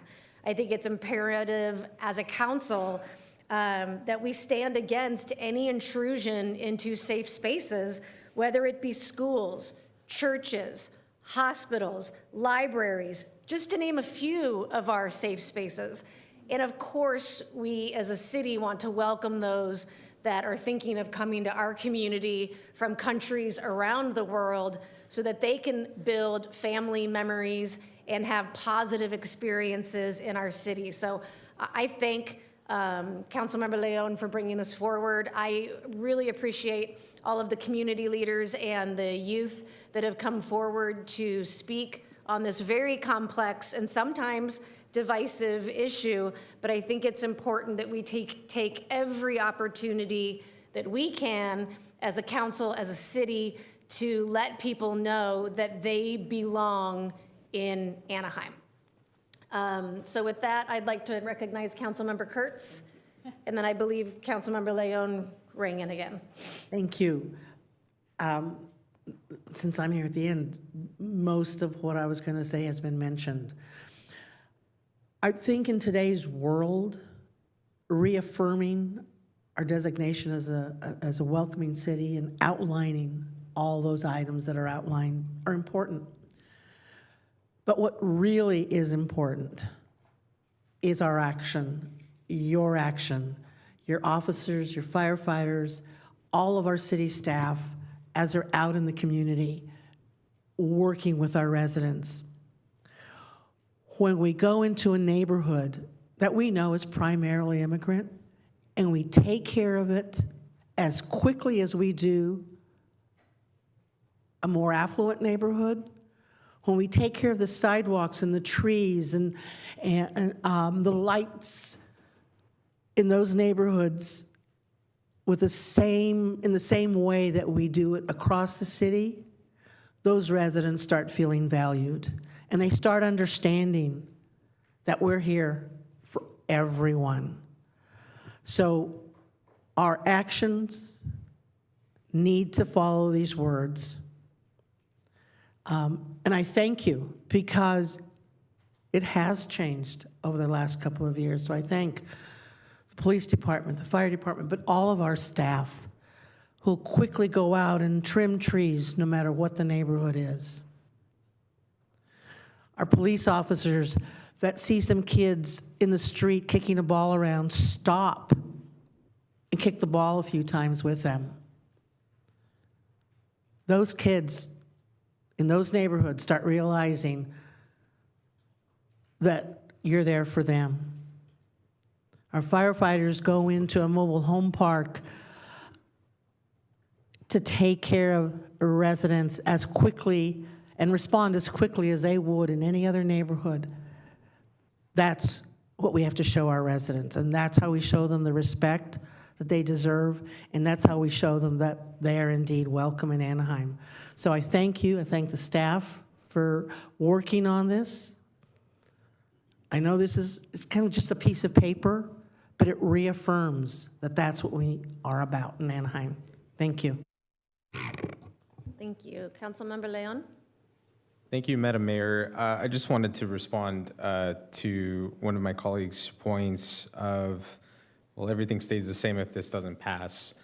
I think it's important to highlight, especially during these times, that symbolism, words, they matter.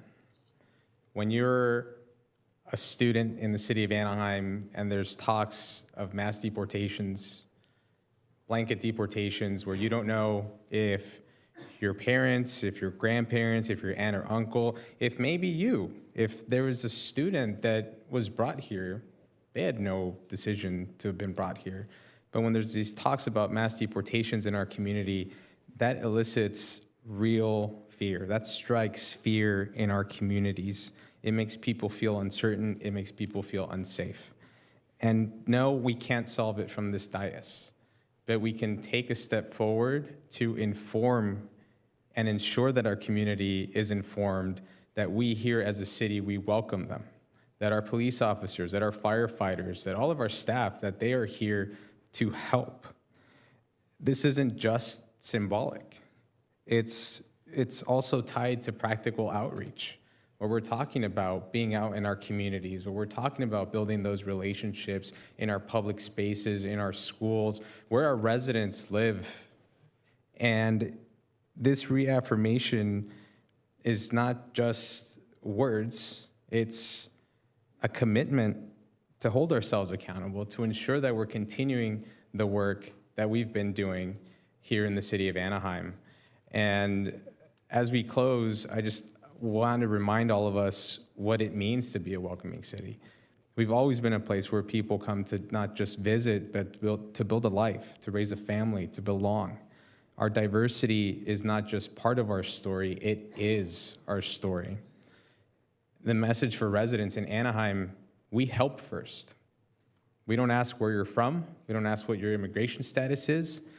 We ask how we can help. Our police officers, our firefighters, our paramedics are here to protect everyone in our city. Their mission is public safety, not immigration enforcement. And I truly believe that Anaheim is safer when everyone feels safe. That means every person, no matter your status, no matter your language or your background, you should feel that you can access services, that you can report crimes, that you can participate in our community. And we know the importance of comprehensive immigration reform and the positive impact it can have on families, businesses, and communities like ours. It's important that we support those fair and practical solutions that keep families together, that help all people contribute to the strength of our country and our city. En Anaheim, ayudamos primero. No preguntamos de dónde vienes, no preguntamos cuál es su estatus migratorio, no preguntamos qué idioma habla. Nosotros preguntamos cómo podemos ayudar. Nuestros oficiales de policía, nuestros bomberos, nuestros paramédicos, ellos están aquí para proteger a todas las personas en nuestra ciudad. Su misión es la seguridad pública, no la aplicación de leyes migratorias. Anaheim es una ciudad más segura cuando todas las personas en nuestra comunidad se sienten seguras. Y eso significa que cada persona, sin importar su estatus migratorio, su idioma, su origen, deben sentirse con la confianza de acceder a servicios, de reportar delitos y participar en nuestra comunidad. Porque la seguridad de todos aquí en la ciudad es nuestra prioridad y todos son bienvenidos aquí. I truly believe that we're a city where we don't build barriers, we build trust. We don't turn away, we reach out. And we don't divide, we welcome. Thank you, Madam Mayor. Thank you, Councilmember. Councilmember Rubacalva, did you have a closing remark? No, I think I spoke out of turn earlier and I made it. No worries. So no additional comments for me tonight. Anyone that likes Robert's Rules of Order, I like it. So with that, I don't see any further comments, so I'd like to call for the vote, please. A resolution, the City Council of the City of Anaheim, reaffirming the City of Anaheim's designation as a welcoming city that respects the dignity of all people and promotes an environment that fosters inclusion for all our residents, as amended for the fourth, be it further resolved to read that the City of Anaheim commits to continue ensuring world-class city services are accessible to all our residents and visitors, regardless of their citizenship status or primary language. And the vote is 7 ayes, no nays, motion carries. So our next item is a public hearing. Will the clerk please read? Item 19 is a public hearing to consider a resolution approving the disposition development agreement with Manchester Lincoln LLC for the sale and development of a property located at 1501 to 1563 West Lincoln Avenue, 255 North Manchester Avenue, and a portion of an abandoned Manchester Avenue right-of-way for the development of a new car dealership and service facility. Thank you. Mr. City Manager, could we please have a staff report? That's for a staff report from Director Ramirez, please.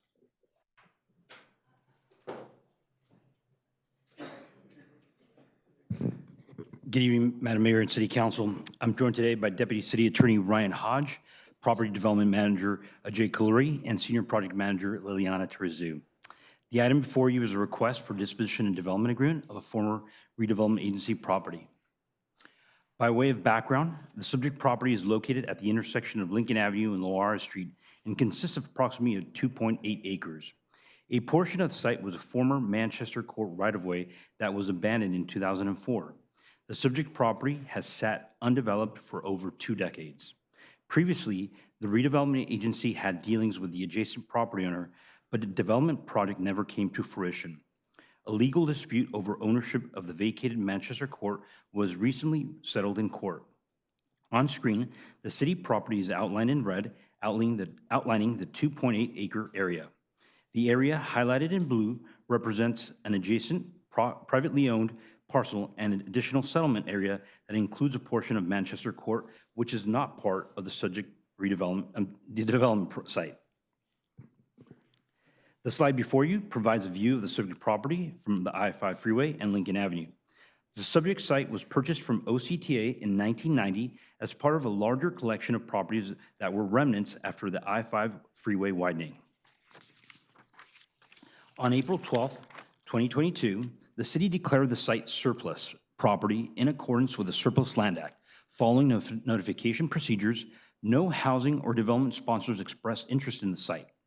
Subsequently, the city received a solicitation to purchase the property from Manchester Lincoln LLC, the developer, an affiliate of McKenna Auto Group, who desires to develop a Porsche dealership and service facility on the property. McKenna Auto Group owns and operates several car dealerships throughout Southern California. The image before you depicts the proposed site plan and first floor plan of the proposed dealership. In total, the dealership will be 5 stories tall and have approximately 150,000 square feet, and it will include a showroom, service center, office space, and auto display. As depicted on the screen, site access would be achieved off Lincoln Avenue, and there will be a rear service access off Loara. The image before you depicts the building elevation off Lincoln Avenue. The showroom and service facility will feature modern architectural style with metal and glass elements. The prominent, iconic architecture proposed will be a huge improvement for the area. The image before you depicts the elevation that will be visible from the I-5 freeway, which will also include metal and glass architectural elements, vehicle display, signage, and screening. The architectural improvements will significantly enhance the I-5 freeway corridor and add to recent improvements such as the Zaya Apartments, Emerald Point homes by Lennar and new businesses at Anaheim Plaza, such as In-N-Out Burger and Choose Fitness that recently have gone in. The project will no doubt help draw additional investment to the area. The city commissioned an appraisal by an MAI appraiser that determined that the appraised value to the property to be $10.4 million. However, there's a proposed deduction of $1.2 million due to extraordinary costs associated with existing infrastructure located within the right-of-way of the former Manchester Court. There are public utilities and a former Kinder Morgan jet fuel line that are in place that must be removed in order to allow for development of the site. There's also an additional $200,000 credit in escrow for remediation cleanup associated with the jet fuel line removal. If no contamination is found, the $200,000 credit will be redirected back to the city. The deduction will provide for an adjusted purchase price of $9.1 million. The city's third-party economist has reviewed the appraisal agreement and proposed deduction and has determined that the adjusted sale price is fair market value and no financial assistance is being provided. An economic development report per state law section 52201 has been prepared by Kaiser Marston Associates, confirming no assistance is proposed and also highlights the economic benefits to the city by the proposed sale and development project. That report was made available to the public and it noticed alongside with the public hearing notice for today's public hearing. It was available for public review at our city clerk's office counter and our city's website. Since the subject property is comprised of former RDA properties primarily, the bulk of the sale of proceeds will go to affected taxing agencies. The city will receive 12%. It's anticipated the city will receive approximately $2.9 million in sale proceeds, since a large portion of the site will be proceeds from the former right-of-way that is not successor agency property. I would like to highlight the economic and community benefits of the proposed project. In addition to the sale proceeds, it's anticipated that the project will generate $1.1 million in annual sales tax to the city. That's equivalent to 2 super Walmarts or Home Depots. The proposed development is anticipated to be a $50 million project, creating new property tax for the city and also creating over 100 temporary construction jobs. It's anticipated the proposed project will generate 75 permanent jobs in Anaheim. A key provision of the agreement is that a workforce agreement will be executed with the city's Workforce Development Division, providing for priority of the new jobs to Anaheim residents during a 3-year period, ensuring that Anaheim residents benefit directly from this economic development project. Staff recommends approval and is available to answer any questions. Thank you. Thank you. Are there any preliminary questions by council at this time before we have public comment? Okay, so I'm now going to open the public hearing. Clerk, do we have any speaker cards for this hearing? At this time, Mayor, we do have one card, Brian Kay, and the time limit is 5 minutes per speaker. Happy day. I kind of halfway apologize. I tried to be prepared for my earlier speech and I wasn't. But there was some very lovely sentiments expressed in number 17 that you want to contact and communicate with the public so that we can enjoy this type of service here. I'll tie it in. Thank you. But those were absolutely beautiful. I mean, I just remained silent and took them all in. But you need to do it. You need to take our petitions that the public bring down to this microphone and do it so that we can all enjoy that beautiful Anaheim.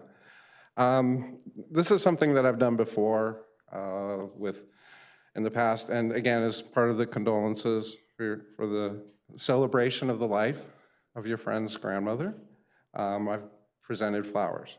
And I just really wanted to keep that as a pure, simple expression. We may be combatants, but I really think that with the statements that were delivered tonight, that's what you want to do, that you want to give Anaheim a beautiful place. And so I hope that I'm giving you the opportunity. And I promise I'm not trying to be combative right now. Okay, but no, I need that's what you I to mean. address the No, public hearing. Right now, and we are tie being it into this really, project. No, right now we're being really good, and I appreciate that, and I really want to build on that. and address the petitions. Not just me. There's Yesenia Rojas is in front of me. Donna Michelle Acevedo, they're in front of me. Okay, they're in line in front of me, and I need them to be given attention. So I'm not here to beat up anyone. I would hug No, each. but this is a public hearing about I know this about specific project. So I made my tie-in, and I'm gonna just Thank you. politely, pleasantly, professionally thank each and every one of you, and express love. Take care of this. Happy day. Our next speaker, Mark Herbert.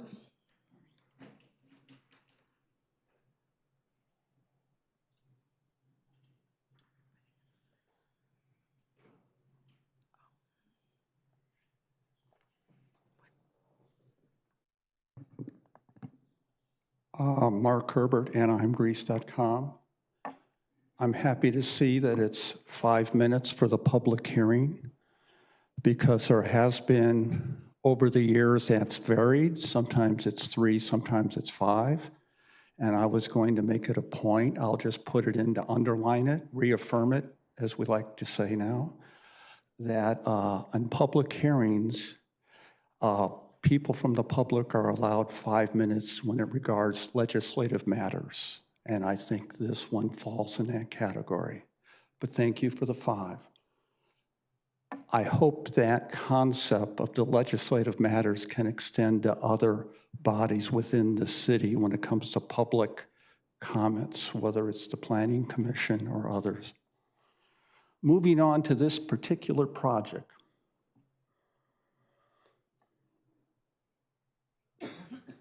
They said there was no city money, like special favors or something to attract the project. I'm a bit curious because this project promises 1.1 million per year to the city. And I would think that's an attractive business for competing cities that would like the same project. And it reminds me of the convention of the ATID Advisory Board, that when they started out, they only set aside about $900,000 per year to attract conventions. It was a different world, less competitive. And it was an important piece of business. Going forward, they've suggested at one of their recent meetings that they would like to see it to go up to 10 million per year, because it's a much more competitive world with other cities. I just want to make sure that there's clearly no special considerations here that we're not being made aware of to attract this very attractive business. And then that ties into the state of the city coming up.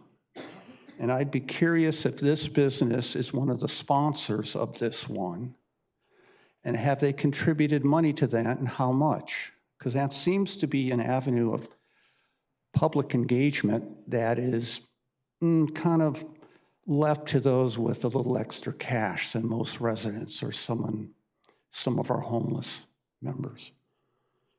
So I would like to have that clear, whether their consulting businesses or their appendages are contributing to the state of the city. That's a bit murky. And let's get now to the jet fuel line. During Disney Forward, I came across that there was a jet fuel line that dated back, now this a little fuzzy here, could either to World War II or after World War II with the rise of the aerospace business. And it was, this jet fuel line extends over towards Los Alamitos. It runs quite a distance. And I believe, I need verification from the staff, it should be looked into, but I believe it runs underneath Disneyland. And just as we found on the Beach Boulevard remediation, different type, but it's much more complicated and hard, especially that's methane gas. You have an estimate, but that could grow to be much larger than you anticipate on this jet fuel line, because at the age of that fuel line, I would suggest that it's in pretty bad condition. It's not currently used as far as I'm aware of, but that same soil remediation problem you have there on Beach Boulevard could be a similar situation here. I trust we give it a little more thorough look than we did during Disney Forward. They seem to have a little extra access. And of this $9 million that might be cleared from the sale if it goes through, how much of that is going to go into the affordable housing or the housing trust fund? That's still the number one issue here. And again, I'm a bit concerned that we don't spend much time discussing large projects, as in the affordable housing thing where you spent 4 minutes, yet you spent 6 times as much time on council communications discussing restaurant openings. Mr. Herbert, I'm sorry, your Thank time you. is up.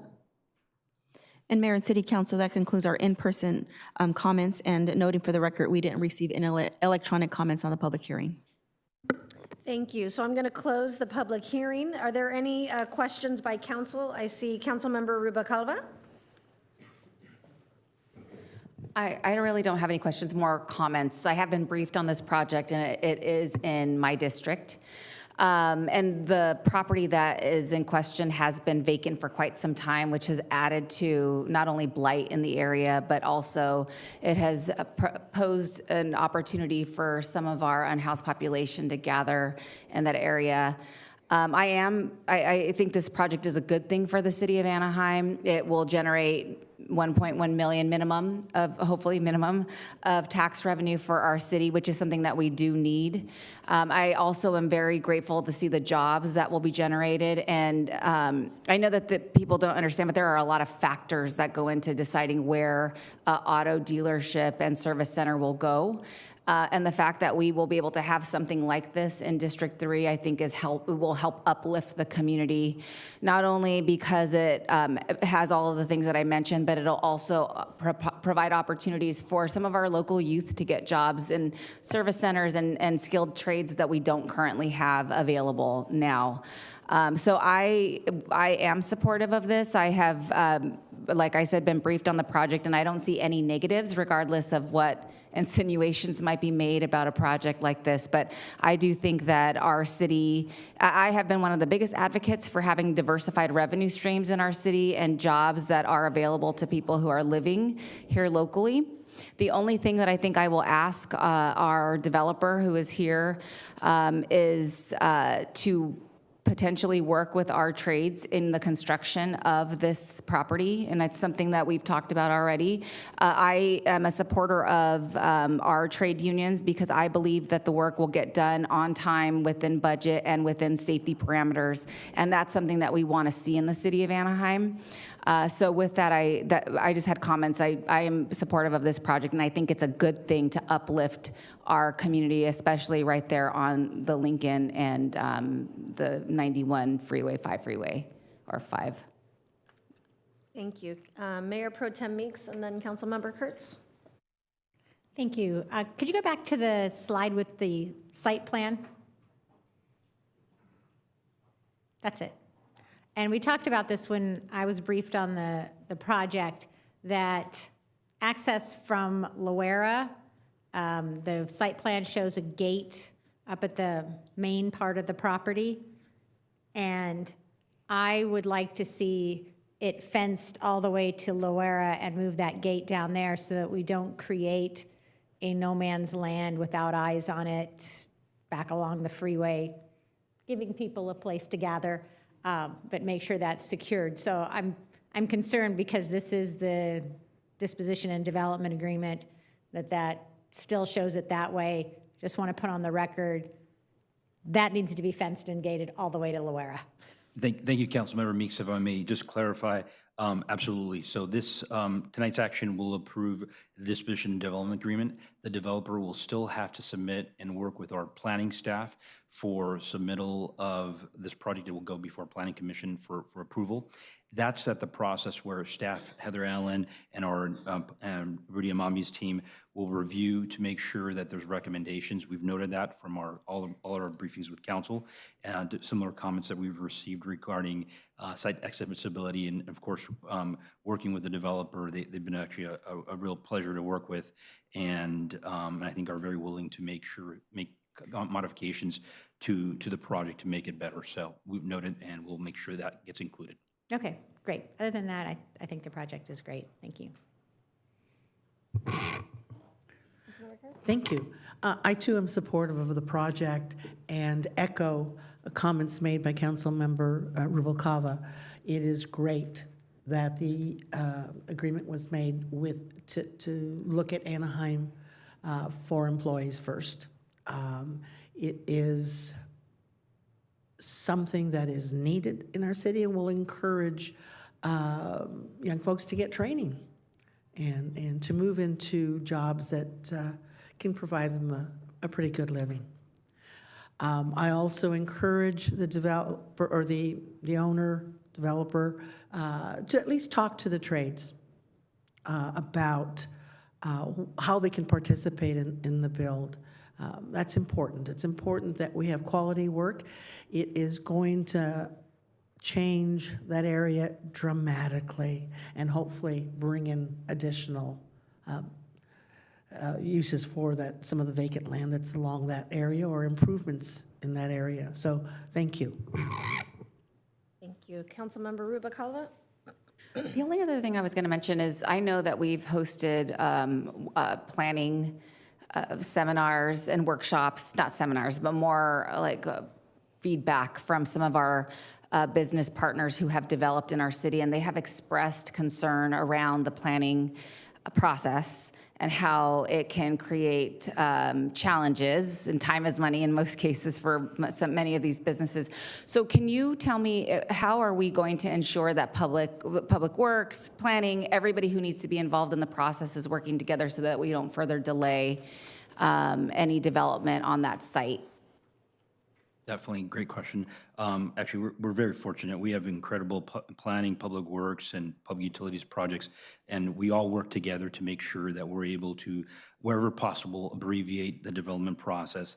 Preemptively, we've been just meeting internally to make sure that we're able to, this project is going in a site where the zoning is allowed by right, it's commercial, but there's a CUP that's going to be tied to the car dealership that will have discretionary approvals. We've met with Heather Allen and her team, Rudy and his team in public utilities, to see how we can abbreviate this and hopefully get this project under construction in 2026. I think we're confident. The developer and Porsche from Germany representatives are eager to have this project developed along the 5 freeway, and I think that both their intent and the city's willingness to make sure that we're able to, wherever possible, even have the timelines be concurrent at the developer's risk, but where we can cut the timeline to be able to meet the deadlines requirements. And residents in the surrounding area, like I mentioned, I was at Emerald Point, they're excited to have something go up in that area as well.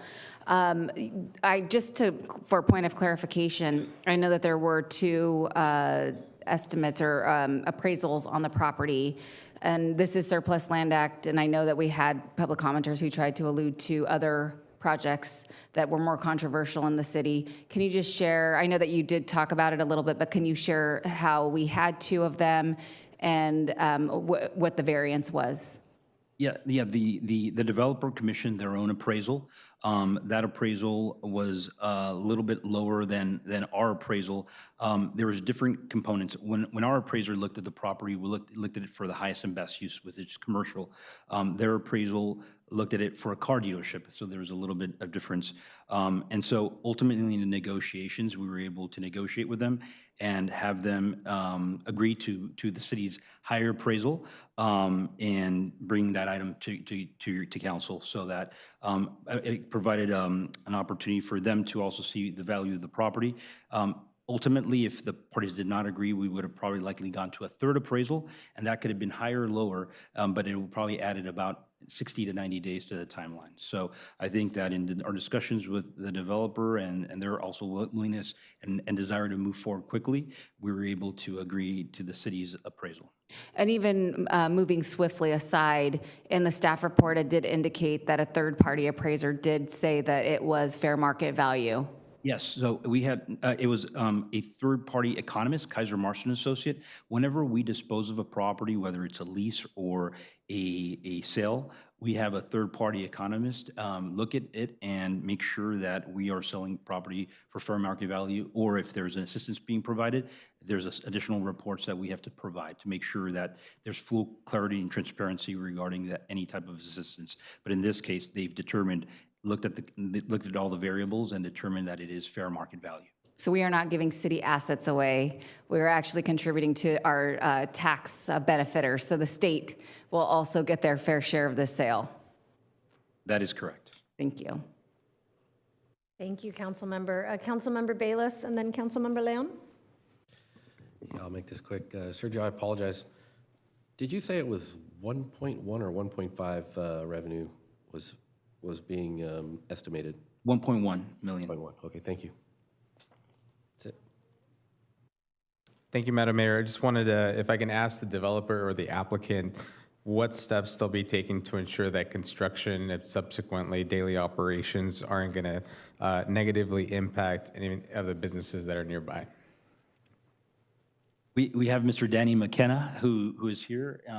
Danny, maybe if I can ask you to maybe address that question, or Halland, his daughter.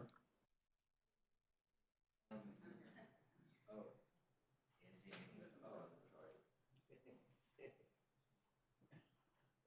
wasn't ready for just one question here. We can ask you more. Don't worry. Yeah, okay. Thank you for everyone, and thank you for listening to us tonight. I really appreciate the council and the mayor taking the time to listen to this project. And I think I could shed some light on that gentleman that was here about just how the car dealership business works with the Department of Motor Vehicles. And if I could pause very quick, if you could introduce yourself. I'm sorry. No worries. Danny McKenna. I'm the developer and then the owner of what this is going to be.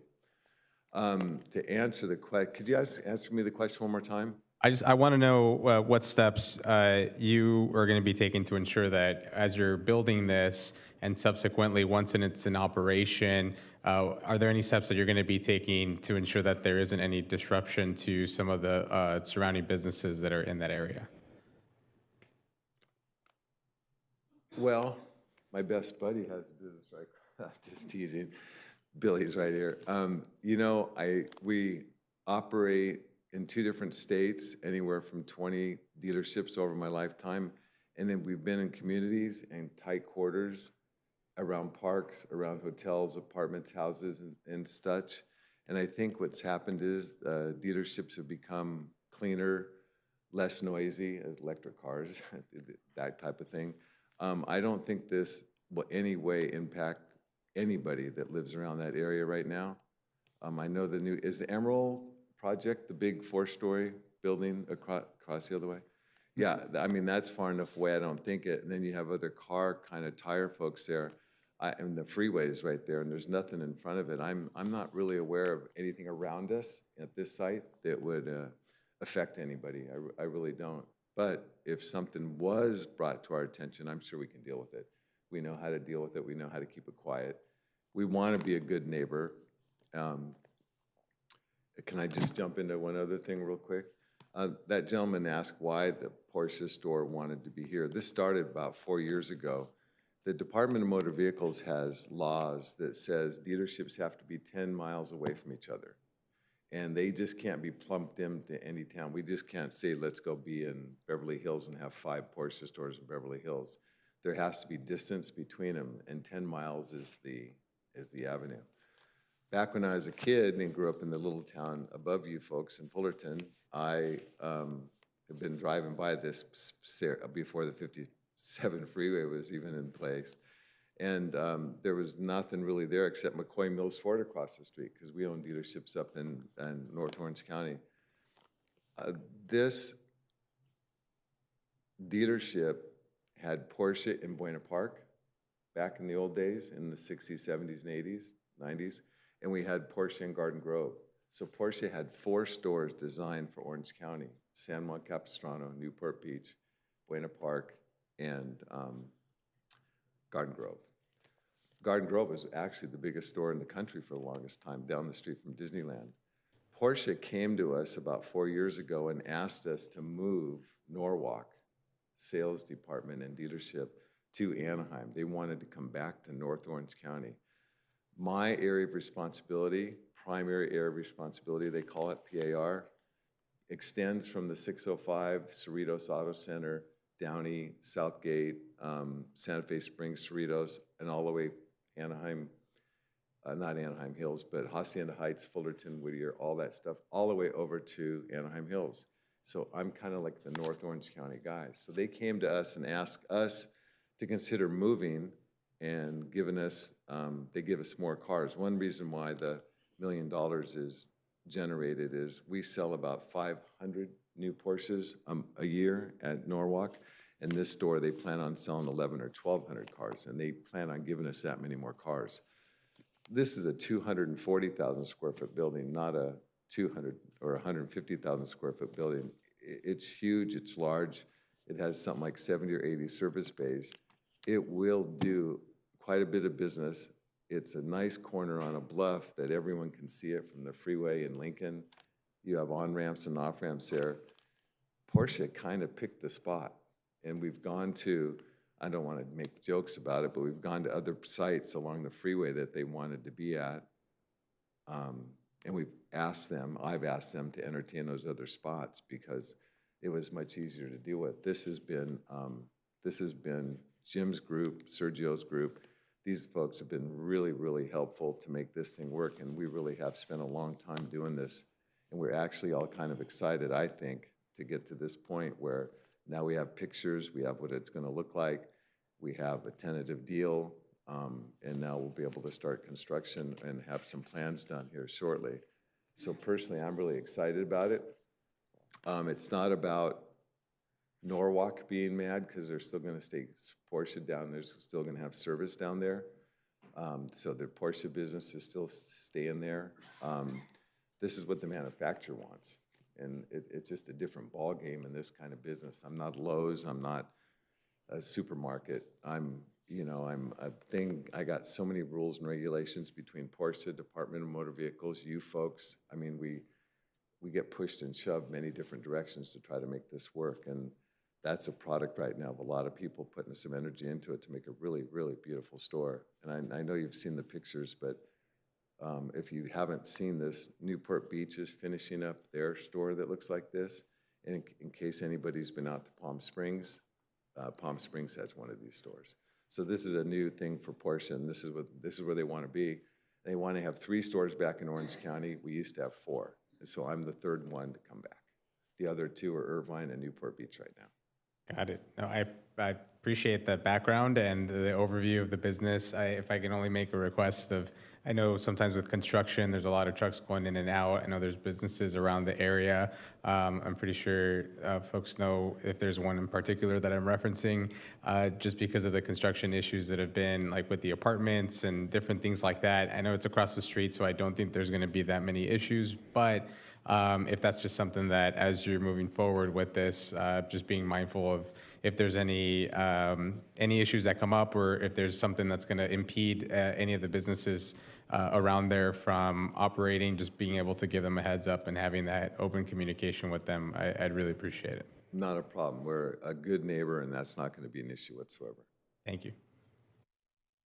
Thank you. And Sergio, when we start construction on these project, is there going to be outreach to the businesses and those apartments or I think they're apartments across the street, and just maybe a phone number or a point of contact, so if people did have questions or concerns, they can directly contact the city? One of the things that we actually do for all our kind of development projects is we typically have screening about like coming soon, but there's also property management information so that if there's issues with noise, lighting, or even parking issues, they can be addressed with property management. But I think that if council would like, we can also include economic development contact information, and we will also, through our business development division, also do a proactive outreach just to make sure folks are aware it's coming, and actually not only build anticipation, but also during the growing pains of construction, if there's any issues, ultimately our department help kind of liaison and solve those issues.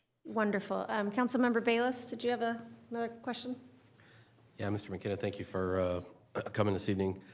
You know, I come from a city where we have a lot of car dealerships. So quick question, I didn't notice anything in here, but I know one of the biggest, not complaints, but one of the biggest issues with the residents is test drives. And so I was curious, do you have an idea, will you keep the test drives off the residential streets? Let's see, test drives is a good question. Well, test drives aren't a road race, and it's not a freeway chase. I mean, it's people trying to get into a new car and seeing how it handles and drives. I'm in 12 different cities in California and Hawaii. I've never had a complaint about a test drive. We've been robbed. The car's been stolen at gunpoint. You want to turn this around. We've had all those issues, but we haven't had a problem with people test driving a car at all. Noise or unsafe or anything like that. And all the dealerships are around residential, all of them. So do you, okay, thank you. Councilmember Bayless, if I add, kind of similar to the point that Councilmember Meeks, this project will be going through review with our Development Services Division through planning, and so through the entitlement process, we can work with Heather Allen's group to make sure that maybe routes for test drives, making sure that they got on the freeway and kind of stay on commercial streets to address your concerns. And the project is funded by our company, not by the city. We're not asking for the city for any considerations whatsoever.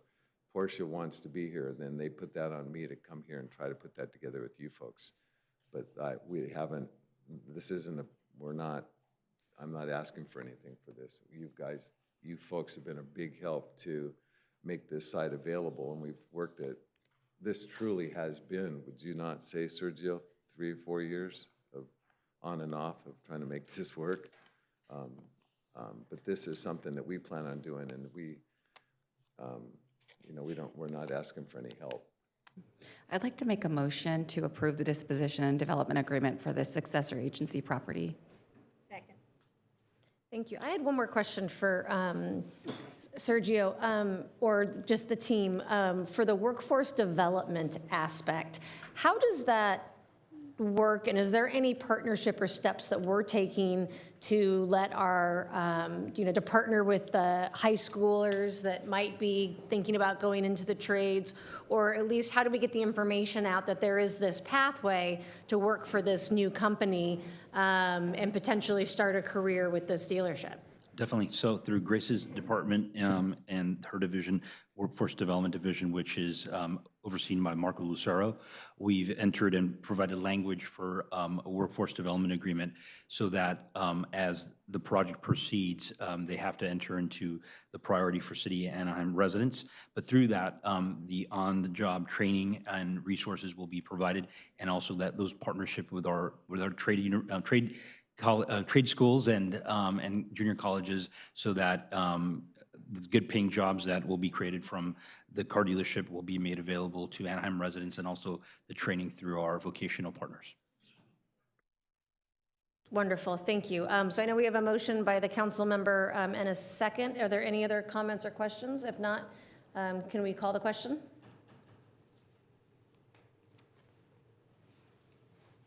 A resolution of the City Council of the City of Anaheim approving a disposition development agreement with Manchester Lincoln LLC, authorizing the Director of Economic Development to finalize such disposition and development agreement and development agreement authorizing the Director of Economic Development to implement such disposition development agreement, determining that said agreement for conveyance is exempt from secret pursuant to secret guidelines, section 15312, and making certain other findings in connection therewith. And the vote is 7 ayes, no nays, motion carries. Wonderful. Well, welcome to Anaheim, sir. Thank you very much, everyone. Thank you. So, Mr. City Attorney, do you have anything to report out of closed session? All items were heard, no reportable actions. Thank you. And we have no further public comments from our, holding over from our first public comment portion. So now is the time for future agenda requests by council members. Can you please ring in if you have an item? I will start with Councilmember Kurtz. Thank you. I'd like to recognize IBEW Locals 47 and 441 for their volunteer work at the VFW Hall in Anaheim. Okay, thank you very much. Councilmember Bayless. Yes, thank you, Madam Mayor. For the next City Council meeting, I'd like to place an item on the agenda related to Assembly Bill 63. Specifically, I would like to work with staff on a resolution in support of AB 63, a bill that has been introduced by Assembly Member Michelle Rodriguez that seeks to reinstate the prohibition of loitering in public spaces with the intent to commit prostitution. As you know, state law was changed in 2022, and that change has limited the law enforcement's ability to contact those individuals that are loitering with the intent to commit prostitution. And while the updated law has the intent of protecting individuals from undue harassment, it also has the serious unintended consequences of allowing prostitution to flourish. So I'd be asking for council support. Thank you. Thank you very much. Councilmember Rubalcaba. Thank you. I'd like to agendize a couple of things, and this might be a staff report first, and I also know the 22nd we'll be looking at budget items, but I'd love to see a staff report on parking structures that are privately owned in the city.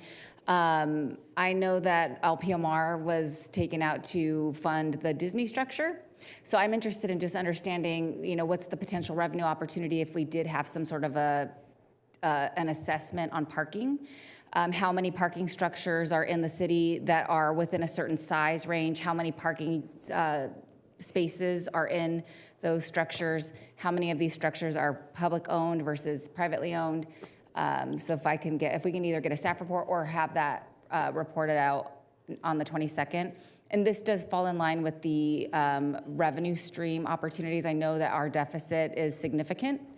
And not wanting to wait for the LPMR to be paid off, I'd like to explore other opportunities for generating revenue for general fund. Mr. City Manager, what department would that be housed with? Likely the city manager's office, Okay. working with finance. Okay, so can you assist in just setting up that meeting just to get the information, and then if it leads to an action item, we can agendize it? Yes. Okay. Perfect. And then I'd also like to, I know at the beginning of our council communications, we had some discussion around the Angels and just some of the tone in the environment lately. I know we have outside individuals like our state senators and state assembly members who have opined on how the city has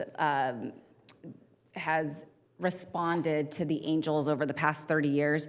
So I think that this is a great opportunity for us to start looking at a strategic plan, or not even a strategic plan, just what is our next step.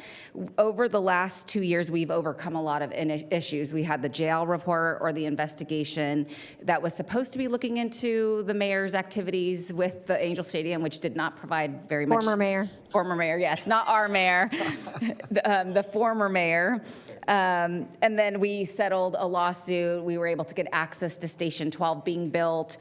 We have actually been doing a lot of work, despite what many of our friends outside of the city have been saying about the way that this council and also staff has been reacting to some of this stuff. So I'd like to start being proactive on how we decide as a council that we're going to move forward at looking at how we are working with the Angels owner. So if we could, and I don't know if that's do we want to be very transparent, or we do always want to be transparent, transparently have this discussion as a council, how we want to proceed moving forward. I would like to agendize that for a future meeting. And I'll share that, at our next council meeting, we have an item for strategic plan update. And so that's one of the items identified by this council as a priority. And so we'll broach the subject at that meeting and then certainly take a deeper dive with your agenda item to move forward. Perfect, because we haven't really had the discussion as to whether or not we are going to have a negotiation with the Angels, or what is the strategy for moving forward and directing staff to do what we want to get done on that property. That would be great. And then I'd also love to have an update on where we are with any of the necessary upgrades that need to be done with the stadium. We've also heard a lot about how that hasn't been done. We are the owners of that stadium, so there are things that we would be responsible for and they would not be. So I just want to make sure that we're really clear on what those are. Thank you. Thank you. Councilmember Maz? Thank you. I would like to agendize an update on the Tampico Motel project in District 5.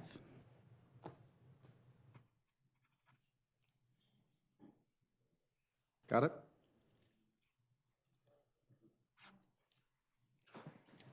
Okay, thank you very much. So we are no other business before the council. We are going to stand adjourned until April 22nd. Would like to adjourn this meeting in the memory of Virginia Caroline Wilcox Spruce. Thank you.